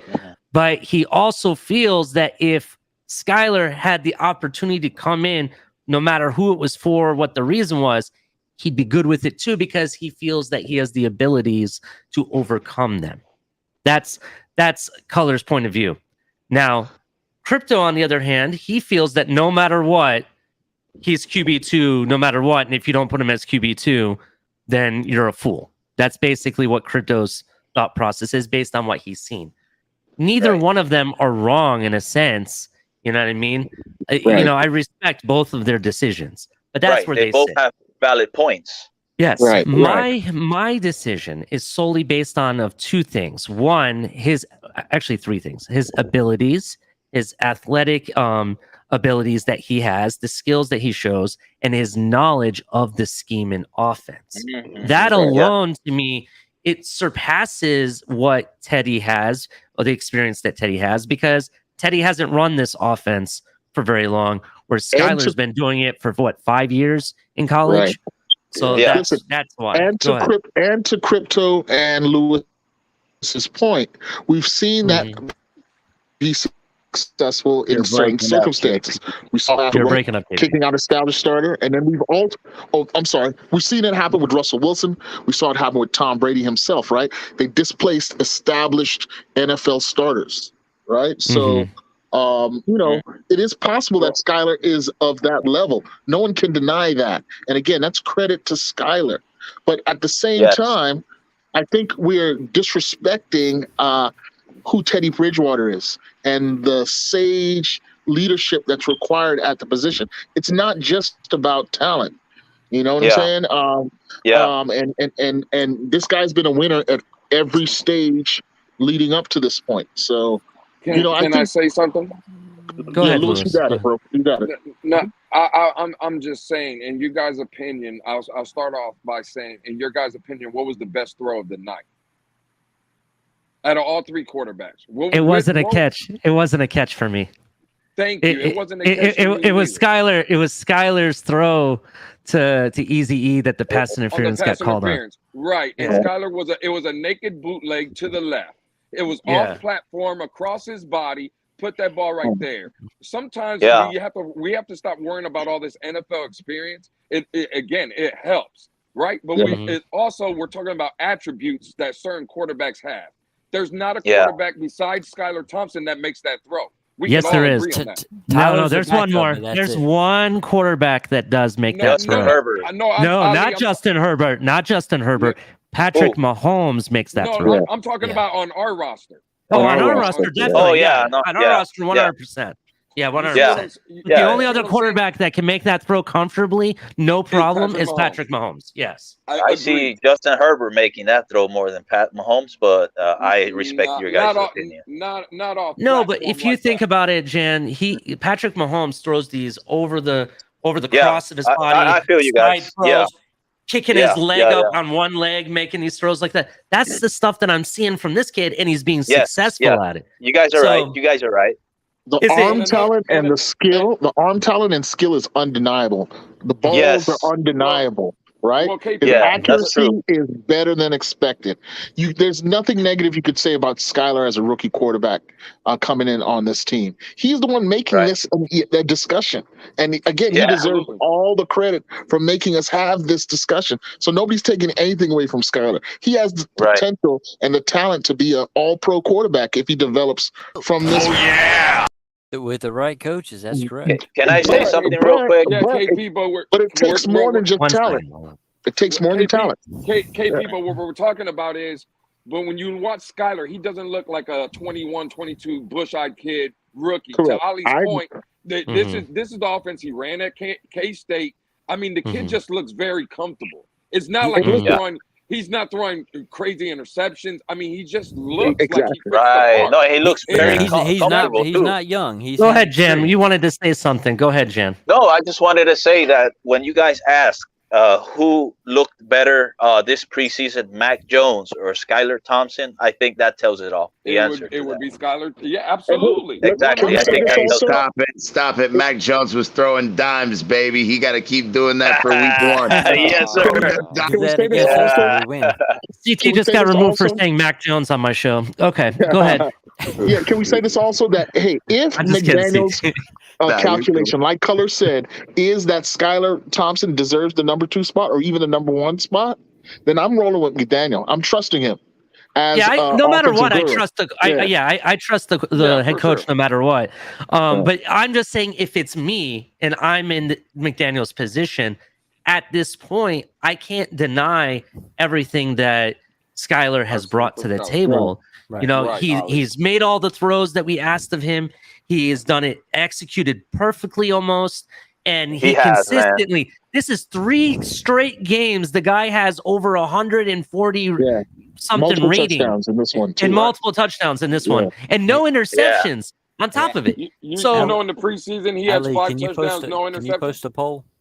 Unfortunately, I don't have that ability. What is the poll you want to do? I was going to say, post a poll. If we were down, who would you bring in, Teddy or Skylar? Skylar. Oh, Skylar, bro. We already talked about this, but just to see what your fans. Anybody in the chat, you guys want to put in who you'd put, Skylar or Teddy? I think we did this earlier. I said Skylar. That's we're automatically down. Who's going to pass the ball for us? But I want to say one thing though. When you really think about it, with each game, and I wouldn't really expect it. I knew Skylar was good, but I wouldn't expect him with each game to progress. Seemed like he's just absorbing. He gets better and better, and he's poised, and he's getting more comfortable with each game. And I wouldn't expect that from a guy who's supposed to be a rookie. Yeah. Yes. So that's what makes him very impressive. Lewis and Crypto may be 100% correct. This young man may be ready, right? Yeah. But that ultimately will be McDaniel and the offensive staff's decision at this point. And if they make that decision, that still doesn't devalue what Teddy brings to the table. And here's the other thing, KP. Me and Culler both said on the show in the beginning that we are perfectly cool with Tua starting and playing the year out. We completely agree with that, because this is what happens. If, God forbid, and I'm knocking on a real wood desk, just so you guys know, in the event that something happens to Tua and he goes down, we're comfortable because we already have the next guy in waiting on our team. He's the Aaron Rodgers waiting for Favre to finally walk away from the Packers. We already have him on the team. That's why I'm like, this is a win-win situation for us. Either Tua proves that he's the guy, rock and roll, we're all winning, or Skylar is here already. I don't have to worry about draft picks or losing draft picks or who am I going to trade for. We don't care. We're not in a rush anymore. We're no longer. This is the best thing that ever happened to Greer. I'm telling you right now. You guys can clip. I said this because this is the truth. Now that you have a quarterback that is playing way above his ability, way above what we thought his abilities were. His expectation, you know what I mean? His expectation is playing way at an almost an elite level, almost. Yes. And then you got the guy who we've invested our whole future with, and that's Tua. And if he rock and roll, great. If he doesn't, no worry. Plan B's already here. Doesn't cost us a dime. True. Just saying. Just saying. I want to piggyback on what you just said, Ali. Mm-hmm. Think about this also. Back in the day when we had Bob Greasy, we had another backup quarterback named Earl Maher.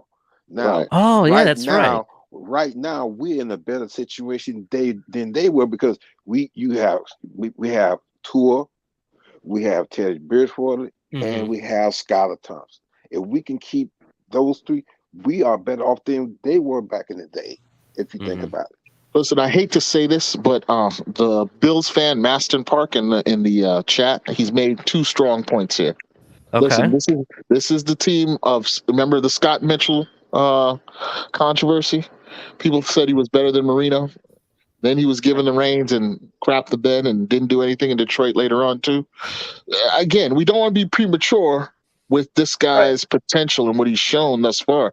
NFL team, like Maston Park said in the chat, NFL teams, NFL defenses have not, planned for Skylar yet.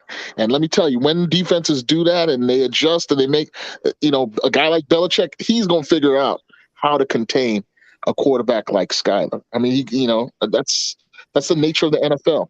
True. And he had a hard time doing that with Tua. That's because we could have that conversation and go down a different road. It might have been Flores being of the organization, knowing, how they scheme, how they prepare. Right. Here's the reality of it. We're going to find out week 1 if Belichick can actually contain Tua or not. That's basically what's going to come down to it. If he can't do it, even though Flo's not here and our defense is the same and the offense is, too much for them, we're going to find out. And if he can't contain him, then what's to say that anyone else can contain? If Belichick can't do it, who can do it? You know what I'm saying? That's the truth being said. If we're gonna say that Belichick is one of the GOAT coaches, if you want to call it that, if he can't contain them, then who's going to do it? What other coach right now do you think can do it? Right. Because if they can, because the truth is you think about it though, if let's say Sean McVay can contain Tua when Belichick couldn't, that's something Belichick couldn't do. Does that make him a better coach? It's something to think about at least. Right. Not saying that he is a better coach, but I'm saying it's possible. It could be possible. Let's say we crush New England in the first week, right? Put up 35 plus points, right?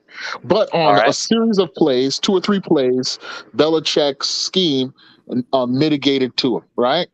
That next week, that next defensive coordinator who's watching that tape is going to build his whole scheme around how Tua was stopped on those 5 to 6 plays. And they're going to adjust their deep. So the NFL is like every week is an evolution of what happened from the week before. And it's also a copycat league, right? Exactly. Yeah. But people build upon, they copy what is successful, right? Right. And so the book is not out on Skylar at all. There's enough tape on Tua to create a game plan, to face him. So we'll see what happens. Like everyone's saying, week 1 is going to be, a revelation for everyone. Are we that team? And I'll tell you, last point, again, the Tyreek Hill factor was on full display tonight. As much as people want to have a discussion about our quarterback position, look at how much Tyreek Hill helps a quarterback. Oh, yeah. Exactly. Most definitely. Paul Lebrecht says Skylar looks like freaking Dan Marino when he first came out, dude. I mean, that's exactly how he looks like. It's a great problem to have. That's a great problem to have. It is. All right, listen. Now, again, this is just a reminder. Please respect everybody. I'm going to bring Crypto and Culler back on. Let's bring it back on, bro. And just remember, when someone's speaking, let them finish before speaking over them. I will try to, if you guys want to say something and I see it, I'll try to get you guys, and I'll be that navigator to try to get you in there. Okay. All right. There's no 2 Dolphin posters or fans I respect more than Culler and Crypto. Both of them are right. And just so you guys know, if you guys don't know, Crypto and Culler are the realest people you're gonna meet. Right, Absolutely. They're one of the realest people. They're very passionate fans, and they 100 solely believe in the Miami Dolphins and every player, regardless. They're just crying out their fandom. That's basically what's going on. Sir. And Mr. Polkfins wanted to say something before I do that. Go ahead, Mr. Polkfins. Before we do that, maybe we need to change the subject to the tight ends because we haven't talked about the tight ends. Yes, thank you for reminding me. We will definitely talk tight ends. Nice catch, bro. All right. All right, Crypto and Color, I'm giving you guys a second chance. Please try to be respectful, okay? If you guys cannot be respectful or I see it get out of hand, I'm going to have to remove you from the stream again, all right? We love you guys, all right? Yeah, we love you guys. Love now, let's talk about... Well, first do me a favor, both of you. Can you guys both apologize to each other, please? My apology, Color. Likewise, my apologies. All right, thank you. Thank you for respecting that. All right, let's talk about tight ends. Hold on, real quick. I got 2 points to make as I was sitting backstage listening that I've got to make. Okay. Number one, Teddy did make that throw last week. It wasn't as long a throw because it wasn't required to be. The receiver wasn't as far down the field, but Teddy absolutely did make that same throw last week. Crossed the body on a rollout bootleg, naked bootleg. So don't even start a naked bootleg that he created himself because he dodged the linebacker coming in. All right, so don't stop it with he can't make that throw. Secondly, what I'm trying to say is, so everybody can understand it, Skylar is the backup QB1. Teddy is QB2. If you can't understand my perspective by me saying it that way, then I can't help you. Let's move on to tight ends. I'll start the tight end discussion. Did anybody notice Durham Smythe in the slot tonight a couple times? Yes, I did notice that. Thank you for bringing that to this color. In fact, I'm going to try to find the video. So go ahead. I got a question. What happened to the it was another tight end besides Gesicki, Tanner Connor and Long. Right. Tanner Connor. Supposedly, according to Captain, he had an arm brace on. I guess he hurt himself.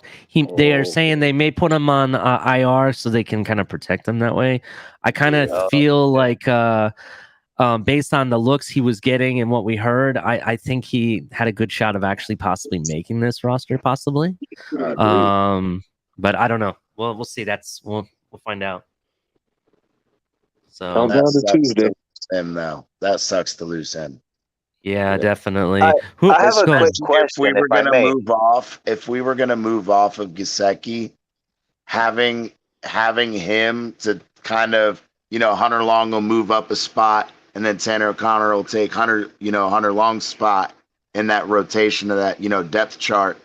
With him going down, now what? Are you gonna try to bring Shaheen back in and act like nothing ever happened? No, but he's in IR, so he can't be brought in. Shaheen? Is that right? That's shut down. Okay. Is that right? Yeah. Right. He failed the exam. Well, not only that, but Shaheen for me is in that same category as them other guys I was talking about. We got to find 27 men to get out of this building. Bye-bye, Shaheen. Ethan Carter is 1-2. I'm sorry, but Ethan Carter as that tight end / fullback, bro. No, I'm sorry, but Ethan Carter is gone. He missed crucial blocks last game, and he dropped was it today or was it tonight or the last game? He dropped a pass out of the backfield, and it's like, man, I don't see with Hunter Long, Gesicki, Shaheen,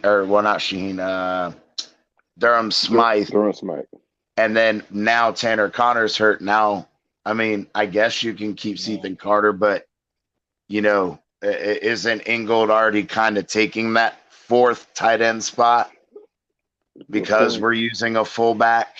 So unless you're going to take a running back or take one less running back or wide receiver, where are you going to make that fullback position up? Guys, I wanted to make a quick question. It has to do along this line. Is there a limit? Does the league put a limit to each team as to you can only have 5 receivers, 5 running backs, 5 tight ends, et cetera, et cetera? No. So we can do like 3 running backs, 2 receivers, for example, and play out my understanding. My understanding is the only limit is the amount of people you can have on the roster, which is 53. Okay. And then from that point on, you just make your divisions the way that you want to do it. Yep. Okay, Yeah. I just wanted to understand that point. Okay, I'm gonna play. cool. I'm gonna share a screen real quick. This is the Hunter Long touchdown. I actually missed something during this play, and I just watched it, and I'm like, I didn't know that happened. So this is even more impressive, to be honest. You guys probably already saw it. He should have had 2 touchdowns. Yeah, the referee ripped him off for that first one. This is the one from Skylar, and I'm gonna tell you right now. I think it was Hunter Long that caught this. He gets hit. He gets hit by his own player, and I didn't realize it. Who is that? Izukama actually ran into him by accident. Can you play that back? I couldn't see that. I'm sorry. It's okay. Was he backpedaling when he threw the ball? No. Watch here. I'm going to show you. So Skylar's backpedaling because he has someone right in his face. Yeah, somebody.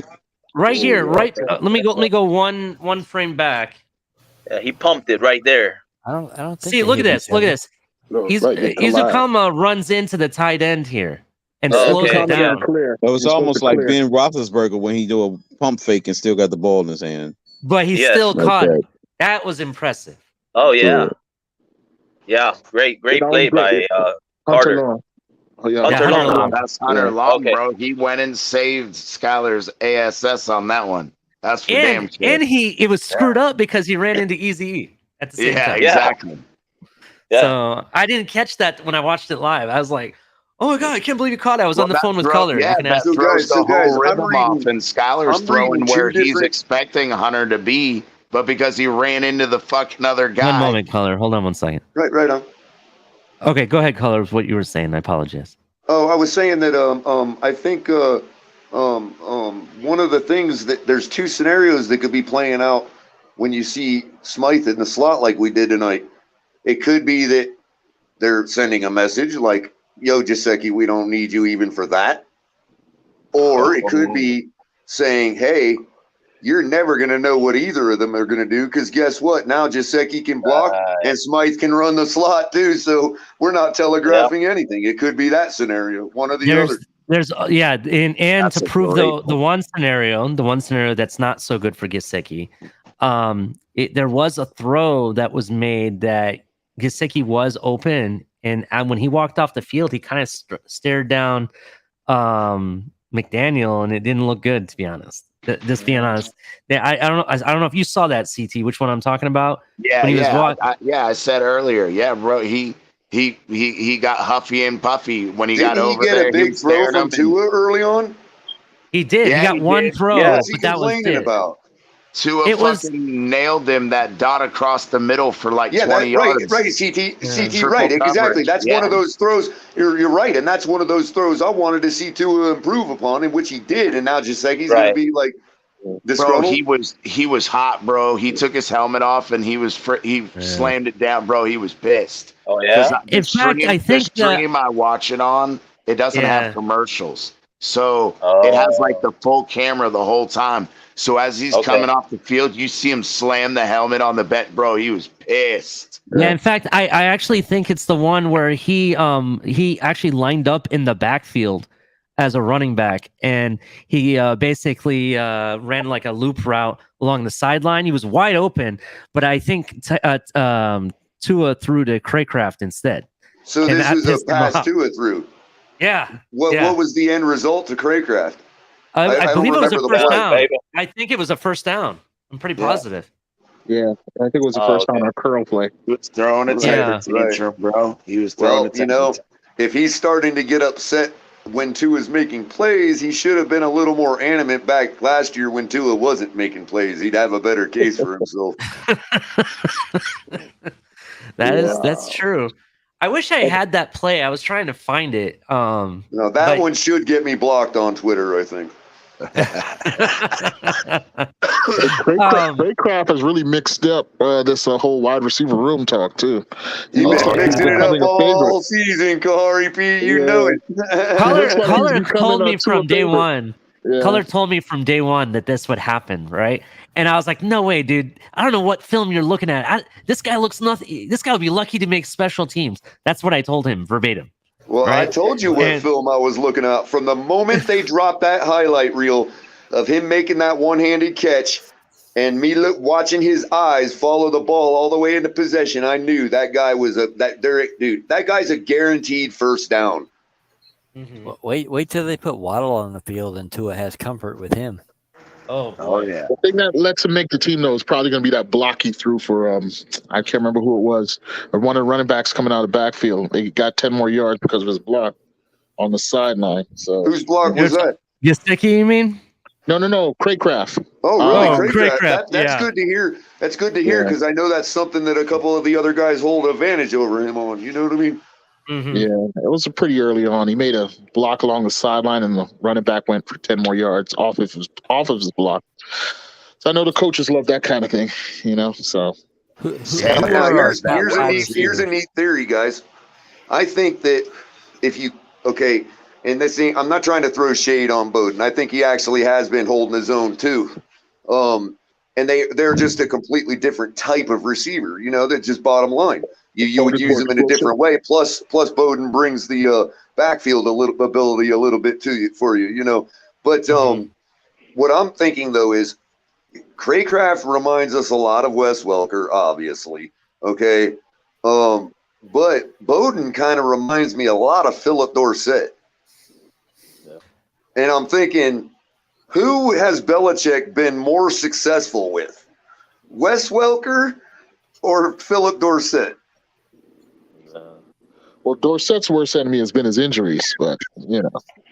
Well, I get that, but you get what I'm saying, right? Like, it's more likely Belichick would be chomping at the bit to get a guy like Craycraft than he would Lynn Bowden. Yeah, I mean, look, great NFL passing attacks always have room for a guy like that, a third down guy who's going to, you know, just find the open space and move the chains. And all the great offenses have that guy. Yeah, I mean, exactly. in the Rams case, that guy turned out to be Cooper Kupp. You know what I mean? Not that I'm comparing Craycraft to him. I'm just saying that everybody thought of Cooper Kupp as just that possession guy. And then all of a sudden, look at him. You know what I mean? Crazy. He's Steve Largent or better. I mean, I think Cooper Kupp might be rivaling Mr. JR. I don't want to say that too loud. You know what I mean? Cooper Kupp is balling. Cooper Kupp is definitely balling and has exceeded his position for sure. For sure. Hey, guys. I have a quick question. I don't know if you guys think this is a crazy take from my part, but what do you guys feel if we go 3 running backs with Alec Ingold as our power runner as the 4th running back, and we take away Sony Michel? That's been a thought, dude. That's definitely been a thought. So we keep Raheem Mostert, Chase Edmonds, Myles Gaskins, and Alec Ingold. That's our running back room. The get rid of everyone else. Over here Don't you put Alec Ingold because he's a fullback with the tight ends? Isn't that he part of that room? That's why I was asking that question about the division. I wish we could have seen him tonight. Alec Ingold. I thought he was supposed to play. Didn't he? That's what Mike said he was going to play. Yeah, but he didn't. No. He was on the Miami Dolphins list of players that they put that's unexpected to play, or they don't expect to play. Right. And in his conference, Mike said he was playing, but then he changed his mind. So in the running back room, I'm getting rid of everybody else that I did not mention and just keeping those guys. Yeah, I'm trying to find that answer, Jan. I like that answer. He's like, if I didn't name your name, you ain't You're out, bro. Yeah, I mean that's what you're gonna have to do with the 27-man cut. You know, it's like that's a lot of people to cut this year. But you know, the good thing is, man, that it's a hard cut that we're gonna have to make, man. It's getting difficult, bro. That's a good thing. And that's a good thing. Exactly. Yeah. So let me ask you guys this question based on what happened with Gesicki, which I'm actually the reason I'm looking away from the camera is because I'm trying to find that play as I record the games. Do you think if he's not happy, do you think we trade him? And when do we trade him by? As quick as possible. November 1st. Gesicki? If it happens, it will be November 1st. I think it's going to happen tomorrow. I think it'll happen tomorrow. I need a center. Well, you will be the first to break that when I leave. If that happens as early as tomorrow, then the reason I think it happens tomorrow is because this is the deal. You want to do it before the cuts have to come. You know what I mean? And tomorrow people are going to cut. They're going to start cutting tomorrow. Everybody knows this. They got until Tuesday, though. Yeah, but the reason you want to do it before is because if there's somebody special you want out there, you can get you know trade what I value mean? now. Yeah, that this is like right now you get the most out of it. But they haven't seen them play. Right, you'll know whether you're cutting a slot or not. Like if we trade him and we want to get somebody else for him, then that's not really a cut. You want value. That's why you want them to play at least 8 games. I see what you're saying. That's a good point too. Definitely. Yeah, that's a good one. Another thing that I did want to say is that I feel really good about Little as the left tackle, the backup left tackle. He looked good as the backup, definitely. Yeah, I mean, last week Coleman did pretty good too, but in the running game, I wonder if he makes it back to Poupart's list. He was out last week. He shifted him out of his 53 man last week. Man, compared to what was it, Coleman last week that was out there on the left side. Isaiah Coleman is playing pretty good. He got a pick 6. I'm glad. He played good tonight. Oh, on You the mean, defensive Elijah side, the other guy, guy Jan was talking about was Larnell Coleman. The left tackle. Yeah, he was awful. And I saw Greg Little today. He looked really good. Hold on. Yes, Coleman sir. was good against the Raiders. He actually was very good. He much better pass blocking. However, the rushing blocking didn't look good at all. Whereas Greg Little, he did good on both sides. He did the rushing very well as the pass blocking. I wish we could queue up that. I really wish we could queue up that running touchdown that we gave up, man. Because it's just, gosh, I know it's only one play, but when we're talking about the competition level being so tight, and you know what I mean, it may be a play that makes a difference, man. But I just don't see one play like that.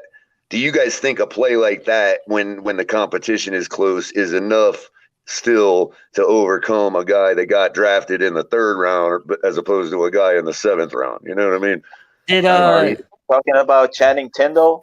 And good. I mean, I know they kind of play different spots, but it still may come down to a decision between the two when it comes to the 53 man roster. You know what I mean? Yeah. And it's like, gosh, man. I mean, I'm just liking. There is not one sour spot that I've seen yet for Cameron Good, man.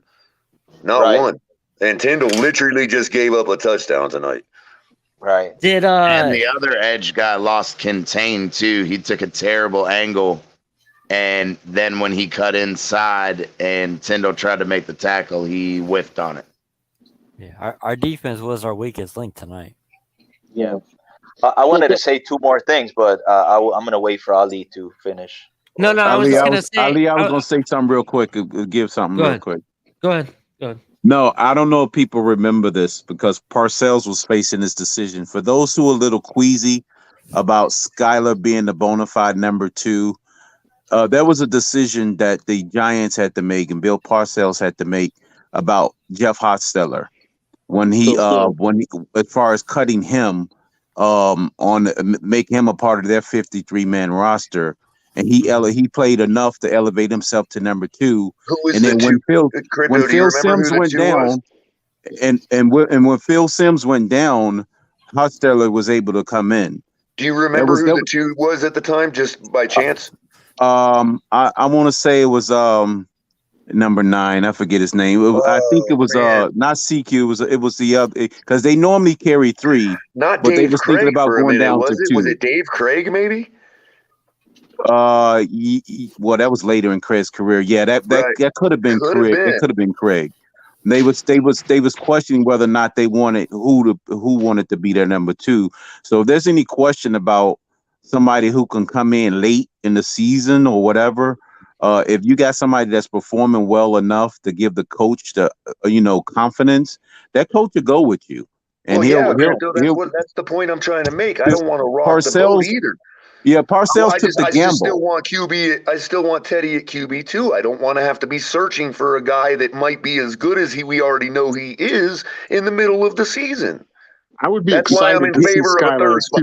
That's what I meant. I'm just saying, if McDaniels did what Parcells did instead, we all won't be lost, is what I'm saying. No, not at all. I've said it all night.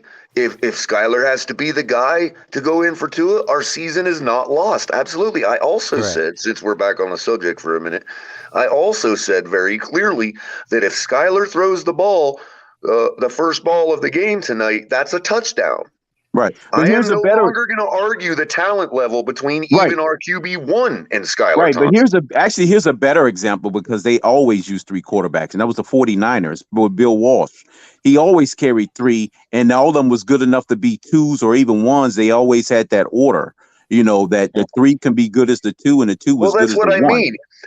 Forget depth chart labels. Skylar is backup QB1. But Teddy's QB2. There's so much more to that job than just going in for the quarterback. Hey, and if you guys that's all I was saying. But those who's a little queasy about if McDaniel made a tough decision and elevated Skylar with such little showing. Okay, well, put it this way: if the worst happened, okay, and Skylar goes in for Tua, who would you rather have as QB2, Teddy Bridgewater or Reed Sinnett? I rest my case. Right. Because by the time that happens, that's the only people you're going to have available is Reed Sinnett. Well, yeah, Reed Sinnett proved to us that what he was out to be last year. How about we kick the tires on that idiot we played in New Orleans last year? Yeah, though you talking about Buck, Ian Book. Well, right. Well, if we let Teddy go and the worst happens and we're faced with trying to find a QB2 in the middle of the season, that's who we're looking at. Ian Book is probably not getting cut by them, so we're not even looking at that guy. But you get my point, though, bro. That's all that's available by then. I like how Moster's sitting here with the radio on his head. The good news to that though. Skylar, he's been Robo QB, so he's never getting hurt. I mean, the Vikings already snatched up Mullins, so we don't even have that. Wouldn't be available by then, Well, Ritter has not quite solidified his job. He could be available. That might be. The best part about this week was because we opened up the air, we should be able to run against New England because now they have to back off of us. Now they have, that because of the air attack. Yeah, you go. Yeah, I agree with that. Order. By the way, and to say that the only reason I said that Skylar would have thrown a touchdown on that play is because of his obvious arm talent. Strength, yes. Now, just because the ball was a little underthrown, which Tua said himself, okay, doesn't mean that we haven't seen. We've already when they were in their underwear, they demonstrated that he can get the ball out there in front like that. It just didn't happen on that particular throw. No big deal. He'll get better once he has confidence. The receiver made a good catch. I'll tell you this. Wait a minute. Like a baseball second baseman. Let me finish. I'll tell you this. Skylar, every single time he throws that ball, would have put that ball out in front of Tyreek. That's the difference. Skylar knows he can do it. I'm no longer going to argue with the people on that. Right. Exactly. Skylar knows he can reach it. Teddy, Tua's got to learn. But let's face it, there's no reason to argue QB1 right now because we still drove the ball down in 4 plays right down their throat for a touchdown. So I'm not going to be like, oh, he underthrew it. You know what I mean? That's stupid. Like I said, the best throw of Tua's night was that second level to Craycraft in the end zone. That was the best throw he's made all preseason. Yeah, wasn't a check down. He didn't have a chance. Look what I can do. Yeah, I actually like that. He didn't take I would say all all the quarterbacks. Listen, the reason all the quarterbacks did what they needed to do against who they was facing. I'll remind the late. Are you surprised at my tears, sir? Oh, fucking A. Strong men also cry. Strong men also cry. As I said earlier, for the latecomers to the stream, last year we ran the exact same play against the Jets, and Tua took the goal line to Waddle, and Waddle took the pylon. But the real play was to Parker wide open and along the baseline of the end zone, and that's the pass that. No, against the Jets, I believe it was. Okay. Could have been the Patriots, but I think it was the Jets. Okay. Now, no, it was the Patriots. Either case, the same play was ran, and tonight Tua took the ball to Craycraft, which is actually the more elite throw. You see what I'm saying? The difference is Tua knows that Skylar can make that throw, so Tua has to make that throw. Bingo. I was gonna add to your point earlier when you said the pressure was being put on by In other Skylar. words, you're saying Tua he's knew getting that pushed Skylar would by have chose Craycraft there. he's getting pushed by somebody in camp. Exactly. Nothing better than having real competition. Yeah, before we continue, I'm going to do the rundown real quick. Everybody, make sure you hit like and subscribe. Check out Tonk 7 TMI Tuesdays. You can check Tonk and Culler talking about some really cool, usually off of football topics. Every Thursday night, you can check out Culler commentary. Sometimes during the day, maybe you can get a cup of coffee with Culler. Every Saturday night here, Late Night XL. You never know what's going to go down, so definitely check me out. Every other day of the week, you can check out El Capitan and the Fins Tailgate show, so definitely check them out. I'd like to thank our sponsors. We got Fanatics. Use the link below in the description. It helps out the channel. Get all of your team gear there. If you want other sports, they got all different types of sports on there and stuff. You can even stuff for tailgating. Definitely check that out. Backroom Collections. Definitely check out Backroom Collections.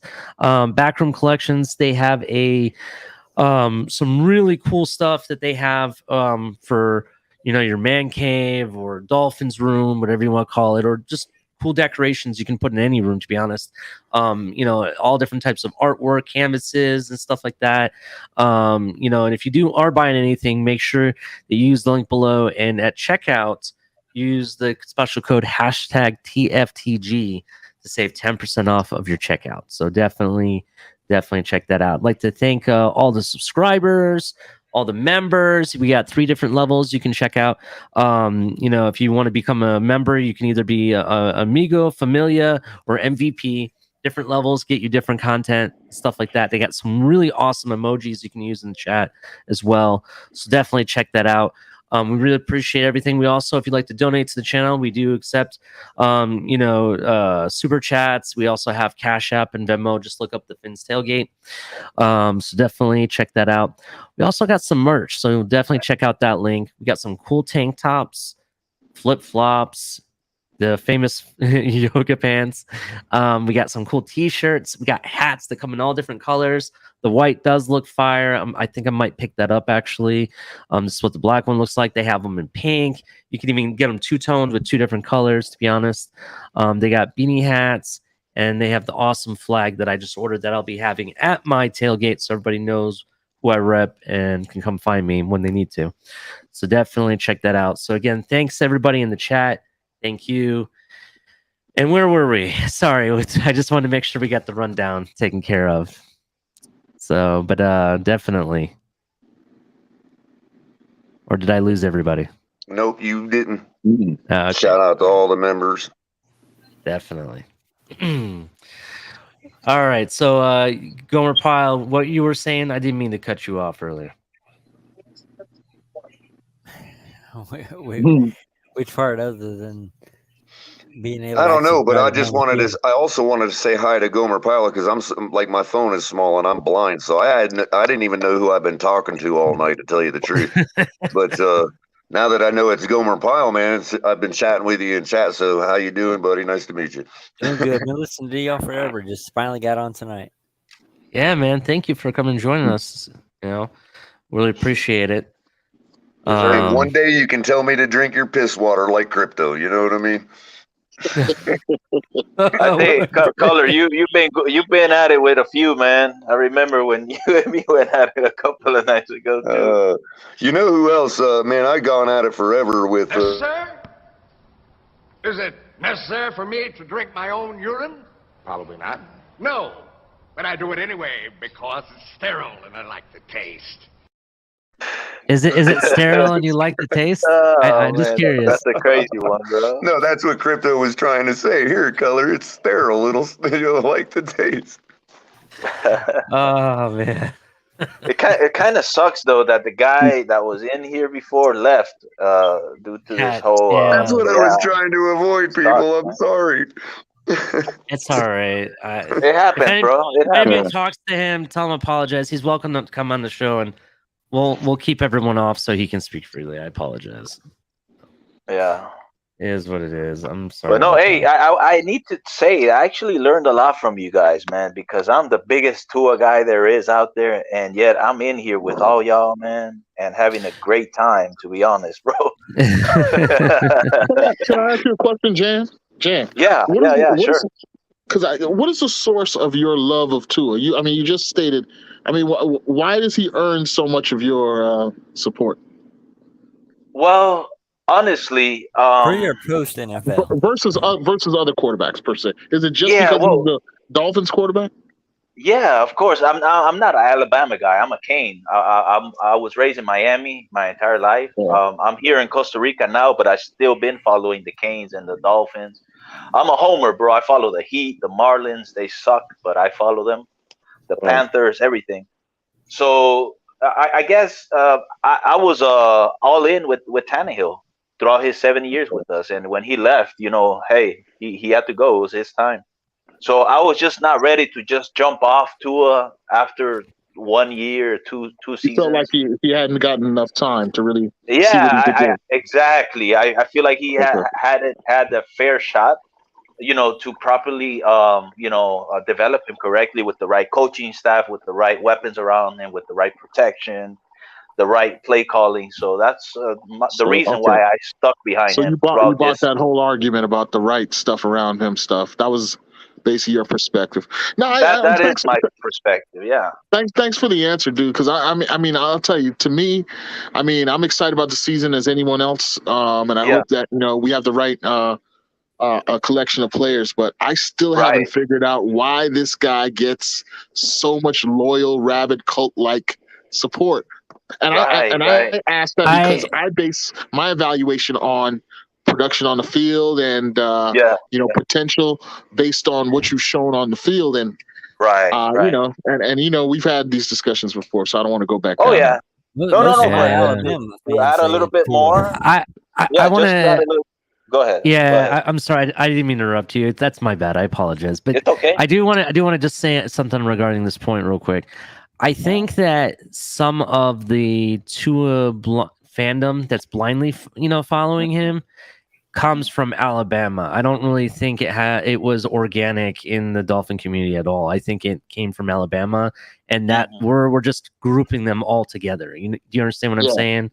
I agree, Ali, because once Jan and I got past all the platitudes there are out there about me, he understands that I'm not a hater. He understands, you know what I mean? So he's been able to come at me respectfully without being ratted about Tua. You know what I mean? Right, and I actually can see that Skylar has a hell of an arm better than Tua. He has a better arm than Tua, bro. And I've seen throws made by Skylar that are better than Tua, that probably Tua won't be able to make. It's just people getting their feelings. That's all it is. People be in their feelings. That's what it is. That is true, Lewis. Here's the other part of it, though. I've seen listen, I'm not a Tuaneer, if anything. If you want to call me anything, it's a Dolphineer, because I will always root for the Dolphins. I will always root for QB1, whoever that may be, even if I hate them. Okay, that's the truth. I'm an Ohio State fan. I'm learning here. So I was not a Tua fan at all. You can just imagine that, because I'm a Buckeye fan. But long story short of the whole thing is that I've seen Tua make all the throws that we're saying our quarterback can't make. I've seen him make those throws.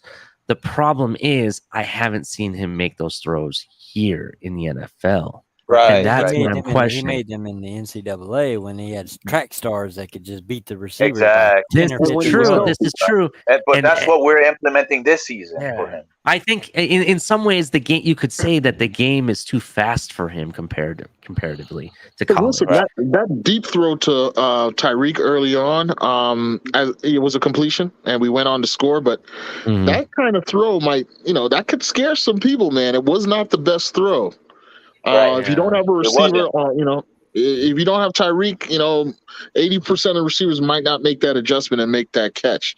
And who knows if a DB intercepts that, it's a whole other narrative. You know what I'm saying? And that could have been a likely 2 years outcome. ago, he made that throw to Cincinnati, and it was picked off when Jakeem Granny tried to throw it too. Remember? Yep. So that same throw was made. And if Tua can learn that, to trust it, to go ahead and throw it out there an extra 5 yards, touchdown. Right. Yeah, and another thing, I did like Tua coming out of college, man. He looked great on tape, bro. I was like, wow, this guy, man, the throws he's making, bro, we got to get this guy, bro. And I did fall in love with what I saw. It hasn't translated to the pro level yet. I'm hoping this is the season, bro. This for me is the make or break season. If he doesn't show that he can do it here, then it's time to move on, bro. That was all pre-injury, though. So he exactly. have confidence in his throw. Maybe I'll use this analogy. Have you guys ever seen somebody that isn't strong enough to handle a shotgun, shoot a shotgun, compared to somebody that is strong enough to handle a shotgun? Yeah, I understand that one. The bullet's going to travel just as far. Okay, it's just a matter of what it looks like when it comes out the cannon. Color. I think this should be your new background on your computer. You ready for this? Sure. You know who that is, right? That's River Craig Cap. Who's that? Yeah, with Tua. Tua's celebrating that touchdown he had.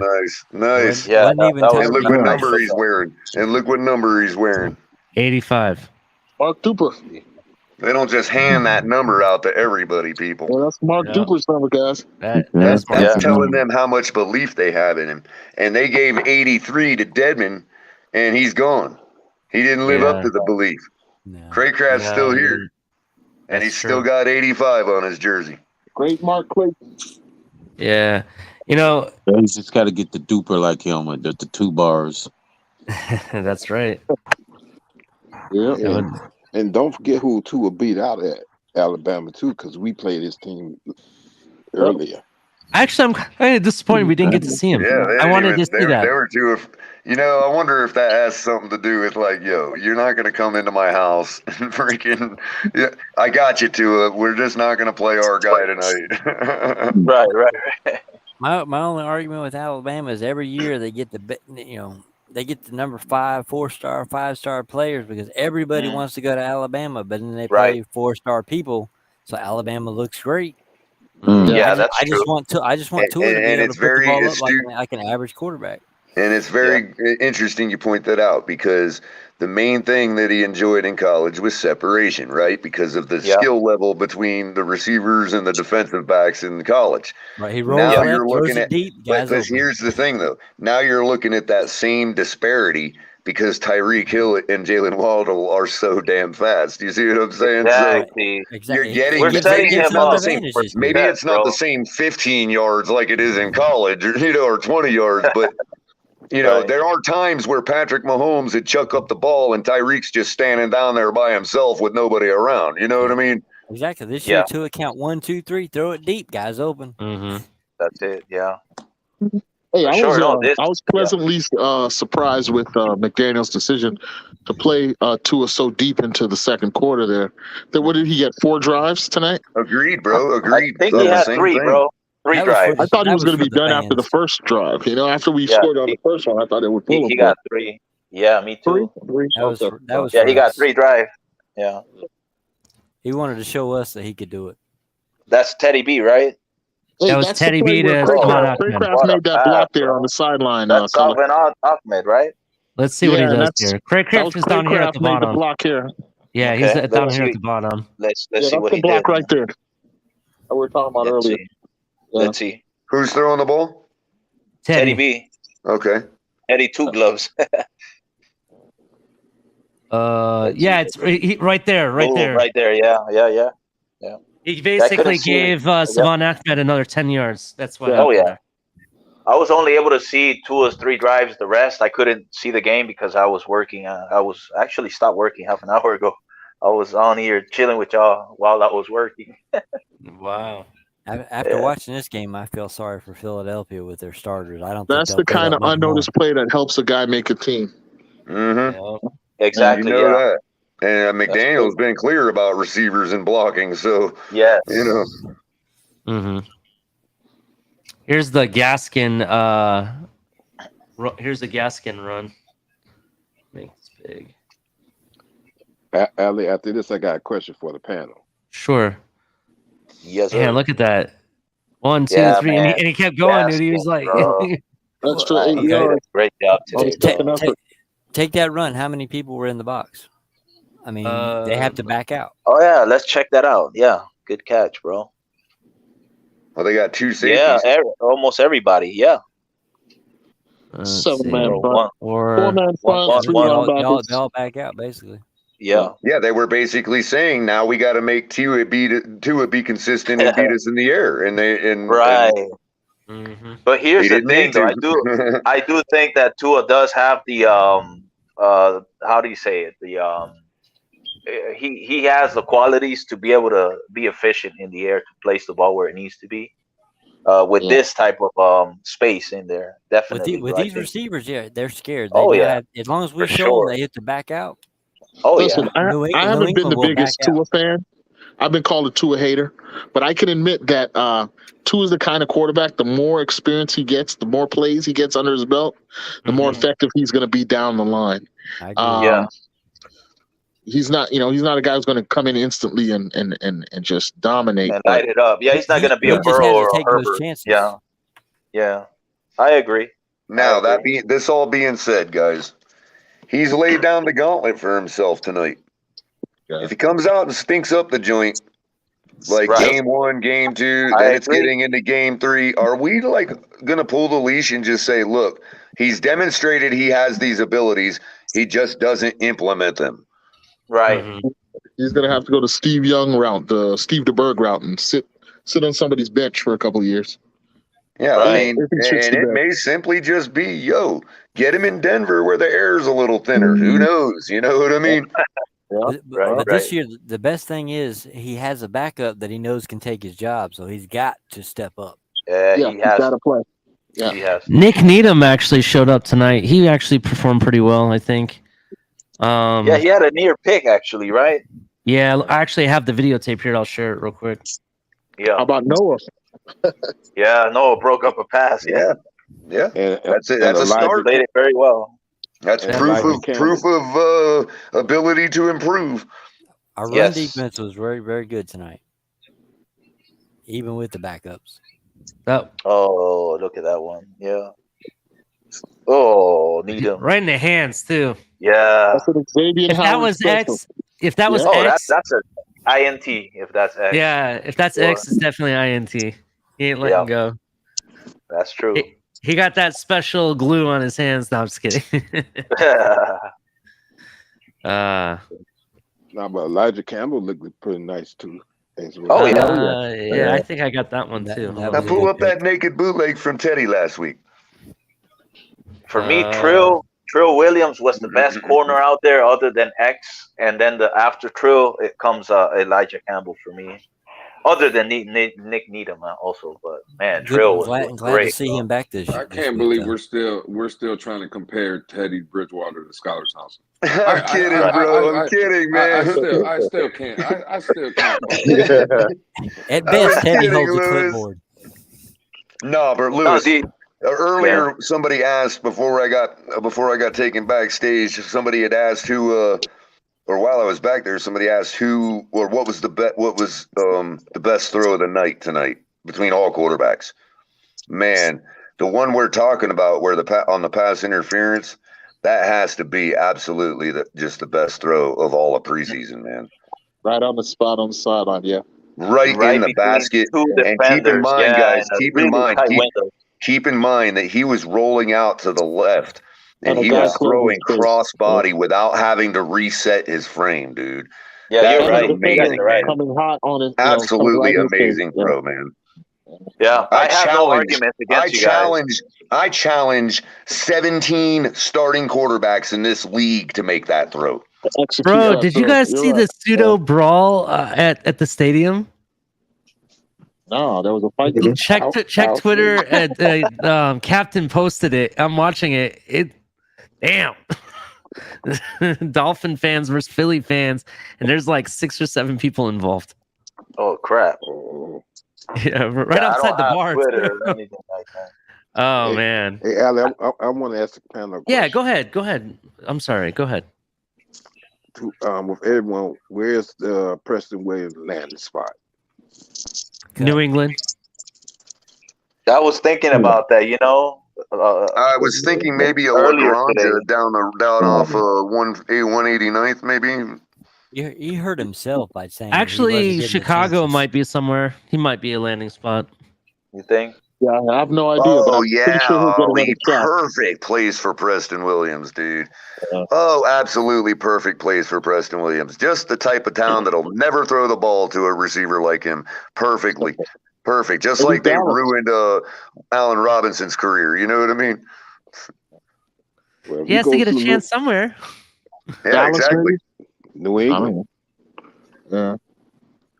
He goes to New England just to get our plays.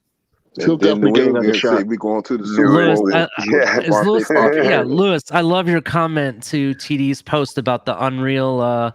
This where he says this throws Unreal, and you had the head explosion emoji. I like that. I like that, Lewis.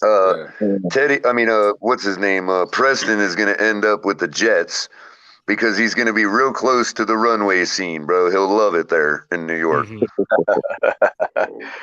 Hey, I have a quick question for you guys. How many offensive linemen are we adding to this 53-man roster? I count 8. I don't know about you guys. I had to see who gets cut. Yeah. Yeah. We may be one lineman away. Yeah, I think we need one more quality lineman on this team. I don't know what position, but ideally center, but who knows? Like I said, 864 people got to get cut this week. Yep. So that is the total. That's 27 by 32. Yeah, that is. Yeah, so I was trying to find McDaniel's interview because usually I show the press conference interview, and supposedly he got really choked up. Yeah, I don't think he said much. Yeah, I have like 2 minutes of it, and it's like him like kind of breaking down because of Jenkins. Yeah, yeah. I don't want to show that. What happened with Jenkins? I missed that. Oh, he he passed away. Not the player Jenkins, the communications vice president. Jenkins. Yeah. Oh, okay. 47 years old. Yeah, it's that's my age. That's exactly my age. Dolphins SVP of Communications and Community Affairs. He was really involved in the community and stuff that they do for the Dolphins and stuff. And, yeah, rest in peace, bro. Yeah, it sucks. What do you guys think about Myles Gaskin returning punts or kickoff, kick returns? Not really. He's not fast enough for that. No, the people they had at camp doing it is Chase Edmonds, Raheem Mostert, and Waddle. Those are Waddle. They had Waddle.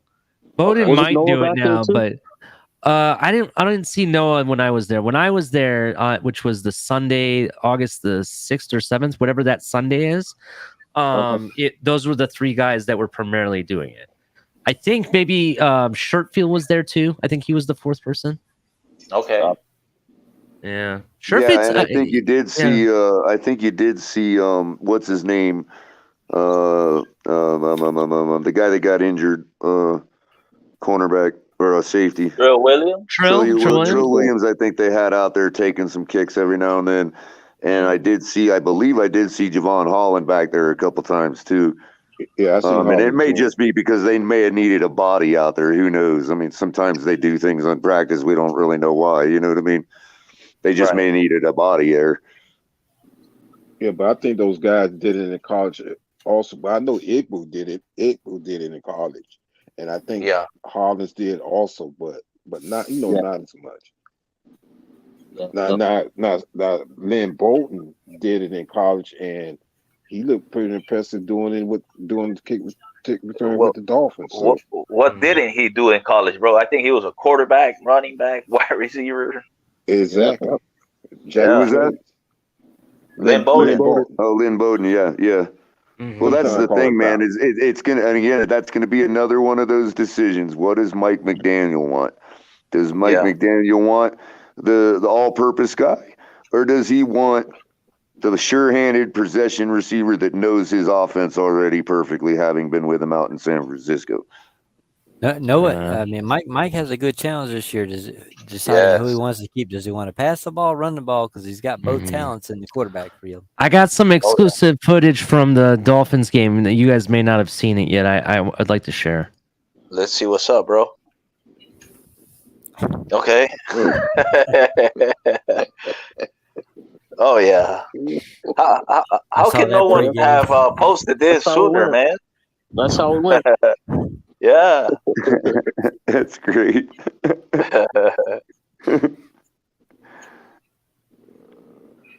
That's what we look like tonight. I'm surprised nobody posted this sooner, man. To be honest. Hey, wait till we win a Super Bowl and the money starts rolling in again, really, and we bring Snowflake back with the tank and everything, man. I saw that in Twitter before the game. Oh yeah. Yeah, I thought it was funny. I had to share. Sorry. Shout out to the person that posted that. They need to put a helmet back on Snowflake pronto. Hey guys, I'm gonna check out for the night. Just want to say peace and respect to everyone on the panel, everybody in the chat. Hey, same here, bro. Thanks, Corey. Thank you for coming out, man. We really appreciate it. Yes, sir. That's what's up, bro. Nice talking to you, man. Indeed. Thank you. Man, anyway. Kahari's gone hard at Tua this offseason too, man. Yeah. Telling you what, he's another litmus. He's another one of those litmus tests out there. He starts pumping his fist. It's real deal. He ain't pumping his fist yet, but when he starts, you all know it's real. The Kahari P. Hey, how did Adam Pankey look at the center position today?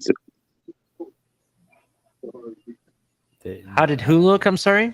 I don't remember. Yeah, I need to. Hey, Ali, I need to go out and come back in. My phone is it's acting up. No worries. My charger is not acting right. I gotta go out the bathtub to make it man, work. you can't be in the bathtub when you do that. Yeah. Yeah, I know. That'd be too much water. That would be too sharp. It would be, Mr. Polk. A lot of water. My phone took on a lot of water. No, it's good. All right. You're gonna have to get some rice. Yeah, I know. I'll be back. Yes, sir. Quick question for the panel: did y'all see Mike and Tua start talking when Skylar started throwing those balls? Yeah, I did actually. I did see that. Sitting there on the sideline. Yeah, I didn't see it. No. Yeah, Tua was Teddy. Mike, hey, you think Teddy can get the fuck out of here so we can just? You're looking at our backup, Mike. That's what he was telling him. But see, you know, Lewis, I would roll with you on that thought. If I had seen maybe in camp, if I had seen maybe Skylar hanging with Tua after practice, chopping it up instead of Skylar hanging with Teddy, chopping it up, I might go with you on that. Skylar that's because because Skylar didn't have to stay after school and work on their homework, which was called the center to quarterback handoff. Which they were having I see what you're with. saying. So Skylar was just waiting for Tua to get off a detention. Yeah. Well, Skylar hasn't had any high snaps to him at all in any of the games. Just saying, that is a thing. That's kind of weird, right? Nothing over 7 feet. Well, he did have the low one to his side that he ended up having to fall on.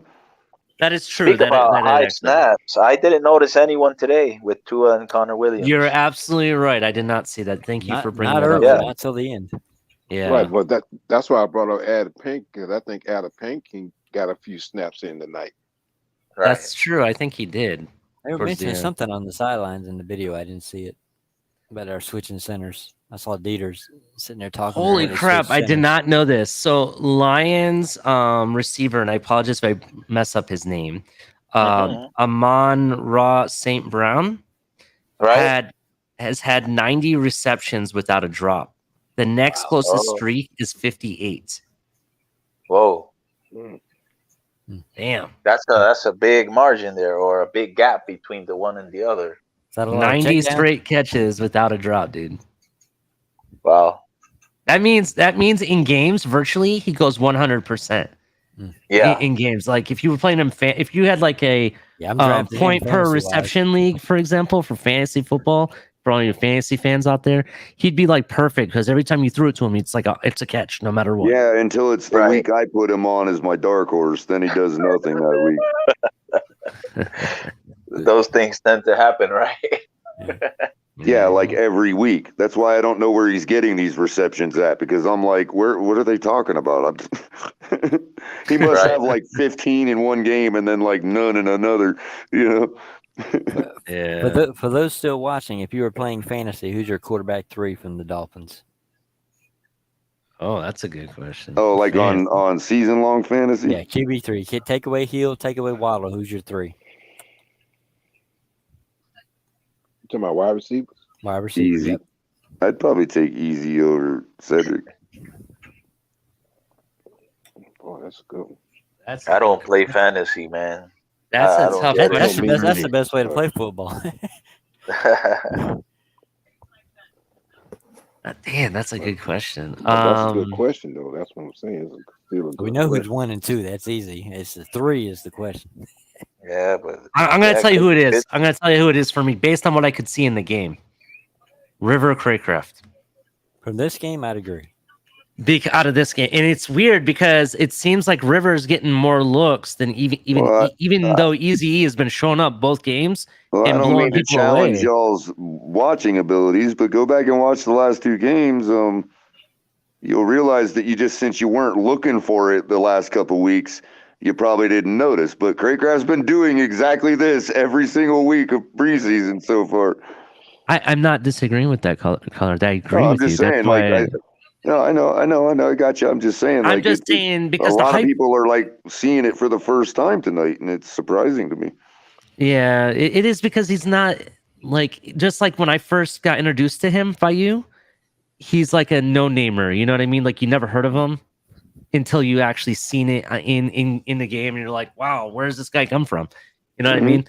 That's basically this is the symptom of that. You know what I mean? And essentially, what I'm saying is that even though we've been hyping the hell out of Eazy-E the last 2 games, even all 3 games technically, well deservedly, yeah. Well deservedly, yeah, definitely. River Craycraft is still getting started before him. I've noticed that. Oh, you don't think Easy would get more targets from a fantasy perspective? Do I think he'll get more targets than Easy? Yeah, from a fantasy perspective. Oh yeah, in a fantasy I do now. Yeah. Well, that's what he was asking. Who's your wide receiver 3 from the Dolphins in fantasy? And I said River Craycraft. Okay. Oh, you think Craycraft will get more targets?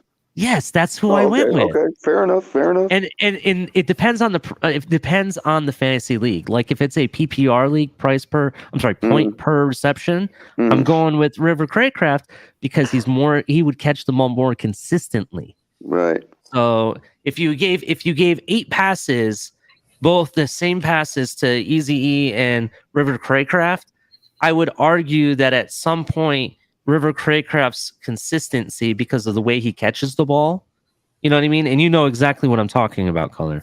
Right. The way he catches the ball and how he stares the ball down and everything, he would catch it more consistently than Eazy. He remind me of the wide receiver. Not taking anything away from Eazy at all, just so you know that. I'm just saying that the type of receiver he is, he's more about catching the ball first before anything else. Right. Based off this week's performance, I think Teddy was trying to, or Mike was trying to see if Craycraft could catch more than Eazy on the field. That's why Teddy targeted him just about every pass. Yeah. Well, he did catch. I mean, did he not score 2 touchdowns tonight? I know one for sure. I think he got another one. I think you're right, Culler. I don't have the number. Skylar goes to Eazy-E automatically, but Teddy's target was Craycraft. Yeah. But he kind of reminded me of the wide receiver that was with New England that went to another team. What's that guy's name? And it's not Wes Welker. No, Craycraft had 1 touchdown tonight, Culler. The other person was Cedric. Cedric Wilson had a touchdown, and Hunter Long. And the rest were field goals. See, and Mr. Polk, I know who you're going after, Chris Hogan, but I would say better than Chris Hogan, but still has to prove he's as good as Welker. You know what I mean? No, it's not Hogan. It's not Hogan. What's the other wide receiver that was with New England? Wes Welker. A newer one. Edelman. Who? Edelman. That's who I was thinking about. I might go with. I might say it with the way he blocked tonight, the way Craycraft blocked. I have to agree. That's Edelman. a good comparison. That's a really good comparison, actually. I don't know if they were good as Edelman. The one thing Chris Hogan had that I really liked is he was always open. That's why they called him 7-Eleven. If you remember in the Hard Knocks, they called him that because he was, every time they looked, he was always open. And I can't necessarily say that I see River Craycraft being open every time. He just consistently catches the ball. See, that's the benefit of having a non-football name and making it through.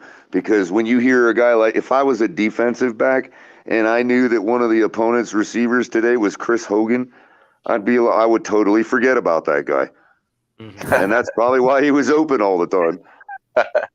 And then wasn't he briefly with the Miami Dolphins also? Chris Hogan? Who?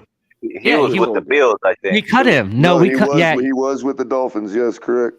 He was a cut person. We cutted him.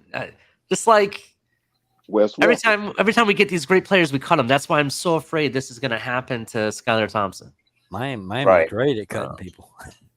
Yeah. And them working out somewhere else, man, better than we would imagine. I say any receiver we cut this year is going to somebody in the AFC East. Yeah. Well, if Preston Williams go to New England Patriots, they gonna think they going to the Super Bowl. They just getting him for the playbook though. Yep. Yeah. Hey, I'm gonna do the rundown again. I'm gonna do the rundown one more time, and then we're gonna do final thoughts. Okay. All right, man. Sounds good. All right. So definitely check us out on TMI Tuesdays with Tonk and Culler. They got some really cool topics they talk about. They talk about news around the sports world, not just with football. So definitely check them out. Every Thursday, you can check out Culler, sometimes during the day, sometimes at night. You never know when he's going to go live. You got me every Saturday night here at Late Night Exhale. You can definitely check me out every Saturday. I try to have special guests. We had a lot of special guests tonight. That was kind of cool. And we got every other day of the week around 10. You got the Fins Tailgate show with El Capitan, so definitely check him out.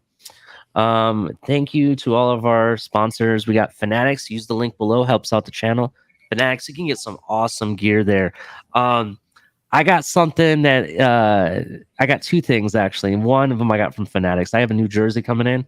Once it arrives, I'm gonna release it. Then I'm not gonna tell you guys what it is yet. All right. I also bought a pair of new Nikes, MiamiDolphins Nikes. Which I'll be wearing to the games. I'll be showing that to you guys too. Those are pretty dope. But yeah, definitely use Fanatics. I got this awesome hat. It's called the Trucker Hat by New Era. Definitely check that out. Have you guys seen the new sideline hats that Fanatics has? No. It kind of has that old school baseball feel to them. Check that out. They have this new sideline like series of hats, and they have all different. They have it with the new logo and old logo, kind of like what they did with the training camp hats with the camo when they use the old and new logo. I really like them. They have something called sideline hats, so check those out. But Backroom Collections, if you're trying to add any awesome artwork or canvases of different players, all that kind of stuff, or other sports, check out Backroom Collection. Also, you can use the special code for a 10% discount called #TFTG at checkout. Definitely check that out. I really want to appreciate our members. We have memberships you can join, just so you guys know. We have 3 different memberships. The Amigas, Familia, and MVPs. Definitely check that out. They have different content that Cap puts out, different videos that you guys get exclusively, as well as some really cool emojis that you can use and other benefits too. So definitely check that out.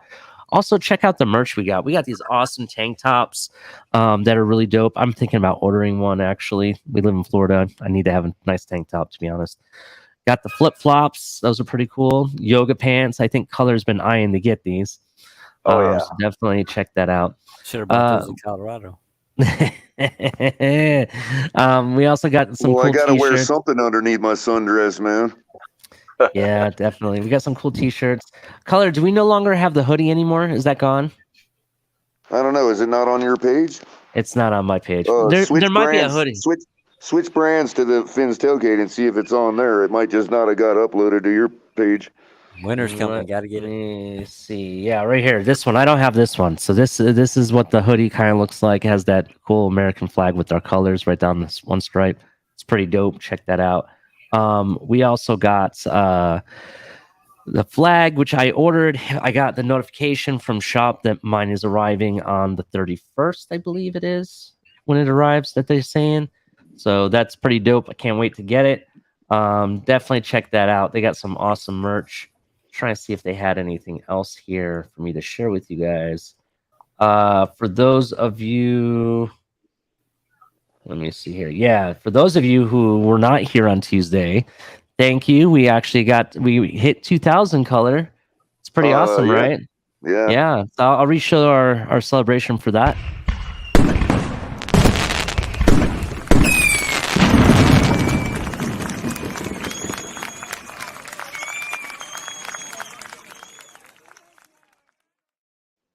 Yeah, definitely thank you to all of our subscribers, members, and everybody. Definitely thank you. We couldn't do that without you, so we really appreciate it. Everything that you guys do, all the donations we get, the super chats. If you guys ever want to donate, you don't have to, but we really appreciate it. It helps the channel out. We have super chats. We also have Cash App and Venmo. Just look up hashtag the Fins Tailgate, and you guys can donate that way. I need to get with HP or whoever it is colors so I can get that graphic that has the Cash App and Venmo and stuff on there in the back. You know what I'm talking about? I don't have that graphic on mine. Right on. I know. That title page. Yep. I know which one you're talking about. Yeah. I also need to get the breaking one. That would be really nice to have as well. Or one that for myself, for my show. But yeah, I think that's about it. Let's talk about the Dolphins and sum up what we were really happy to see and what we expect going forward. Let's start off with Miami Dolphins. Mr. Dolphins, what was one thing that was amazing to you that you got to see tonight, and what do you expect going forward? Definitely the running game. The running game was really on cue. If we are consistent with the running game and we have the balance of the running and passing, we're going to be in pretty good shape. So that's the biggest thing that stood out to me was our running game. All right, I definitely agree. I thought the running game was really on par. It's what I've been asking for. It's something we've been lacking the last two games. It really, in my opinion, it really did make a difference. It made some of the throws easier. You could see exactly what this offense can do. And I actually kind of think that in some senses it may not be what like Crypto says 60-40 or 70-30, you know what I mean? It may be closer than that, because in some cases, I could see us scoring touchdowns with just running the ball back to back, against certain teams. So what is something you expect going forward? What do you think is going to happen in the future? Well, I'm gonna tell you the truth. When I think about the future, the first name I'm thinking about is Raheem Mostert. I mean, man, the speed that I've seen with this guy, it's gonna be, oh man, he's gonna really cause some nightmares for other teams. So moving forward, the defense also, is looking promising. So all around, I'm just pleased with the way we're moving forward. Let's just be consistent with whatever success we have on defense, offense, special teams. Let's be consistent. If we do that, then we're going to start looking like the 1972 Miami Dolphins. Okay, you heard it from Mr. Hopkins. 1972 Dolphins, the undefeated season. That's a tall order. Yeah, it's tall order. I'm not saying we can do repeat of being undefeated, but we can. Let me ask you this: do you think that this team is as talented or more talented than that team? Oh, I would definitely got to say we are more talented. We're more talented. Very interesting. Yeah, it's more talented because I've never seen this much talent on the Miami Dolphins team on all three sides, special team, defense, offense. Never seen that much talent. There's a lot of talent on this team, and we got to get rid of it, some of it, which is a good thing. You know, well, this is both. It's good and it's bad, but it's a good problem to have. I agree with that, definitely. All right, Mr. Paulkins, I really appreciate you coming out and hanging out with us for the long haul. If you'd like, you can hang out in the back, and we'll see you soon, okay? Okay, thanks, Ali, and thanks for everybody else on the panel and in the chat. Have a good day. Right. Thank you. You too. All right, Mr. Gomer Pyle, you came on my show. I really appreciate it, man. We always see you in the chat, so thank you for coming up. But what's something that you got really excited about that you saw tonight, and what do you think the future holds? I appreciate coming on the show.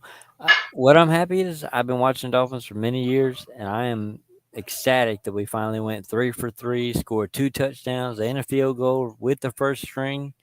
I want to be able to see a touchdown every time, but I know it ain't possible. But at least we went 2 touchdowns instead of 3 field goals like I've gotten common to. And I'm glad that Tua was able to put the ball out there. In time, he'll get more confident. He'll throw it deeper. Yeah, he said, I threw it a little shallow, but he'll get more confident. He knows that Tua can reach it. He'll just start tossing the ball like he did in Alabama. I want him to be able to put it deep, score every time we get out there, best we can. We can win them shootouts at that point. At that point, you can start running the ball anytime you want, because then they can't stay in the box, 9, 10, 11 people in the box because afraid Tua ain't going to be able to throw the ball. You put Waddle out there, we got a guy on each side. Next thing you know, we're opening it up, touchdowns. I mean, it's been years since I've seen over a 30-point touchdown game, especially, first string, just being able to put it out there. If things go bad, we still have good backups in the quarterback field. They can step in and take over. I'm excited for what we can do this year and next year. Just got to, stay healthy on certain points. We're still going to be good. Yeah, I definitely agree with you. I do think that, as we go along, I do think the team itself, not just Tua, is gonna get better and better as we move along the season. One thing I was happy to see that the scoring by Tua didn't take a series, more than 2 series to get going. We saw it from the get-go, right from the start. And that's what I think when Tua is at his best, when he starts right. That's the game plan right then and there. You know what I mean? Yeah, last 2 seasons, it's been first drive. He's got a plan. After that, he has no idea what the hell he's doing out there. Yeah, this time it looked like he knew how to score. That's true. I mean, I don't know if anybody, people that live up north may know more about this, but you didn't have to sit there and play with the choke and everything and get that car or that tractor or whatever running, full power after several times playing around with the choke or anything like that. You don't have to do that with him. He was like, this is already pre-primed. I just turn it on and go. You know what I mean? That's what I want to see from my quarterback. And we saw that. And I'm very happy to see that. You know what I mean? He didn't have all the weapons on the field, and he still was able to find Tyreek. Yeah, that's something that's really good there. What do you think the future holds? What's your prediction? Has that changed at all? After watching tonight, I'm happy with Tua, and I am hoping that he can keep that confidence that he had tonight going forward. 2 to 3 touchdowns a game, easy. Hopefully, just take know that guy's going to be open and hit him. I mean, yeah, I definitely agree. His biggest drawback is he don't know who's going to be open. Showing tonight, Tyreek was open no matter where he was at. Just throw the ball. He gonna find it. That's right. Sometimes you just gotta, let it fly. I mean, Dan Marino said it, and everybody else is saying it. Just let it fly sometimes, and and Tyreek will find it. Exactly. So, I definitely agree. All right, Mr. File, thank you so much for joining us. If you'd like to hang out in the back, we can talk later. Thanks, man. We'll definitely see you. Definitely. You have a good night. All right, then there were 3, Mr. Jan. So talk to me. What were you really happy to see, and what is your prediction for the future? What do you expect?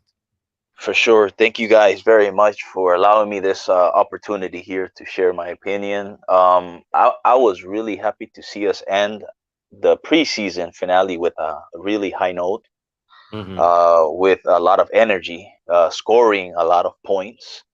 So that definitely it leaves me with more answers than questions, based on our first two preseason performances regarding the running game and all that. I think today I was able to get more questions. More questions answered. Yeah, than still having lingering doubts and questions. Coming into the first game of the season. I can't say, or the Patriots fans, they're the complete opposite right now. They have more questions than answers coming into that first season against that first game of the season against us. So I was really ecstatic and happy, to see today's performance. Like you guys mentioned, see Tua operate the offense, three possessions in the first quarter and score 17 points. I think the gentleman before me who was just mentioning about the opening drive, which is mostly scripted. We have already the game plan on how to open up and score down the field. But seeing that we were able to score not on scripted plays, because in my opinion, mainly the right play calling and the correct coaching gives us the opportunity that we probably didn't have last season to score more points off scripted drives or non-scripted drives. So that for me is also a really important thing. And I had us going 11-6 this season as my record prediction. But I think I'm willing to take it up a notch. I think we could probably end up being 12-5 based on what I saw today. And if we have the consistency, I think the key word, and one that has been mentioned a lot here in this channel and other channels, is consistency, mainly from Tua and hopefully from the other guys surrounding him. So what you saw tonight bought you an extra game is basically where you're at right now. Okay, so 12-6. That's, I think that's 12-5. I'm sorry, 12-5. I think that that is definitely a playoff record, to be honest. So that's really interesting, and I do agree with you regarding the scripted and non-scripted plays and how they make a difference. I definitely agree with you there, but yeah, Culler, you got any comments for Jan before he goes? Culler? Is Culler even there? Yeah, I think he fell asleep or something. I don't know. Yeah, I don't know. But anyway, thanks, Jan. I really appreciate you coming out. Definitely appreciate it, and you're welcome on my show anytime. You're always welcome. So definitely. Thank you, man. I'm already part of the family, guys. Thank you so much. Definitely. If you want to hang out in the back, I'm going to put you in the back, and I'll see you in a little bit. For sure. All right. Sounds good. No worries. Definitely. All right. Then there are two. Culler, are you still there? Culler, his phone made. Oh, there you are. We were talking to you. Did you not hear us? Possibly. I might have been a communication malfunction. I'm not sure. Okay. On my end. I was asking if you had any questions for Jan before I pulled him off. So. Oh no. That's fine. All good. But, all right. Well, anyway, Culler, tell me something that you were really excited to see, and has your prediction changed? Are we going to win more games, lose more games, or is there something else you're going to predict for the future? I'm still I'm still right about where I was on game prediction. Given execution, I think we shouldn't be any reason that we can't add 2 to 4 games to our 9-win total last year. And I'm really happy to see the couple of people that I expected to stood out like they should have, and I'm really happy to see that. I think all things being preseason and all that, whatever. I think that the first team offense, despite missing whoever doesn't need to play, showed that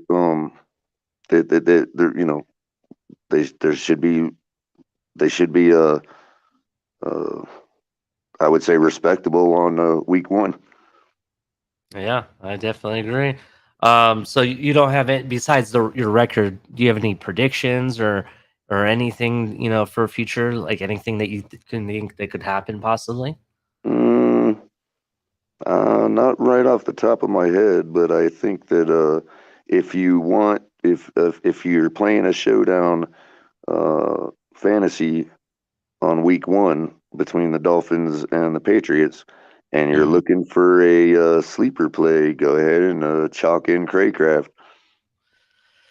Yeah, I could see him actually scoring against the Patriots. I think that might be a spoiler, not so much a prediction.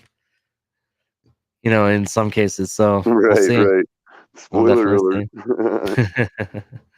I'll tell you what mine are, Culler. I'll keep you up for that. Sure. So I was really happy to see the run game in play. That's something I wanted to see from last week.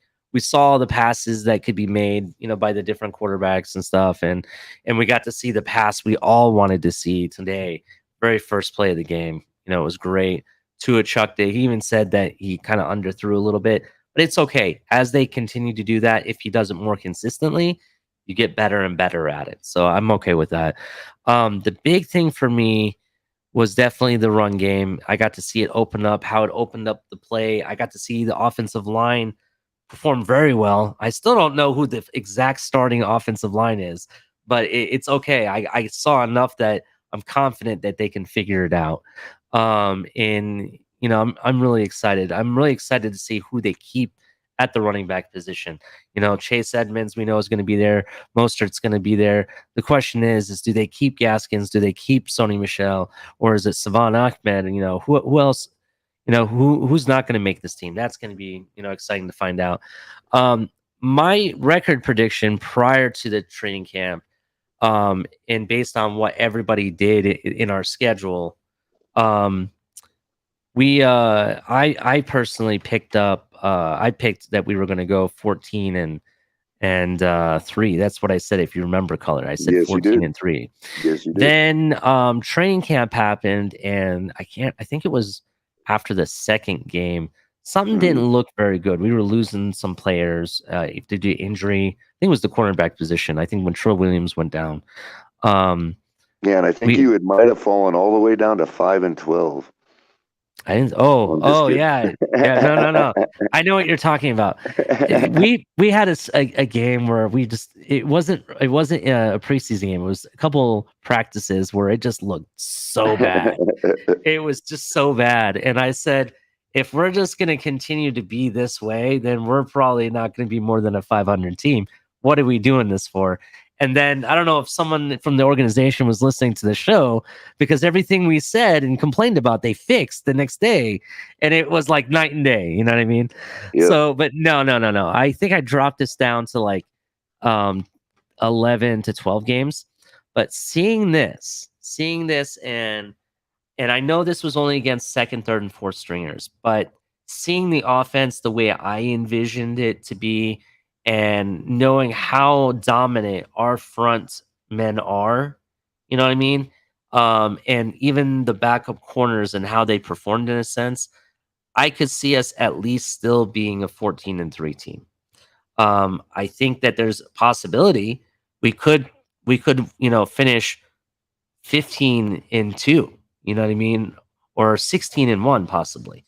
I know it sounds delusional, but no, I can make a strong argument based on who we're playing and what those teams have done in the offseason. Some of those teams have not, gotten any better or really made a change to their team, so to speak. Yep, and we have a long way to go, like all 32 of us. You know what I mean? Yeah. So who knows what they'll be by that point? It happens every year, Ollie. There's a few teams where it was like, wow, didn't expect them to fall off the cliff. And there's a few teams where you're like, oh, wow, I didn't expect them to win the Super Bowl.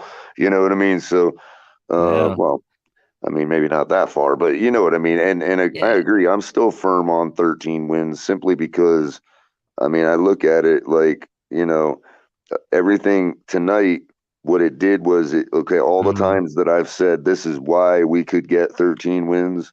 These are the things we can do on the field now that we couldn't do before because of these certain additions. You know what I mean?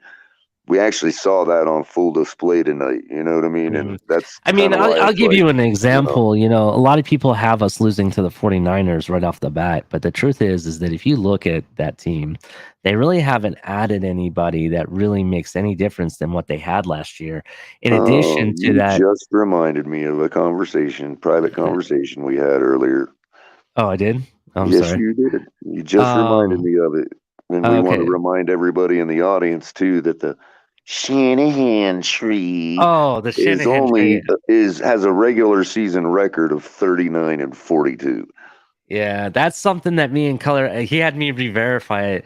So in the regular season, that's all we're talking about is regular season. They only have a record of 39-42. That's what Kyle Shanahan's record is. That's not that great, to be honest. But for me, it wasn't that. I wasn't even looking at that. I was looking at the fact they haven't really brought in anybody. They lost two of the most important pieces on that offensive line that had, record rushing and all that stuff involved in it. They lost two of the most important pieces on that offensive line, and they haven't replaced it. One is the center position, and I believe their left guard, who went to Tomlinson, who went to, I'm pretty sure he played left guard. He went to the Jets. So those are the two positions that who were instrumental in the success that they had. They haven't replaced it. Plus, you bring in, Trey Lance. I mean, I'm not taking anything away from the kid yet. I haven't seen it in a full season of it yet. But I've heard is he looks like he's making those rookie mistakes. It's not, clear cut miles ahead, what some people may think. That's what I've heard. But we'll see. We'll see what happens with them. I just don't think they've really made any changes, to be honest, to be any different from last year. Right. So, and to be honest, we don't even know if they're going to be as lucky. You know what I mean? Going into the playoffs and have that string of runs. So we don't know if they'll even be that far. We'll see. I have them no better than like an 8-9 team. That's where I have them. So I could see that. But people have us losing to them, to give you an example. I don't think so. Chargers, they really put all their money into that defense. They really just re-signed everybody on offense. That's what they did. But they put all the money into the defense. And that's where I could see that, the Chargers may give us a big fight. And, on paper, it looks like that they could maybe beat us possibly. But I think we're talented enough to, give them a run for their money and see what happens. You know what I mean? Well, according to everybody, we beat them with fast food workers and UPS drivers. So I don't see any problem with the Chargers. Personally, between you and I don't think Herbert. I think he starts seeing ghosts under pressure. That's what I think, and that's kind of why he missed out of the playoffs. When they had to tie with the Raiders, that's all they had to do, and they both go. You know what I mean? And he couldn't even do that right. You know what I mean? So I don't know. We'll see. They do have Mike Williams and Keenan Allen, and both those guys are very formidable wide receivers. So we'll see what happens. We'll see what happens with them. But who else was it? Oh, everyone thinks we're going to lose to Green Bay. We always play Green Bay very well, to be honest. We always put up a fight against them. And Green Bay hasn't really replaced Devontae Adams or any of the offensive firepower that they used to have on that team. Not yet, anyway. Not yet. That's true. I mean, we still got cuts and trades and all that stuff that could still happen. So we'll see. We'll definitely see. That might be a landing stop for Preston Williams, possibly. Who knows? Or Bowden or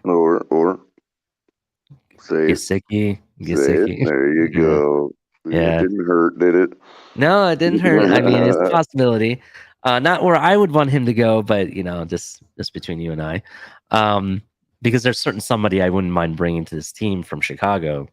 And I'm like, why haven't we done that yet? And I think that would solidify this defense without even joking about it. Well, if we send him to Chicago, then that would be actually an indicator that there is bad blood. You know what I mean? Because that's like sending somebody off to Siberia, you get the checkpoint in Alaska, you know what I mean? Mm-hmm. Yeah, so I mean, but here's my prediction for the future. I haven't given you that yet, so I'll give it to you. My prediction of future is this, and some people are going to call me delusional, but it's okay. It's my show. I can be delusional. Skylar Thompson, if he makes this roster, will throw a touchdown pass this regular season. You heard it from me, breaking. Skylar Thompson will throw a touchdown pass this regular season if he makes the final roster as on the active roster. Dang. What do you think of that, Color? That's, man. Yeah, that's my thought. All right. Color, I can name that tune in 2 notes, Ali. All right, Color. You got anything else for our folks here before we head out? No, that'd be about it. Shout out to all of our members. We appreciate it so much. All the likes and shares and everybody in the audience. You all are awesome. Definitely. I'm going to put you in the back, Color, and I'm going to say goodbye to everybody. All right. What a wonderful show. Thank you so much for showing up. I am so pumped for this season. You know, Tua did amazing tonight. The whole team did amazing. The offense, the defense, the wide receivers, the running backs, the quarterbacks, everybody, the offensive line, you know, everybody showed up. This is exactly what we wanted as a dress rehearsal, and they did not disappoint me whatsoever.